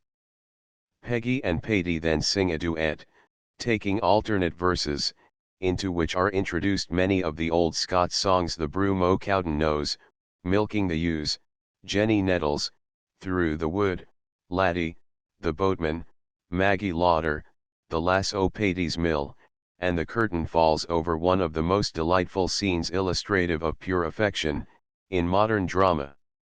The third act sees the return of Sir William Worthy, who, in the disguise of a wizard, introduces himself into the company, merrymaking at Simon's.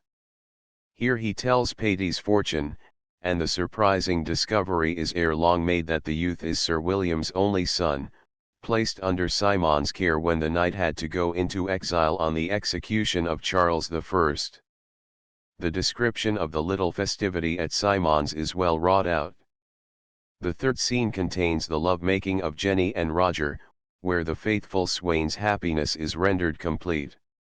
With great gusto Ramsay paints this episode, as well as with consummate fidelity to nature, a fact becoming increasingly apparent when one notes the marked difference between the love scene wherein Patey and Peggy take part, and that wherein Jenny declares her love for Roger. The latter scene is more decidedly tinged with rusticity than the former. In the fourth scene Sir William reveals himself to Simon, and inquires eagerly about the progress made by his son during his years of absence. Simon praises the youth's devotion to letters, and then hints at his love for Peggy, which Sir William declares must be forgotten.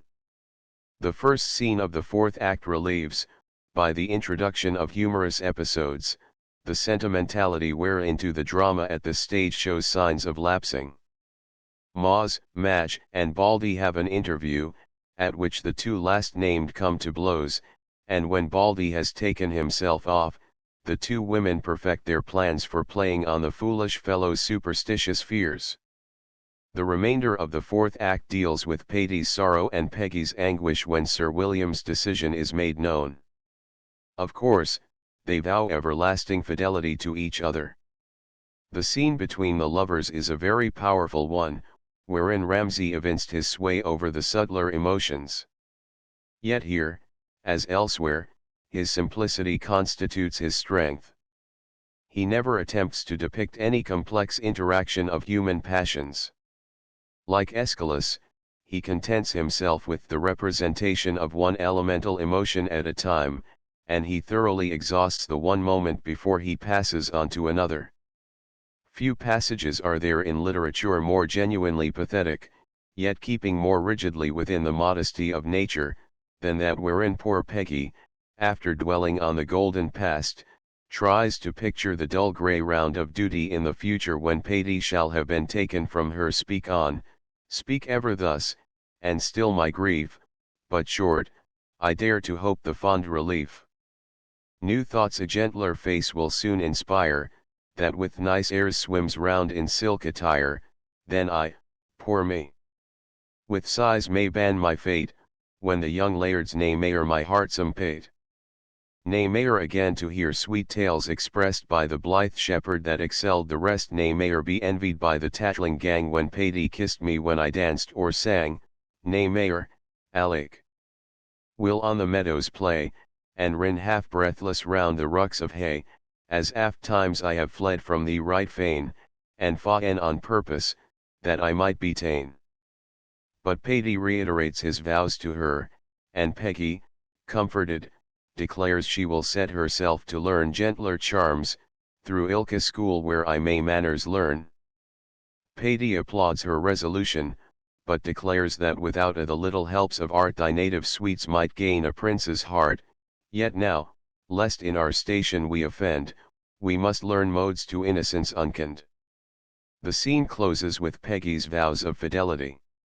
In this scene Ramsay touched the high water mark of his genius, and for the elements of simplicity, strength, and propriety of the sentiments expressed by each character with the root idea of that character, it is rivaled by very few scenes of its kind in the literature of our land. The first scene of the last act opens with Baldy's fright.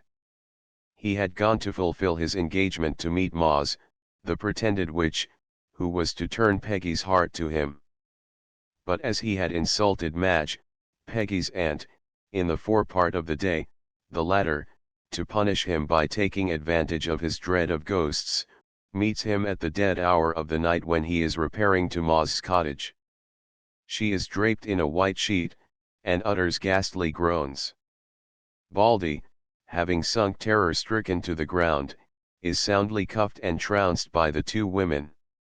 As soon, therefore, as daylight breaks, he seeks an interview with Sir William to entreat redress.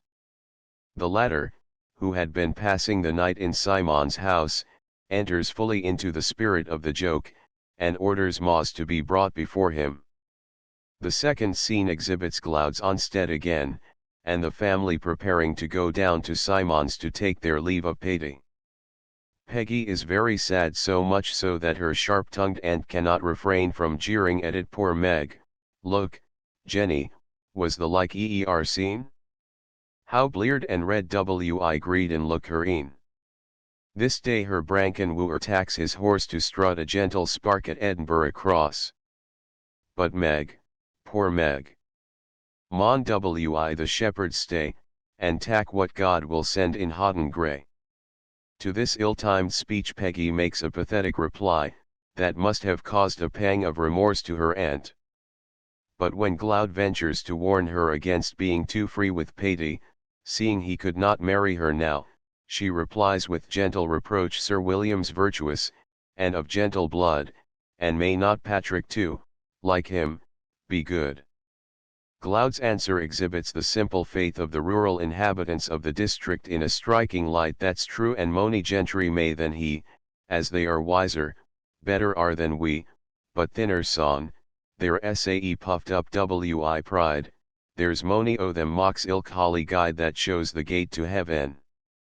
I've heard Mijel some of them laugh at doomsday, sin, and hell.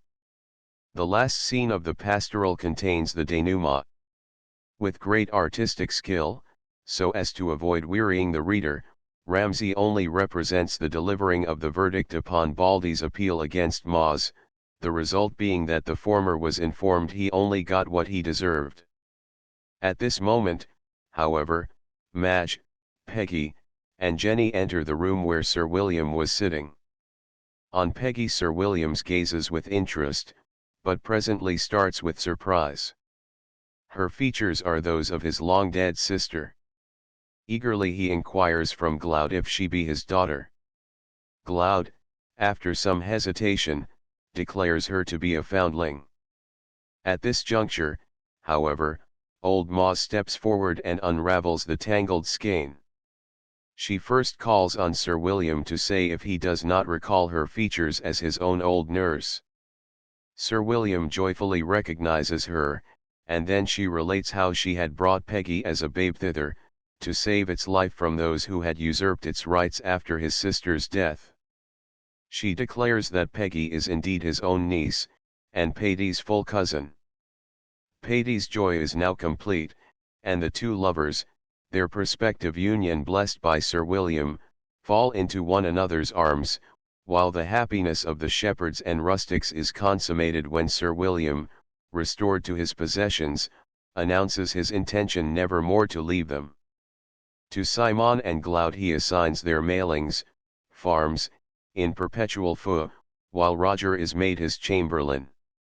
As the curtain then descends over general happiness, Sir William pronounces the usual moral admonition, without which no pastoral of the time was complete. My friends, I'm satisfied you'll all behave, each in his station as I'd wish and crave. Be ever virtuous, soon or late ye'll find reward and satisfaction to your mind. The maze of life sometimes looks dark and wild, and oft when hopes are highest we're beguiled, oft when we stand on brinks of dark despair some happy turn with joy dispels our care.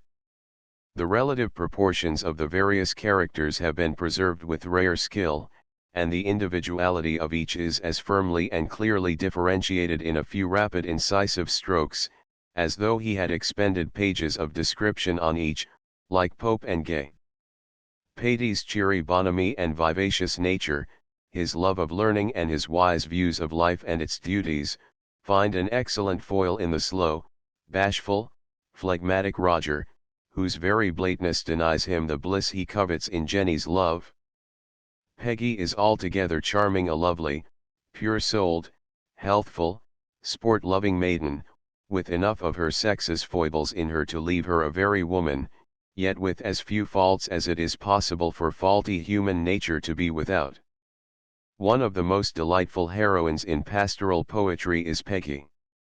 Jenny's prudish airs and affected dislike to the sterner sex are delicately yet incisively portrayed, while the staunch fidelity of Simon, the cheery chirpiness of Glaude, the bucolic ignorance and superstition of Baldy, the cankered impatience of Madge's spinster against her will, and the pathetic, age-worn weariness of Moz, are depicted with the assured hand of a master. Many of the lyrics interspersed throughout the pastoral are gems of rustic song, not high-class poetry, otherwise they would have been as out of place as would the Johnsonian minnows, talking, as Goldsmith said, like whales. Only to one other production of Ramsay's genius will attention be called under this head, namely, his continuation of James I's poem, Christ's Kirk on the Green. Of this, the first canto only was written by its royal author. Ramsay, therefore, conceived the design of completing it, as was remarked before. The king had painted with great spirit the squabble that arose at a rustic wedding at Christ's Kirk, in the parish of Kenneth-Mont, in that part of the county of Aberdeen near Leslie called the Garaich. Ramsay seems to have mistaken it for Leslie in Fife.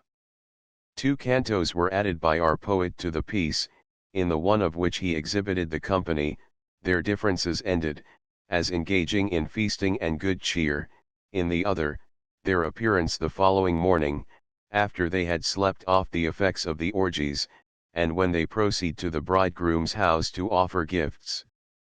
The skill wherewith Ramsay dovetailed his work into that of his royal predecessor, and developed the king's characters along lines fully in accord with their inception, is very remarkable. There is a Rabelaisian element in the headlong fun and broad rough and tumble humor Ramsay introduces into his portion of the poem, but it is not discordant with the king's ideas.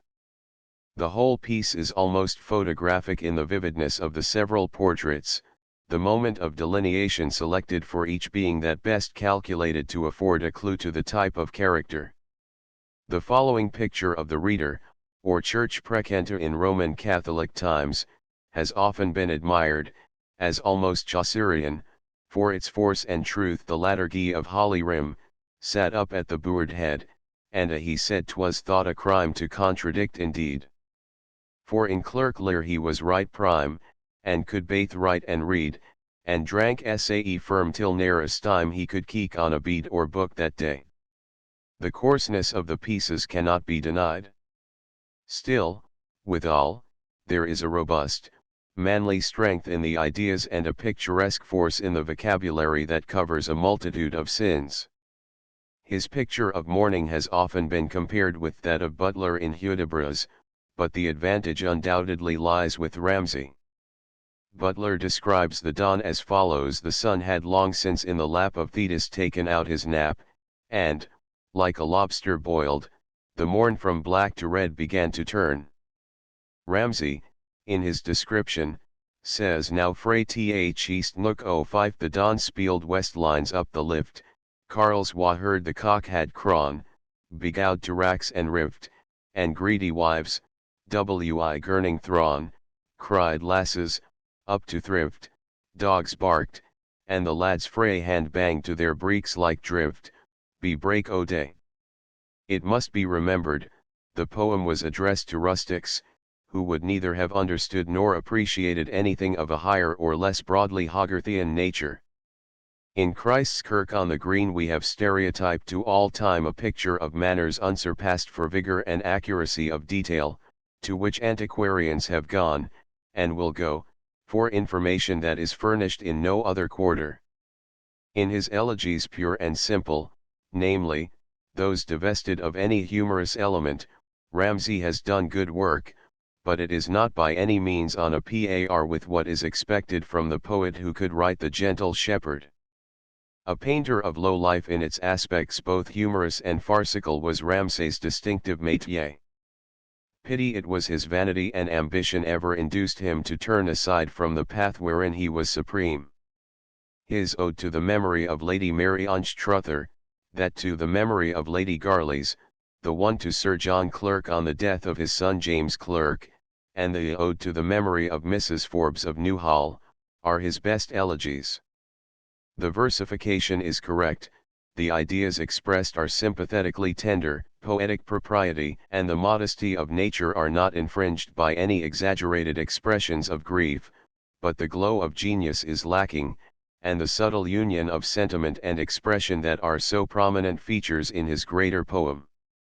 His two finest efforts as an elegist were his Ode to the Memory of Mrs. Forbes, beginning Life. Thou short uncertain blaze, scarce worthy to be wished or loved, why by strict death so many ways, so soon, the sweetest are removed. If outward charms and temper sweet, the cheerful smile, the thought sublime, could have preserved, she ne'er had met a change till death had sunk with time, also the one on the death of Sir Isaac Newton, wherein occur two memorable stanzas: Great Newton's dead, full ripe his fame, cease vulgar grief, to cloud our song, we thank the author of our frame, who lent him to the earth so long. For none with greater strength of soul could rise to more divine a height, or range the orbs from pole to pole, and more improve the human sight.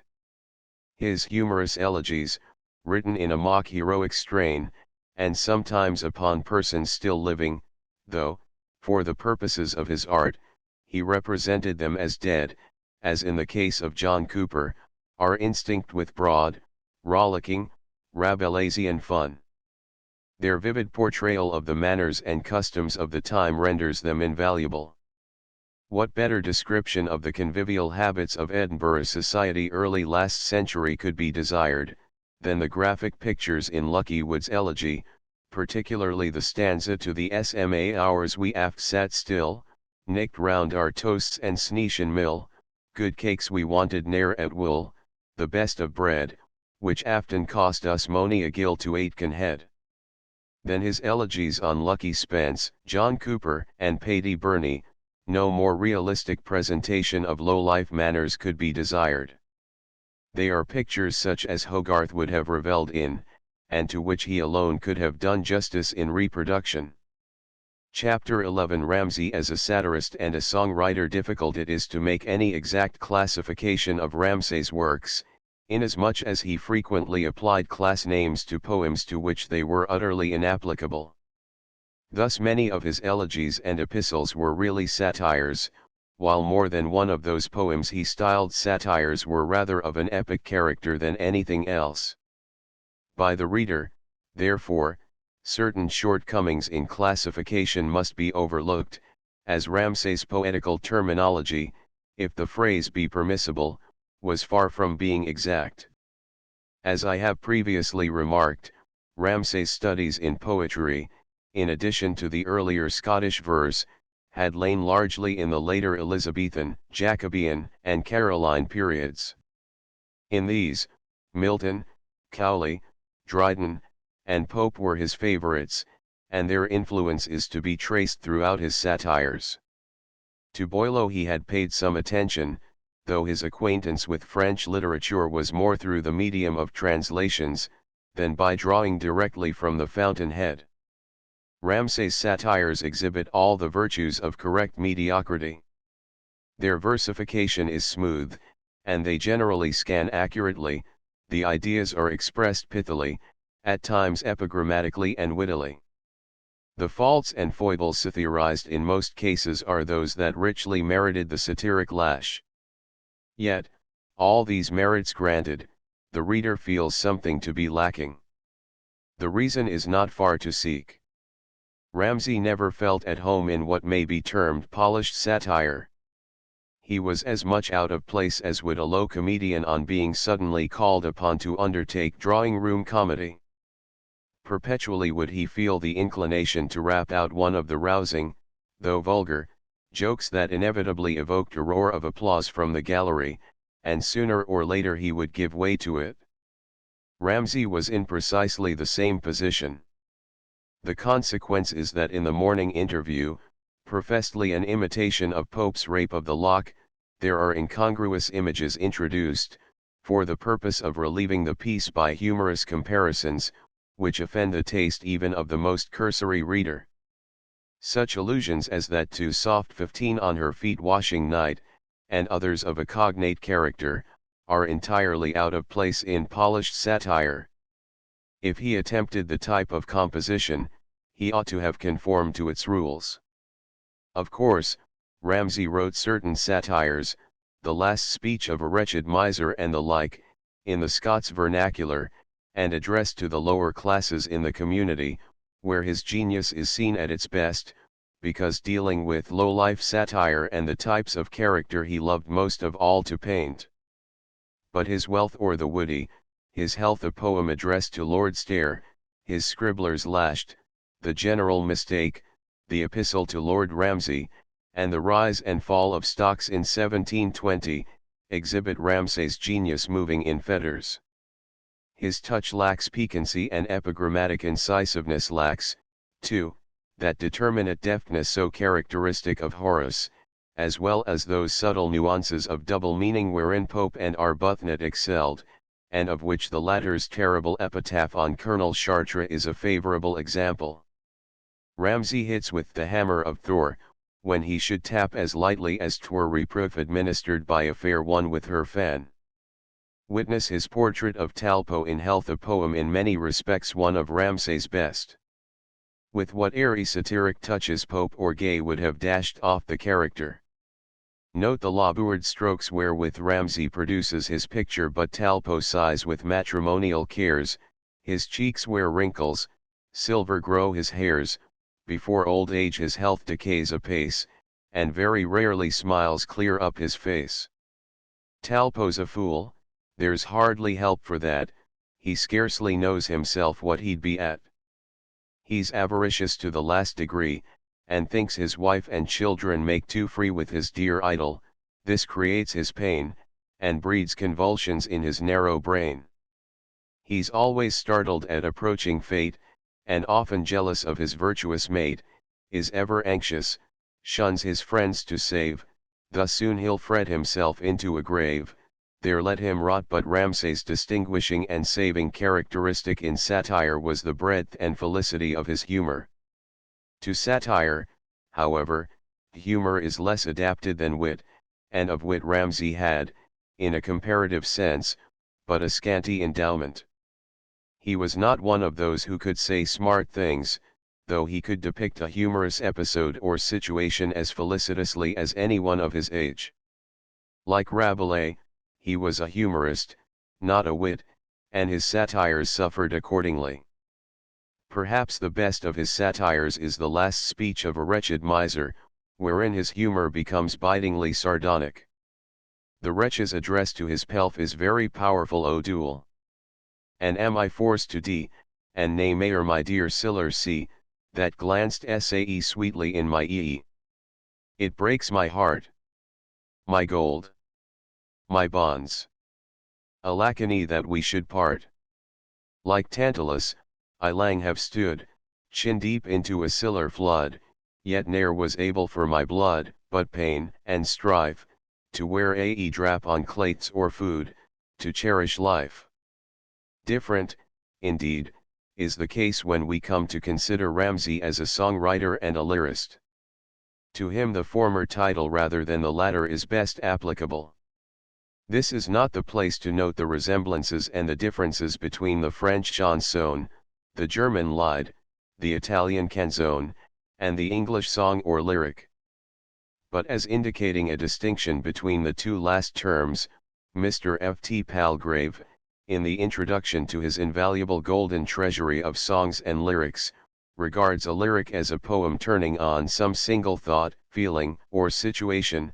Mr. H. M. Posnet, in his thoughtful volume on comparative literature, remarks that the lyric has varied from sacred or magical hymns and odes of priest-bards, only fulfilling their purpose when sung, and perhaps never consigned to writing at all, down to written expressions of individual feeling from which all accompaniments of dance or music have been severed.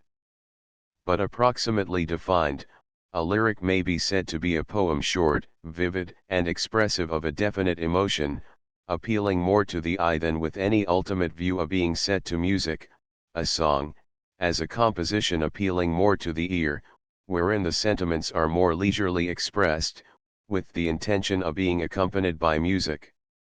Mr. E. H. Stoddard, in the preface to his English madrigals, defines a lyric as a simple, unstudied expression of thought, sentiment, or passion, a song, its expression according to the mode of the day. The essence of a lyric is point, grace, and symmetry, of a song, fluency, freedom, and the expression of sympathetic emotions. Ramsay, according to this basis of distinction, was, as has been said, rather a songwriter than a lyrist. The works of Shakespeare, Ben Jonson, Beaumont, and Fletcher, and Massinger, abound in lyrics, but contain comparatively few songs, in the modern sense of the word, in which we speak of the songs of Burns, Moore, and Barry Cornwall. Ramsay, in his songs, sacrificed everything to mode. In 9 cases out of 10 he had the tune for the song in his mind when he was writing the words. In Scotland, as is well known, there is an immense body of music, some of it ancient, some of it comparatively modern, though none of it much later than the Restoration. That was the mine wherein Ramsay dug long and deep for the music for his tea-table miscellany. To those ancient tunes he supplied words that to this day remain as a memorial of the skill and sympathy wherewith he wedded the spirit of the melodies to language in keeping with their national character. To a soupçon of diffuseness the poet must, however, plead guilty, moreover, because of the invincible temptation to pad out a line now and then for crambo's sake when the ideas ran short. Ramsay possessed all the qualities constituting a songwriter of great and varied genius. His work exhibits ease and elasticity of rhythm, liquid smoothness of assonance, sympathetic beauty of thought, with subtle skill in wedding sense to sound. Though his verse lacked the dainty finish of Herrick and Waller, the brilliant facet-like sparkle of Carew, Suckling, and Lovelace, the tender grace of Sedley, and the half-cynical, half-regretful, but wholly piquant Epicureanism of Rochester and Denham, yet Ramsay had a charm all his own. Witness the Lass o' Patie's Mill, is it not entirely sui generis? The Lass o' Patie's Mill, so bonny, blithe, and gay, in spite of all my skill, she stole my heart away. When tedding of the hay, bareheaded on the green, love midst her locks did play, and wantoned in her een. Her arms, white, round, and smooth, breasts rising in their dawn, to age it would give youth to press with his hand through all my spirits ran an ecstasy of bliss when I such sweetness fan wrapped in a balmy kiss. Without the help of art, like flowers that grace the wild, she did her sweets impart whene'er she spoke or smiled. Her looks they were so mild, free from affected pride, she me to love beguiled, I wished her for my bride. Take also Bessie Bell and Mary Gray, what a rich fancy and charming humor plays throughout the piece, united to a keen knowledge of the human heart. O Bessie Bell and Mary Gray, they are twa bonny lasses, they bigged a bower on yon burn brae, and theeked it o'er with rashes. Fair Bessie Bell I looed yestreen, and thought I ne'er could alter, but Mary Gray's twa pocket they gar my fancy falter, or that verse in his Scots cantata, with what simplicity, yet with what true pathos, is it not charged, O bonny lassie, since 'tis sae, that I'm despised by thee, I hate to live, but oh, I'm wae, and unco swayer to thee. Dear Jeannie, think what dowie hours I thole by your disdain, why should a breast sae soft as yours contain a heart of stannet? George Wither's famous lines, shall I, wasting in despair, are not a whit more pathetic. Then if we desire humor pure and unadulterated, where can be found a more delightful lilt than the widow? The widow can bake, and the widow can brew, the widow can shape, and the widow can sew three and mony braw things the widow can do then have at the widow, my laddie. Or if you affect a dash of satire in your songs, what more to your taste than gie me a lass wi a lump o land, and we for life shall gang thagither, though daft or wise I'll ne'er demand, or black or fair it max na weather. I'm aft wi wit, and beauty will fade, and blood alane is no worth a shilling, but she that's rich, her market's made, for ilka charm may boot hers killing. Or if the reader desire the wells of his deepest sympathies to be stirred, what more truly pathetic than his Auld Lang Syne, which supplied Burns with many of the ideas for his immortal song, or his version of Lochaber no more, farewell to Lochaber, and farewell my Jean, where heartsome wi the I've mony day been, for Lochaber no more, Lochaber no more, will maybe return to Lochaber no more, a song than which to this day few are more popular among Scotsmen. As a songwriter, Ramsay appeals to all natures and all temperaments. He was almost entirely free from the vice of poetic conventionality. He wrote what seemed to him best, undeterred by the dread of offending against poetic canons, or the principles of this, that, or the other school of poetry. He was a natural singer, not one formed by art, a singer, voicing his patriotic enthusiasm in many a lay, that for warmth of national feeling, for intense love of his species, for passionate expression of the tenderer emotions, is little behind the best of the songs of Robert Burns. Granted that his was not the power to sweep, like Burns, or Beranger, or Heine, with masterful hand over the entire gamut of human passions, that to him was not given, as to them, the supremely keen insight into the workings of the human heart, and the magical witchery of wedding sense to sound so indissolubly, that alter but a word in the texture of the lines and the poem is ruined.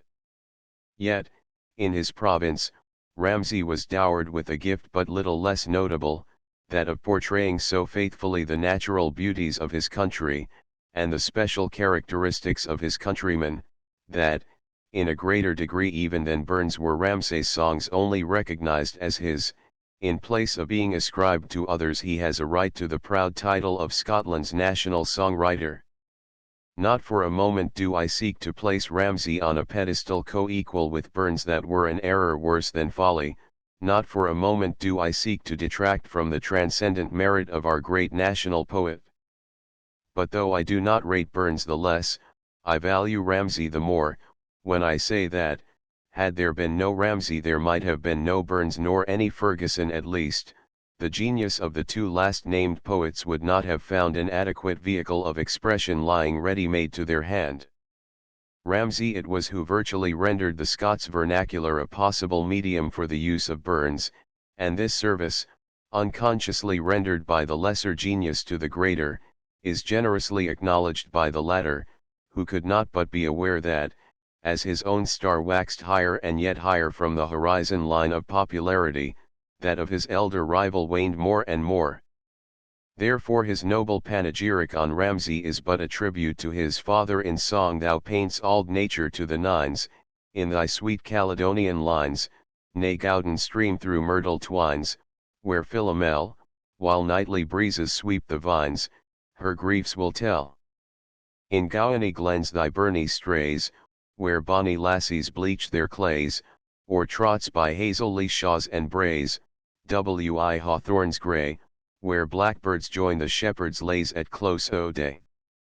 Thy rural loves are nature's cell, nay bombast spates o nonsense swell, nay snap conceits, but that sweet spell o which in love, that charm that can the strongest quell, the sternest move.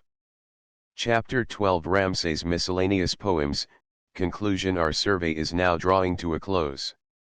To say a word upon those miscellaneous poems that do not fall naturally into any convenient category for classification is all that remains to be done. Already attention has been called to the poem on content, when its purpose was sketched. Though containing many passages of no little power and beauty, yet as a whole it is heavy and uninteresting. Written during the time when the glamour of Pope's influence was upon Ramsay, it exhibits many of Pope's faults without his redeeming features.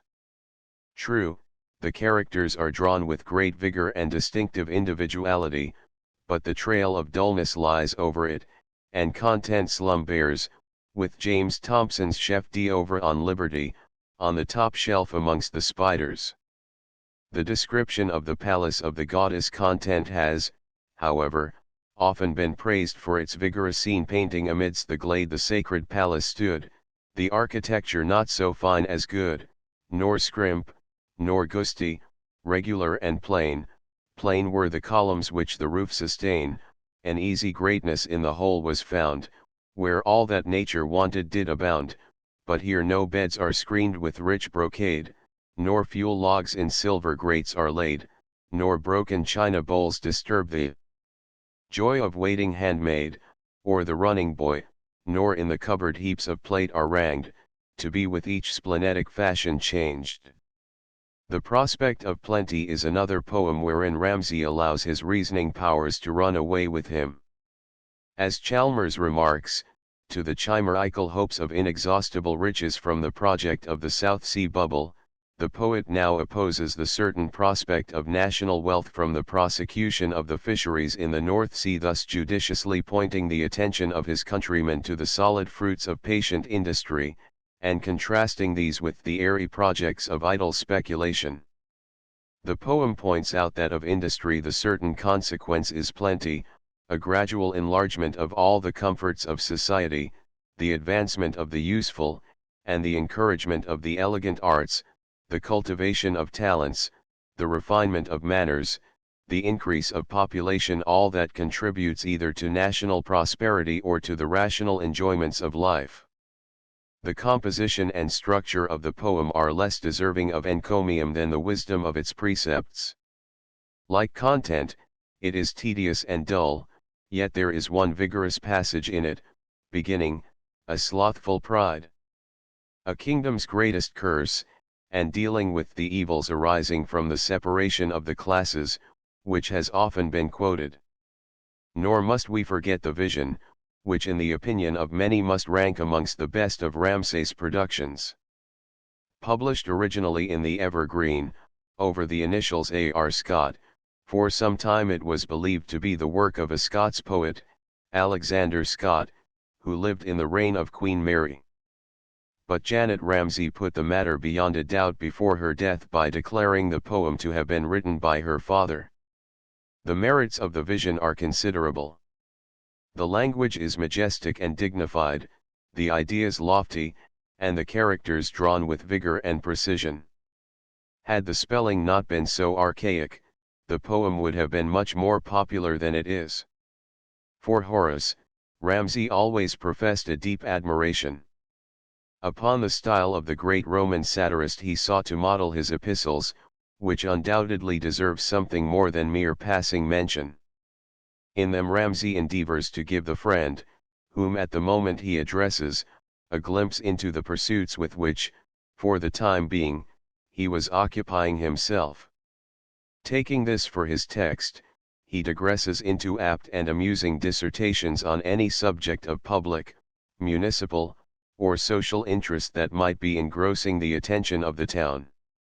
His epistles to Hamilton of Gilbert Field, to James Arbuckle, to the Earl of Dalhousie, to Mr. Aikman, to Sir W. Bennet, to William Starrett, to Joseph Burchett, to Somerville the poet, to Gay, to Clerk of Penicuik, and others, are altogether delightful, happy, cheery, humorous, gossipy productions, neither too full of fun to be frivolous, nor too didactic to be tiresome. Take, for example, his epistle to Robert Yard of Devonshire. How apt are his allusions, how racy his tidbits of local news. He addresses the epistle frae northern mountains clad with snaw, where whistling winds incessant blaw, in time now when the curling Stanna slides murmuring over the icy plain, and he asks his correspondent how, under these conditions, what sprightly tale in verse can Yard expect frae a called Scottish bard, with brose and bannocks poorly fed, in hodden grey right hashly clad, skelping o'er frozen hags with pingle, picking up peats to beat his ingle, while sleet that freezes as it fa's. Theeks as with glass the divot was of a lake hut, where sacks thagither lie heads and thraws on craps of heather. This being a humorous allusion to the prevalent idea in England at the time, that the Scots were only a little better off than the savages of the South Seas. Finally, in his translations, or rather paraphrases, from Horace, Ramsay was exceedingly happy. He made no pretensions to accuracy in his rendering of the precise words of the text. While preserving an approximation to the ideas of his original, he changes the local atmosphere and scene, and applies Horace's lines to the district around Edinburgh, wherewith he was so familiar. With rare skill this is achieved, and while any lover of Horace can easily follow the ideas of the original, the non-classical reader is brought face to face with associations drawn from his own land as illustrative, by comparison and contrast, of the text of the great Roman. Few could have executed the task with greater truth, fewer still with more felicity. Already I have cited a portion of Ramsay's rendering of Horace's famous ode, Vides ut alta stetniv candidum saract. There are two other stanzas well worthy of quotation. Ramsay's rendering of the famous Carpe Diem, etc., passage is all I have space for. Let next day come as it thinks fit, the present minute's only ours, on pleasure let's employ our wit, and laugh at fortune's feckless powers.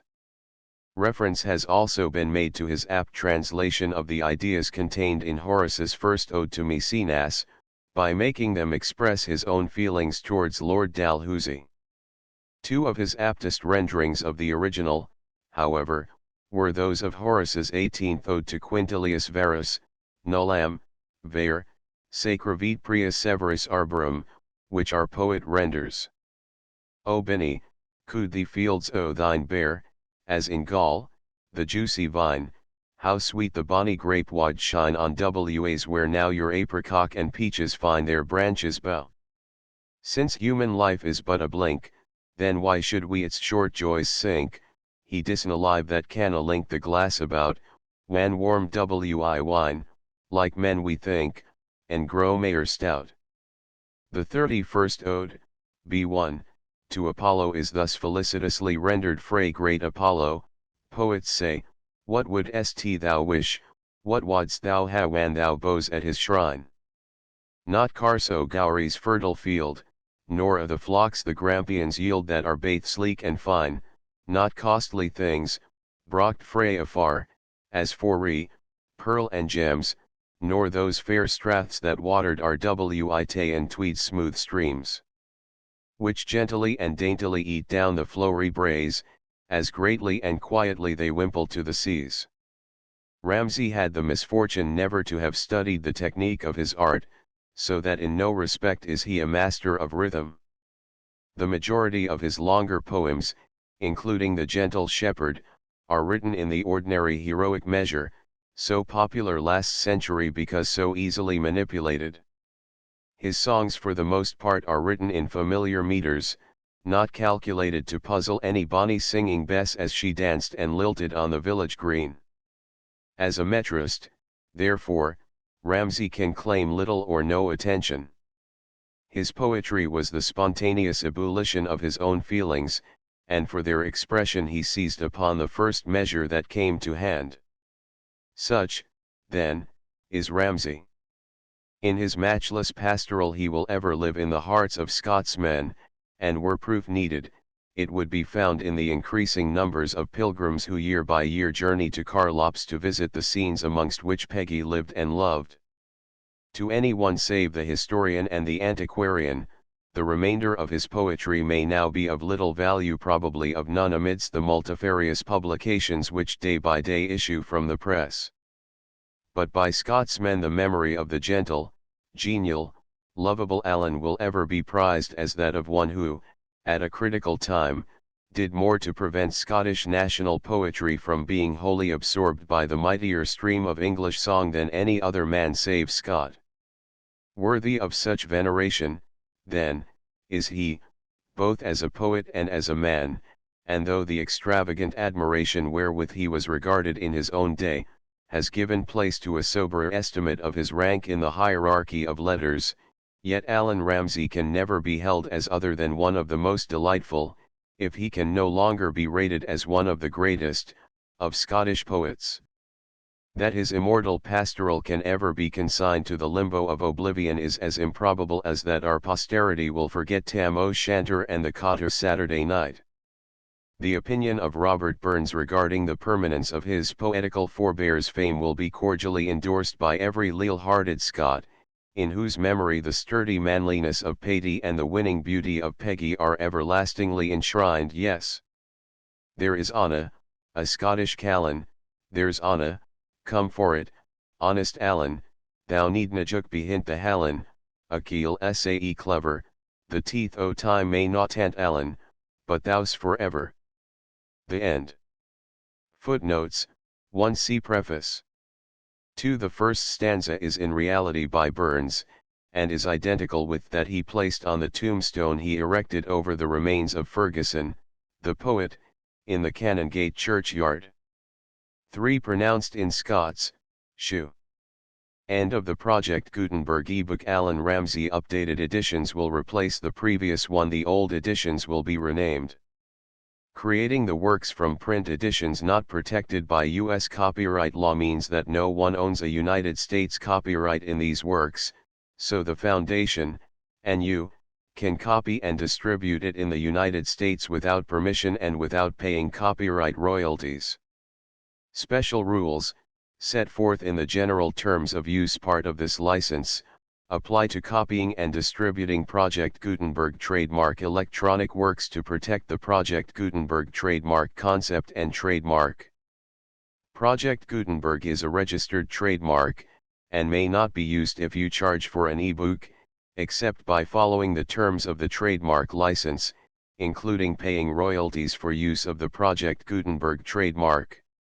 If you do not charge anything for copies of this ebook, complying with the trademark license is very easy. You may use this ebook for nearly any purpose, such as creation of derivative works, reports, performances, and research. Project Gutenberg ebooks may be modified and printed and given away. You may do practically anything in the United States with ebooks not protected by U.S. copyright law. Redistribution is subject to the trademark license, especially commercial redistribution. Start, full license. The full Project Gutenberg license. Please read this before you distribute or use this work to protect the Project Gutenberg trademark mission of promoting the free distribution of electronic works. By using or distributing this work, or any other work associated in any way with the phrase Project Gutenberg, you agree to comply with all the terms of the full Project Gutenberg trademark license available with this file or online at www.gutenberg.org/license. Section 1. General Terms of Use and Redistributing Project Gutenberg Trademark Electronic Works 1.a. By reading or using any part of this Project Gutenberg trademark electronic work, you indicate that you have read, understand, agree to and accept all the terms of this license and intellectual property, trademark/copyright, agreement. If you do not agree to abide by all the terms of this agreement, you must cease using and return or destroy all copies of Project Gutenberg trademark electronic works in your possession. If you paid a fee for obtaining a copy of or access to a Project Gutenberg trademark electronic work and you do not agree to be bound by the terms of this agreement, you may obtain a refund from the person or entity to whom you paid the fee as set forth in paragraph 1.e.8. 1.b Project Gutenberg is a registered trademark.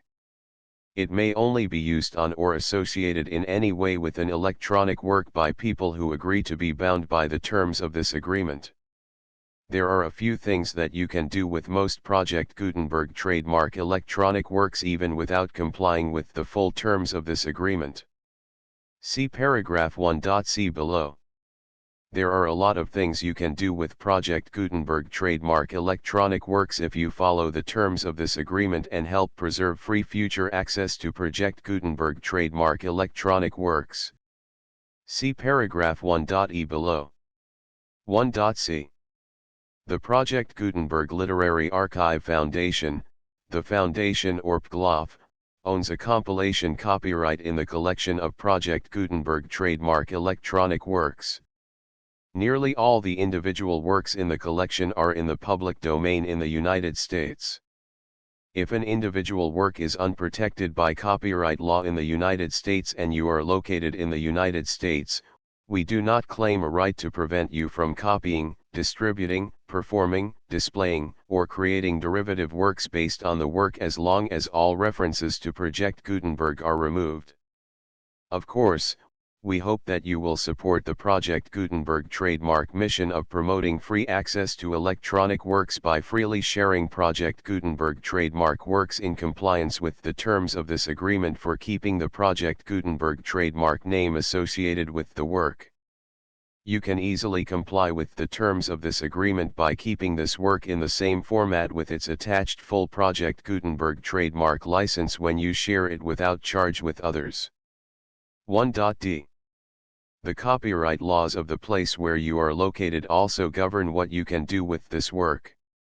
Copyright laws in most countries are in a constant state of change. If you are outside the United States, check the laws of your country in addition to the terms of this agreement before downloading, copying, displaying, performing, distributing or creating derivative works based on this work or any other Project Gutenberg trademark work. The Foundation makes no representations concerning the copyright status of any work in any country other than the United States. 1.e Unless you have removed all references to Project Gutenberg, 1.e.1. The following sentence, with active links to, or other immediate access to, the full Project Gutenberg trademark license must appear prominently whenever any copy of a Project Gutenberg trademark work, any work on which the phrase Project Gutenberg appears, or with which the phrase Project Gutenberg is associated, is accessed, displayed, performed, viewed, copied or distributed. This ebook is for the use of anyone anywhere in the United States and most other parts of the world at no cost and with almost no restrictions whatsoever. You may copy it, give it away or reuse it under the terms of the Project Gutenberg license included with this ebook or online at www.gutenberg.org. If you are not located in the United States, you will have to check the laws of the country where you are located before using this ebook. 1.e.2. If an individual Project Gutenberg trademark electronic work is derived from texts not protected by U.S. copyright law, does not contain a notice indicating that it is posted with permission of the copyright holder, the work can be copied and distributed to anyone in the United States without paying any fees or charges. If you are redistributing or providing access to a work with the phrase Project Gutenberg associated with or appearing on the work, you must comply either with the requirements of paragraphs 1.e.1 through 1.e.7 or obtain permission for the use of the work and the Project Gutenberg trademark as set forth in paragraphs 1.e.8 or 1.e.9. 1.e.3.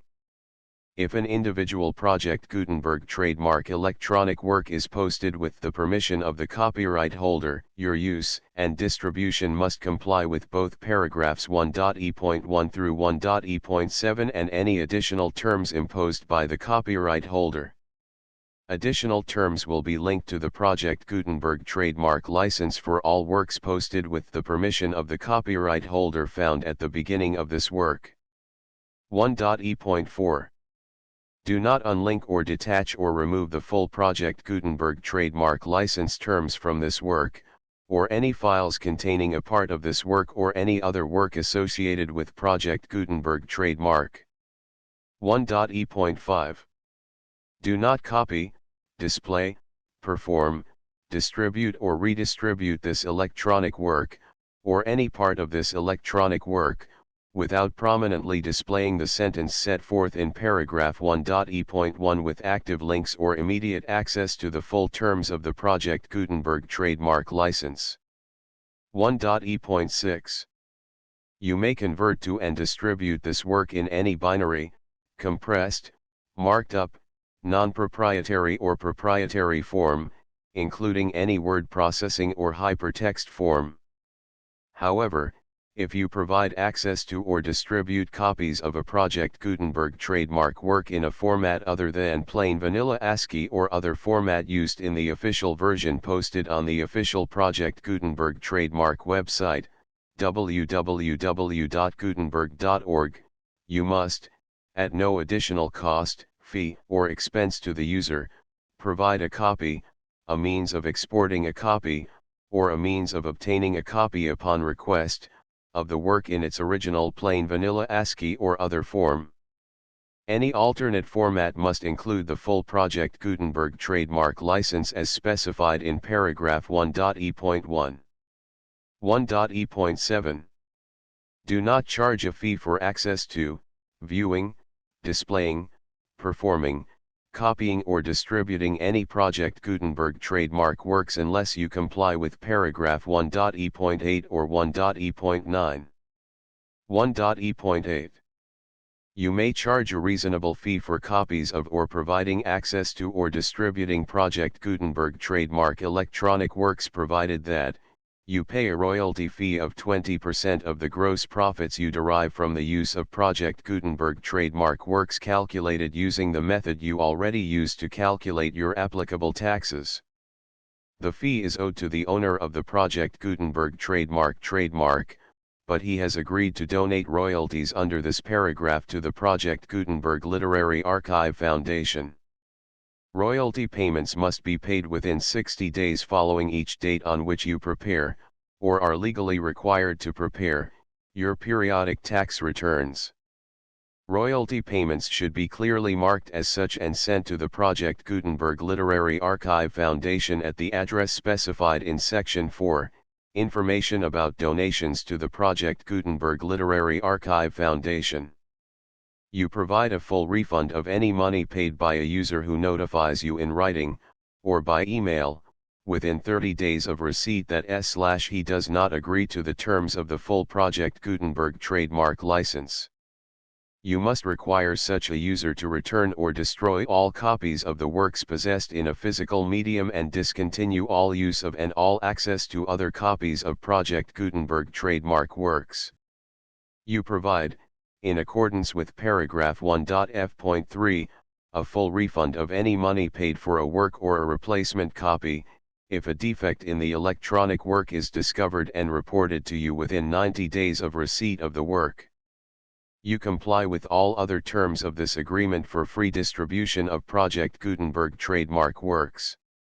1.e.9 If you wish to charge a fee or distribute a Project Gutenberg trademark electronic work or group of works on different terms than are set forth in this agreement, you must obtain permission in writing from the Project Gutenberg Literary Archive Foundation, the manager of the Project Gutenberg trademark. Contact the Foundation as set forth in Section 3 below. 1.f.1.f.1 Project Gutenberg volunteers and employees expend considerable effort to identify, do copyright research on, transcribe and proofread works not protected by U.S. copyright law in creating the Project Gutenberg trademark collection. Despite these efforts, Project Gutenberg trademark electronic works, and the medium on which they may be stored, may contain defects, such as, but not limited to, incomplete, inaccurate or corrupt data, transcription errors, a copyright or other intellectual property infringement, a defective or damaged disk or other medium, a computer virus, or computer codes that damage or cannot be read by your equipment.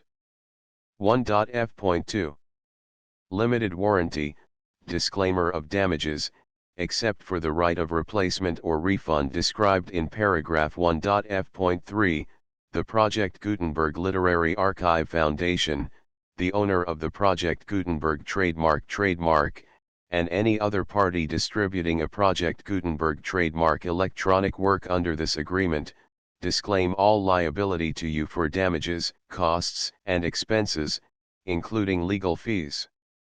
You agree that you have no remedies for negligence, strict liability, breach of warranty or breach of contract except those provided in paragraph 1.f.3.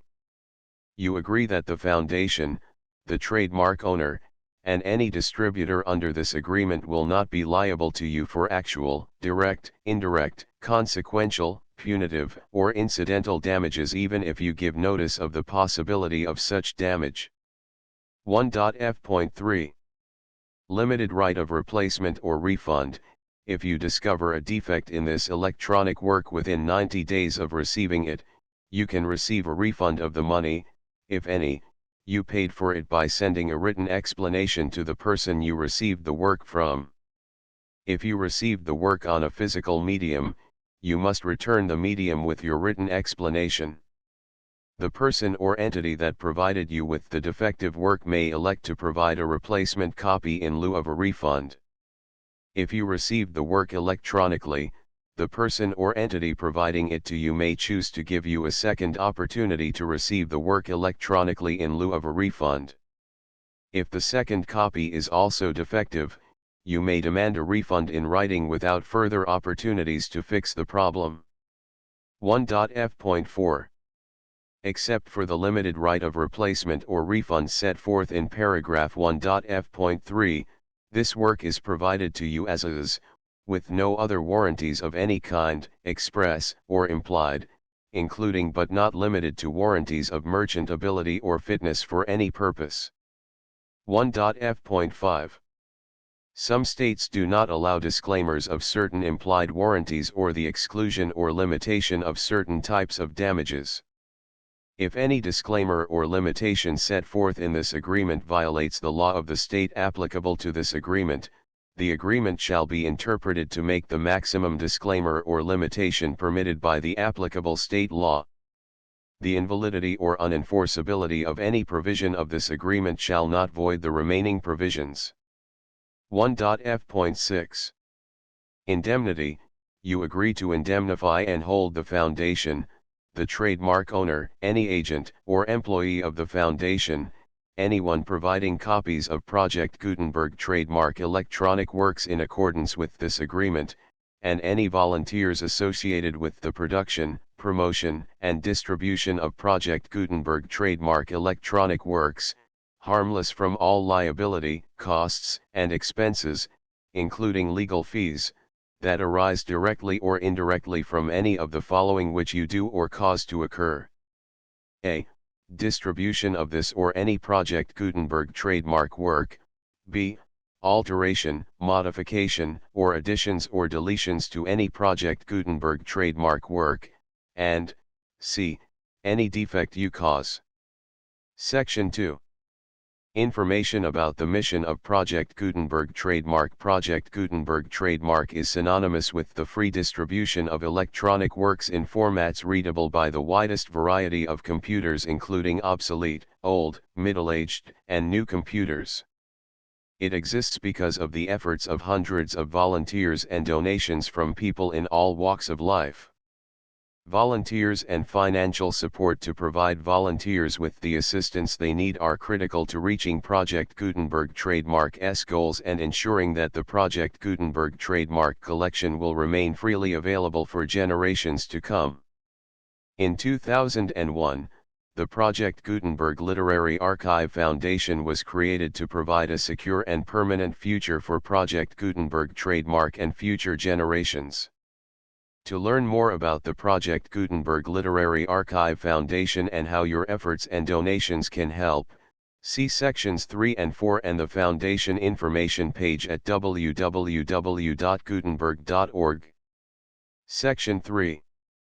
Information about the Project Gutenberg Literary Archive Foundation. The Project Gutenberg Literary Archive Foundation is a non-profit 501(c)(3) educational corporation organized under the laws of the state of Mississippi and granted tax-exempt status by the Internal Revenue Service. The Foundation's IN or Federal Tax Identification Number is 64-6221541. Contributions to the Project Gutenberg Literary Archive Foundation are tax-deductible to the full extent permitted by U.S. federal laws and your state's laws. The Foundation's business office is located at 809 North 1500 West, Salt Lake City, Utah 841-16801-596-1887.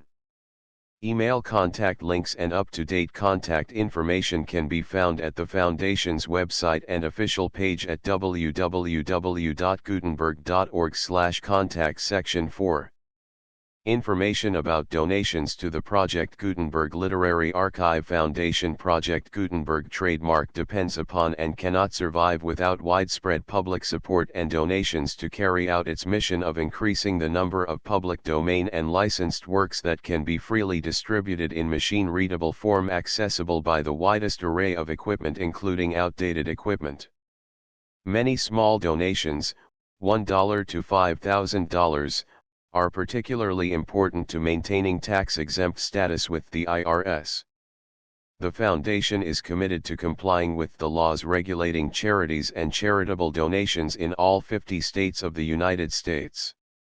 Compliance requirements are not uniform and it takes a considerable effort, much paperwork, and many fees to meet and keep up with these requirements. We do not solicit donations in locations where we have not received written confirmation of compliance. To send donations or determine the status of compliance for any particular state, visit www.gutenberg.org/donate. While we cannot and do not solicit contributions from states where we have not met the solicitation requirements, we know of no prohibition against accepting unsolicited donations from donors in such states who approach us with offers to donate. International donations are gratefully accepted, but we cannot make any statements concerning tax treatment of donations received from outside the United States. U.S. laws alone swamp our small staff. Please check the Project Gutenberg web pages for current donation methods and addresses.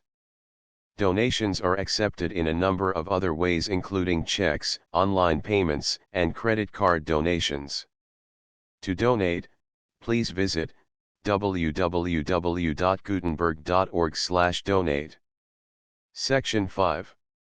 General information about Project Gutenberg trademark electronic works. Professor Michael S. Hart was the originator of the Project Gutenberg trademark concept of a library of electronic works that could be freely shared with anyone. For 40 years, he produced and distributed Project Gutenberg trademark ebooks with only a loose network of volunteer support. Project Gutenberg trademark ebooks are often created from several printed editions, all of which are confirmed as not protected by copyright in the U.S. unless a copyright notice is included. Thus, we do not necessarily keep ebooks in compliance with any particular paper edition. Most people start at our website, which has the main PG search facility, www.gutenberg.org. This website includes information about Project Gutenberg trademark, including how to make donations to the Project Gutenberg Literary Archive Foundation, how to help produce our new ebooks, and how to subscribe to our email newsletter to hear about new ebooks. Allan Ramsay Preface Contents Allan Ramsay Chapter I The Family Tree Chapter 2 His Apprenticeship, a Burgess of the Town 1701-7 Chapter 3 Scotland in the 18th Century, The Union, Ramsay's Marriage 1707-12 Chapter 4 The Easy Club, Early Poems, Edinburgh of Last Century 1712-16 Chapter V The Favourite at the 400 From Wigmaker to Bookseller, The Quarto of 1721-1717-21 Chapter 6 Ramsay as an Editor, The Tea Table Miscellany and the Evergreen 1721-25 Chapter 7 The Gentle Shepherd, Scottish Idyllic Poetry, Ramsay's Pastorals 1725-30 Chapter 8 Resting on his Laurels, Builds his Theatre, his Book of Scots Proverbs 1730-40 Chapter 9 Closing Years of Life, his House on Castle Hill, his Family, his Portraits 1740-58. Chapter X Ramsay as a pastoral poet and an elegist Chapter 11 Ramsay as a satirist and a songwriter Chapter 12 Ramsay's Miscellaneous Poems, Conclusion Footnotes, The Full Project Gutenberg License 7 8 9 10 11 13 14 15 16 18 19 20 21 22 23 24 25 26 27 28 29 30 31 32 33 35 36 37 39 40 41 43 44 45 46 47 48 49 50 51 52 54 55 56 57 58 59 60 61 62 63 64 65 67 69 70 71 72 73 74 75 76 77 78 79 80 81 82 83 84 85 86 87 88 89 90 91 92 93 94 95 96 97 98 100 101 102 103 104 105 106 107 109 110 111 112 113 114 115 116 117 118 119 120 121 123 124 125 126 127 128 130 132 133 134 135 136 137 138 139 140 141 142 144 145 146 147 148 149 150 151 152 155 156 158 159 160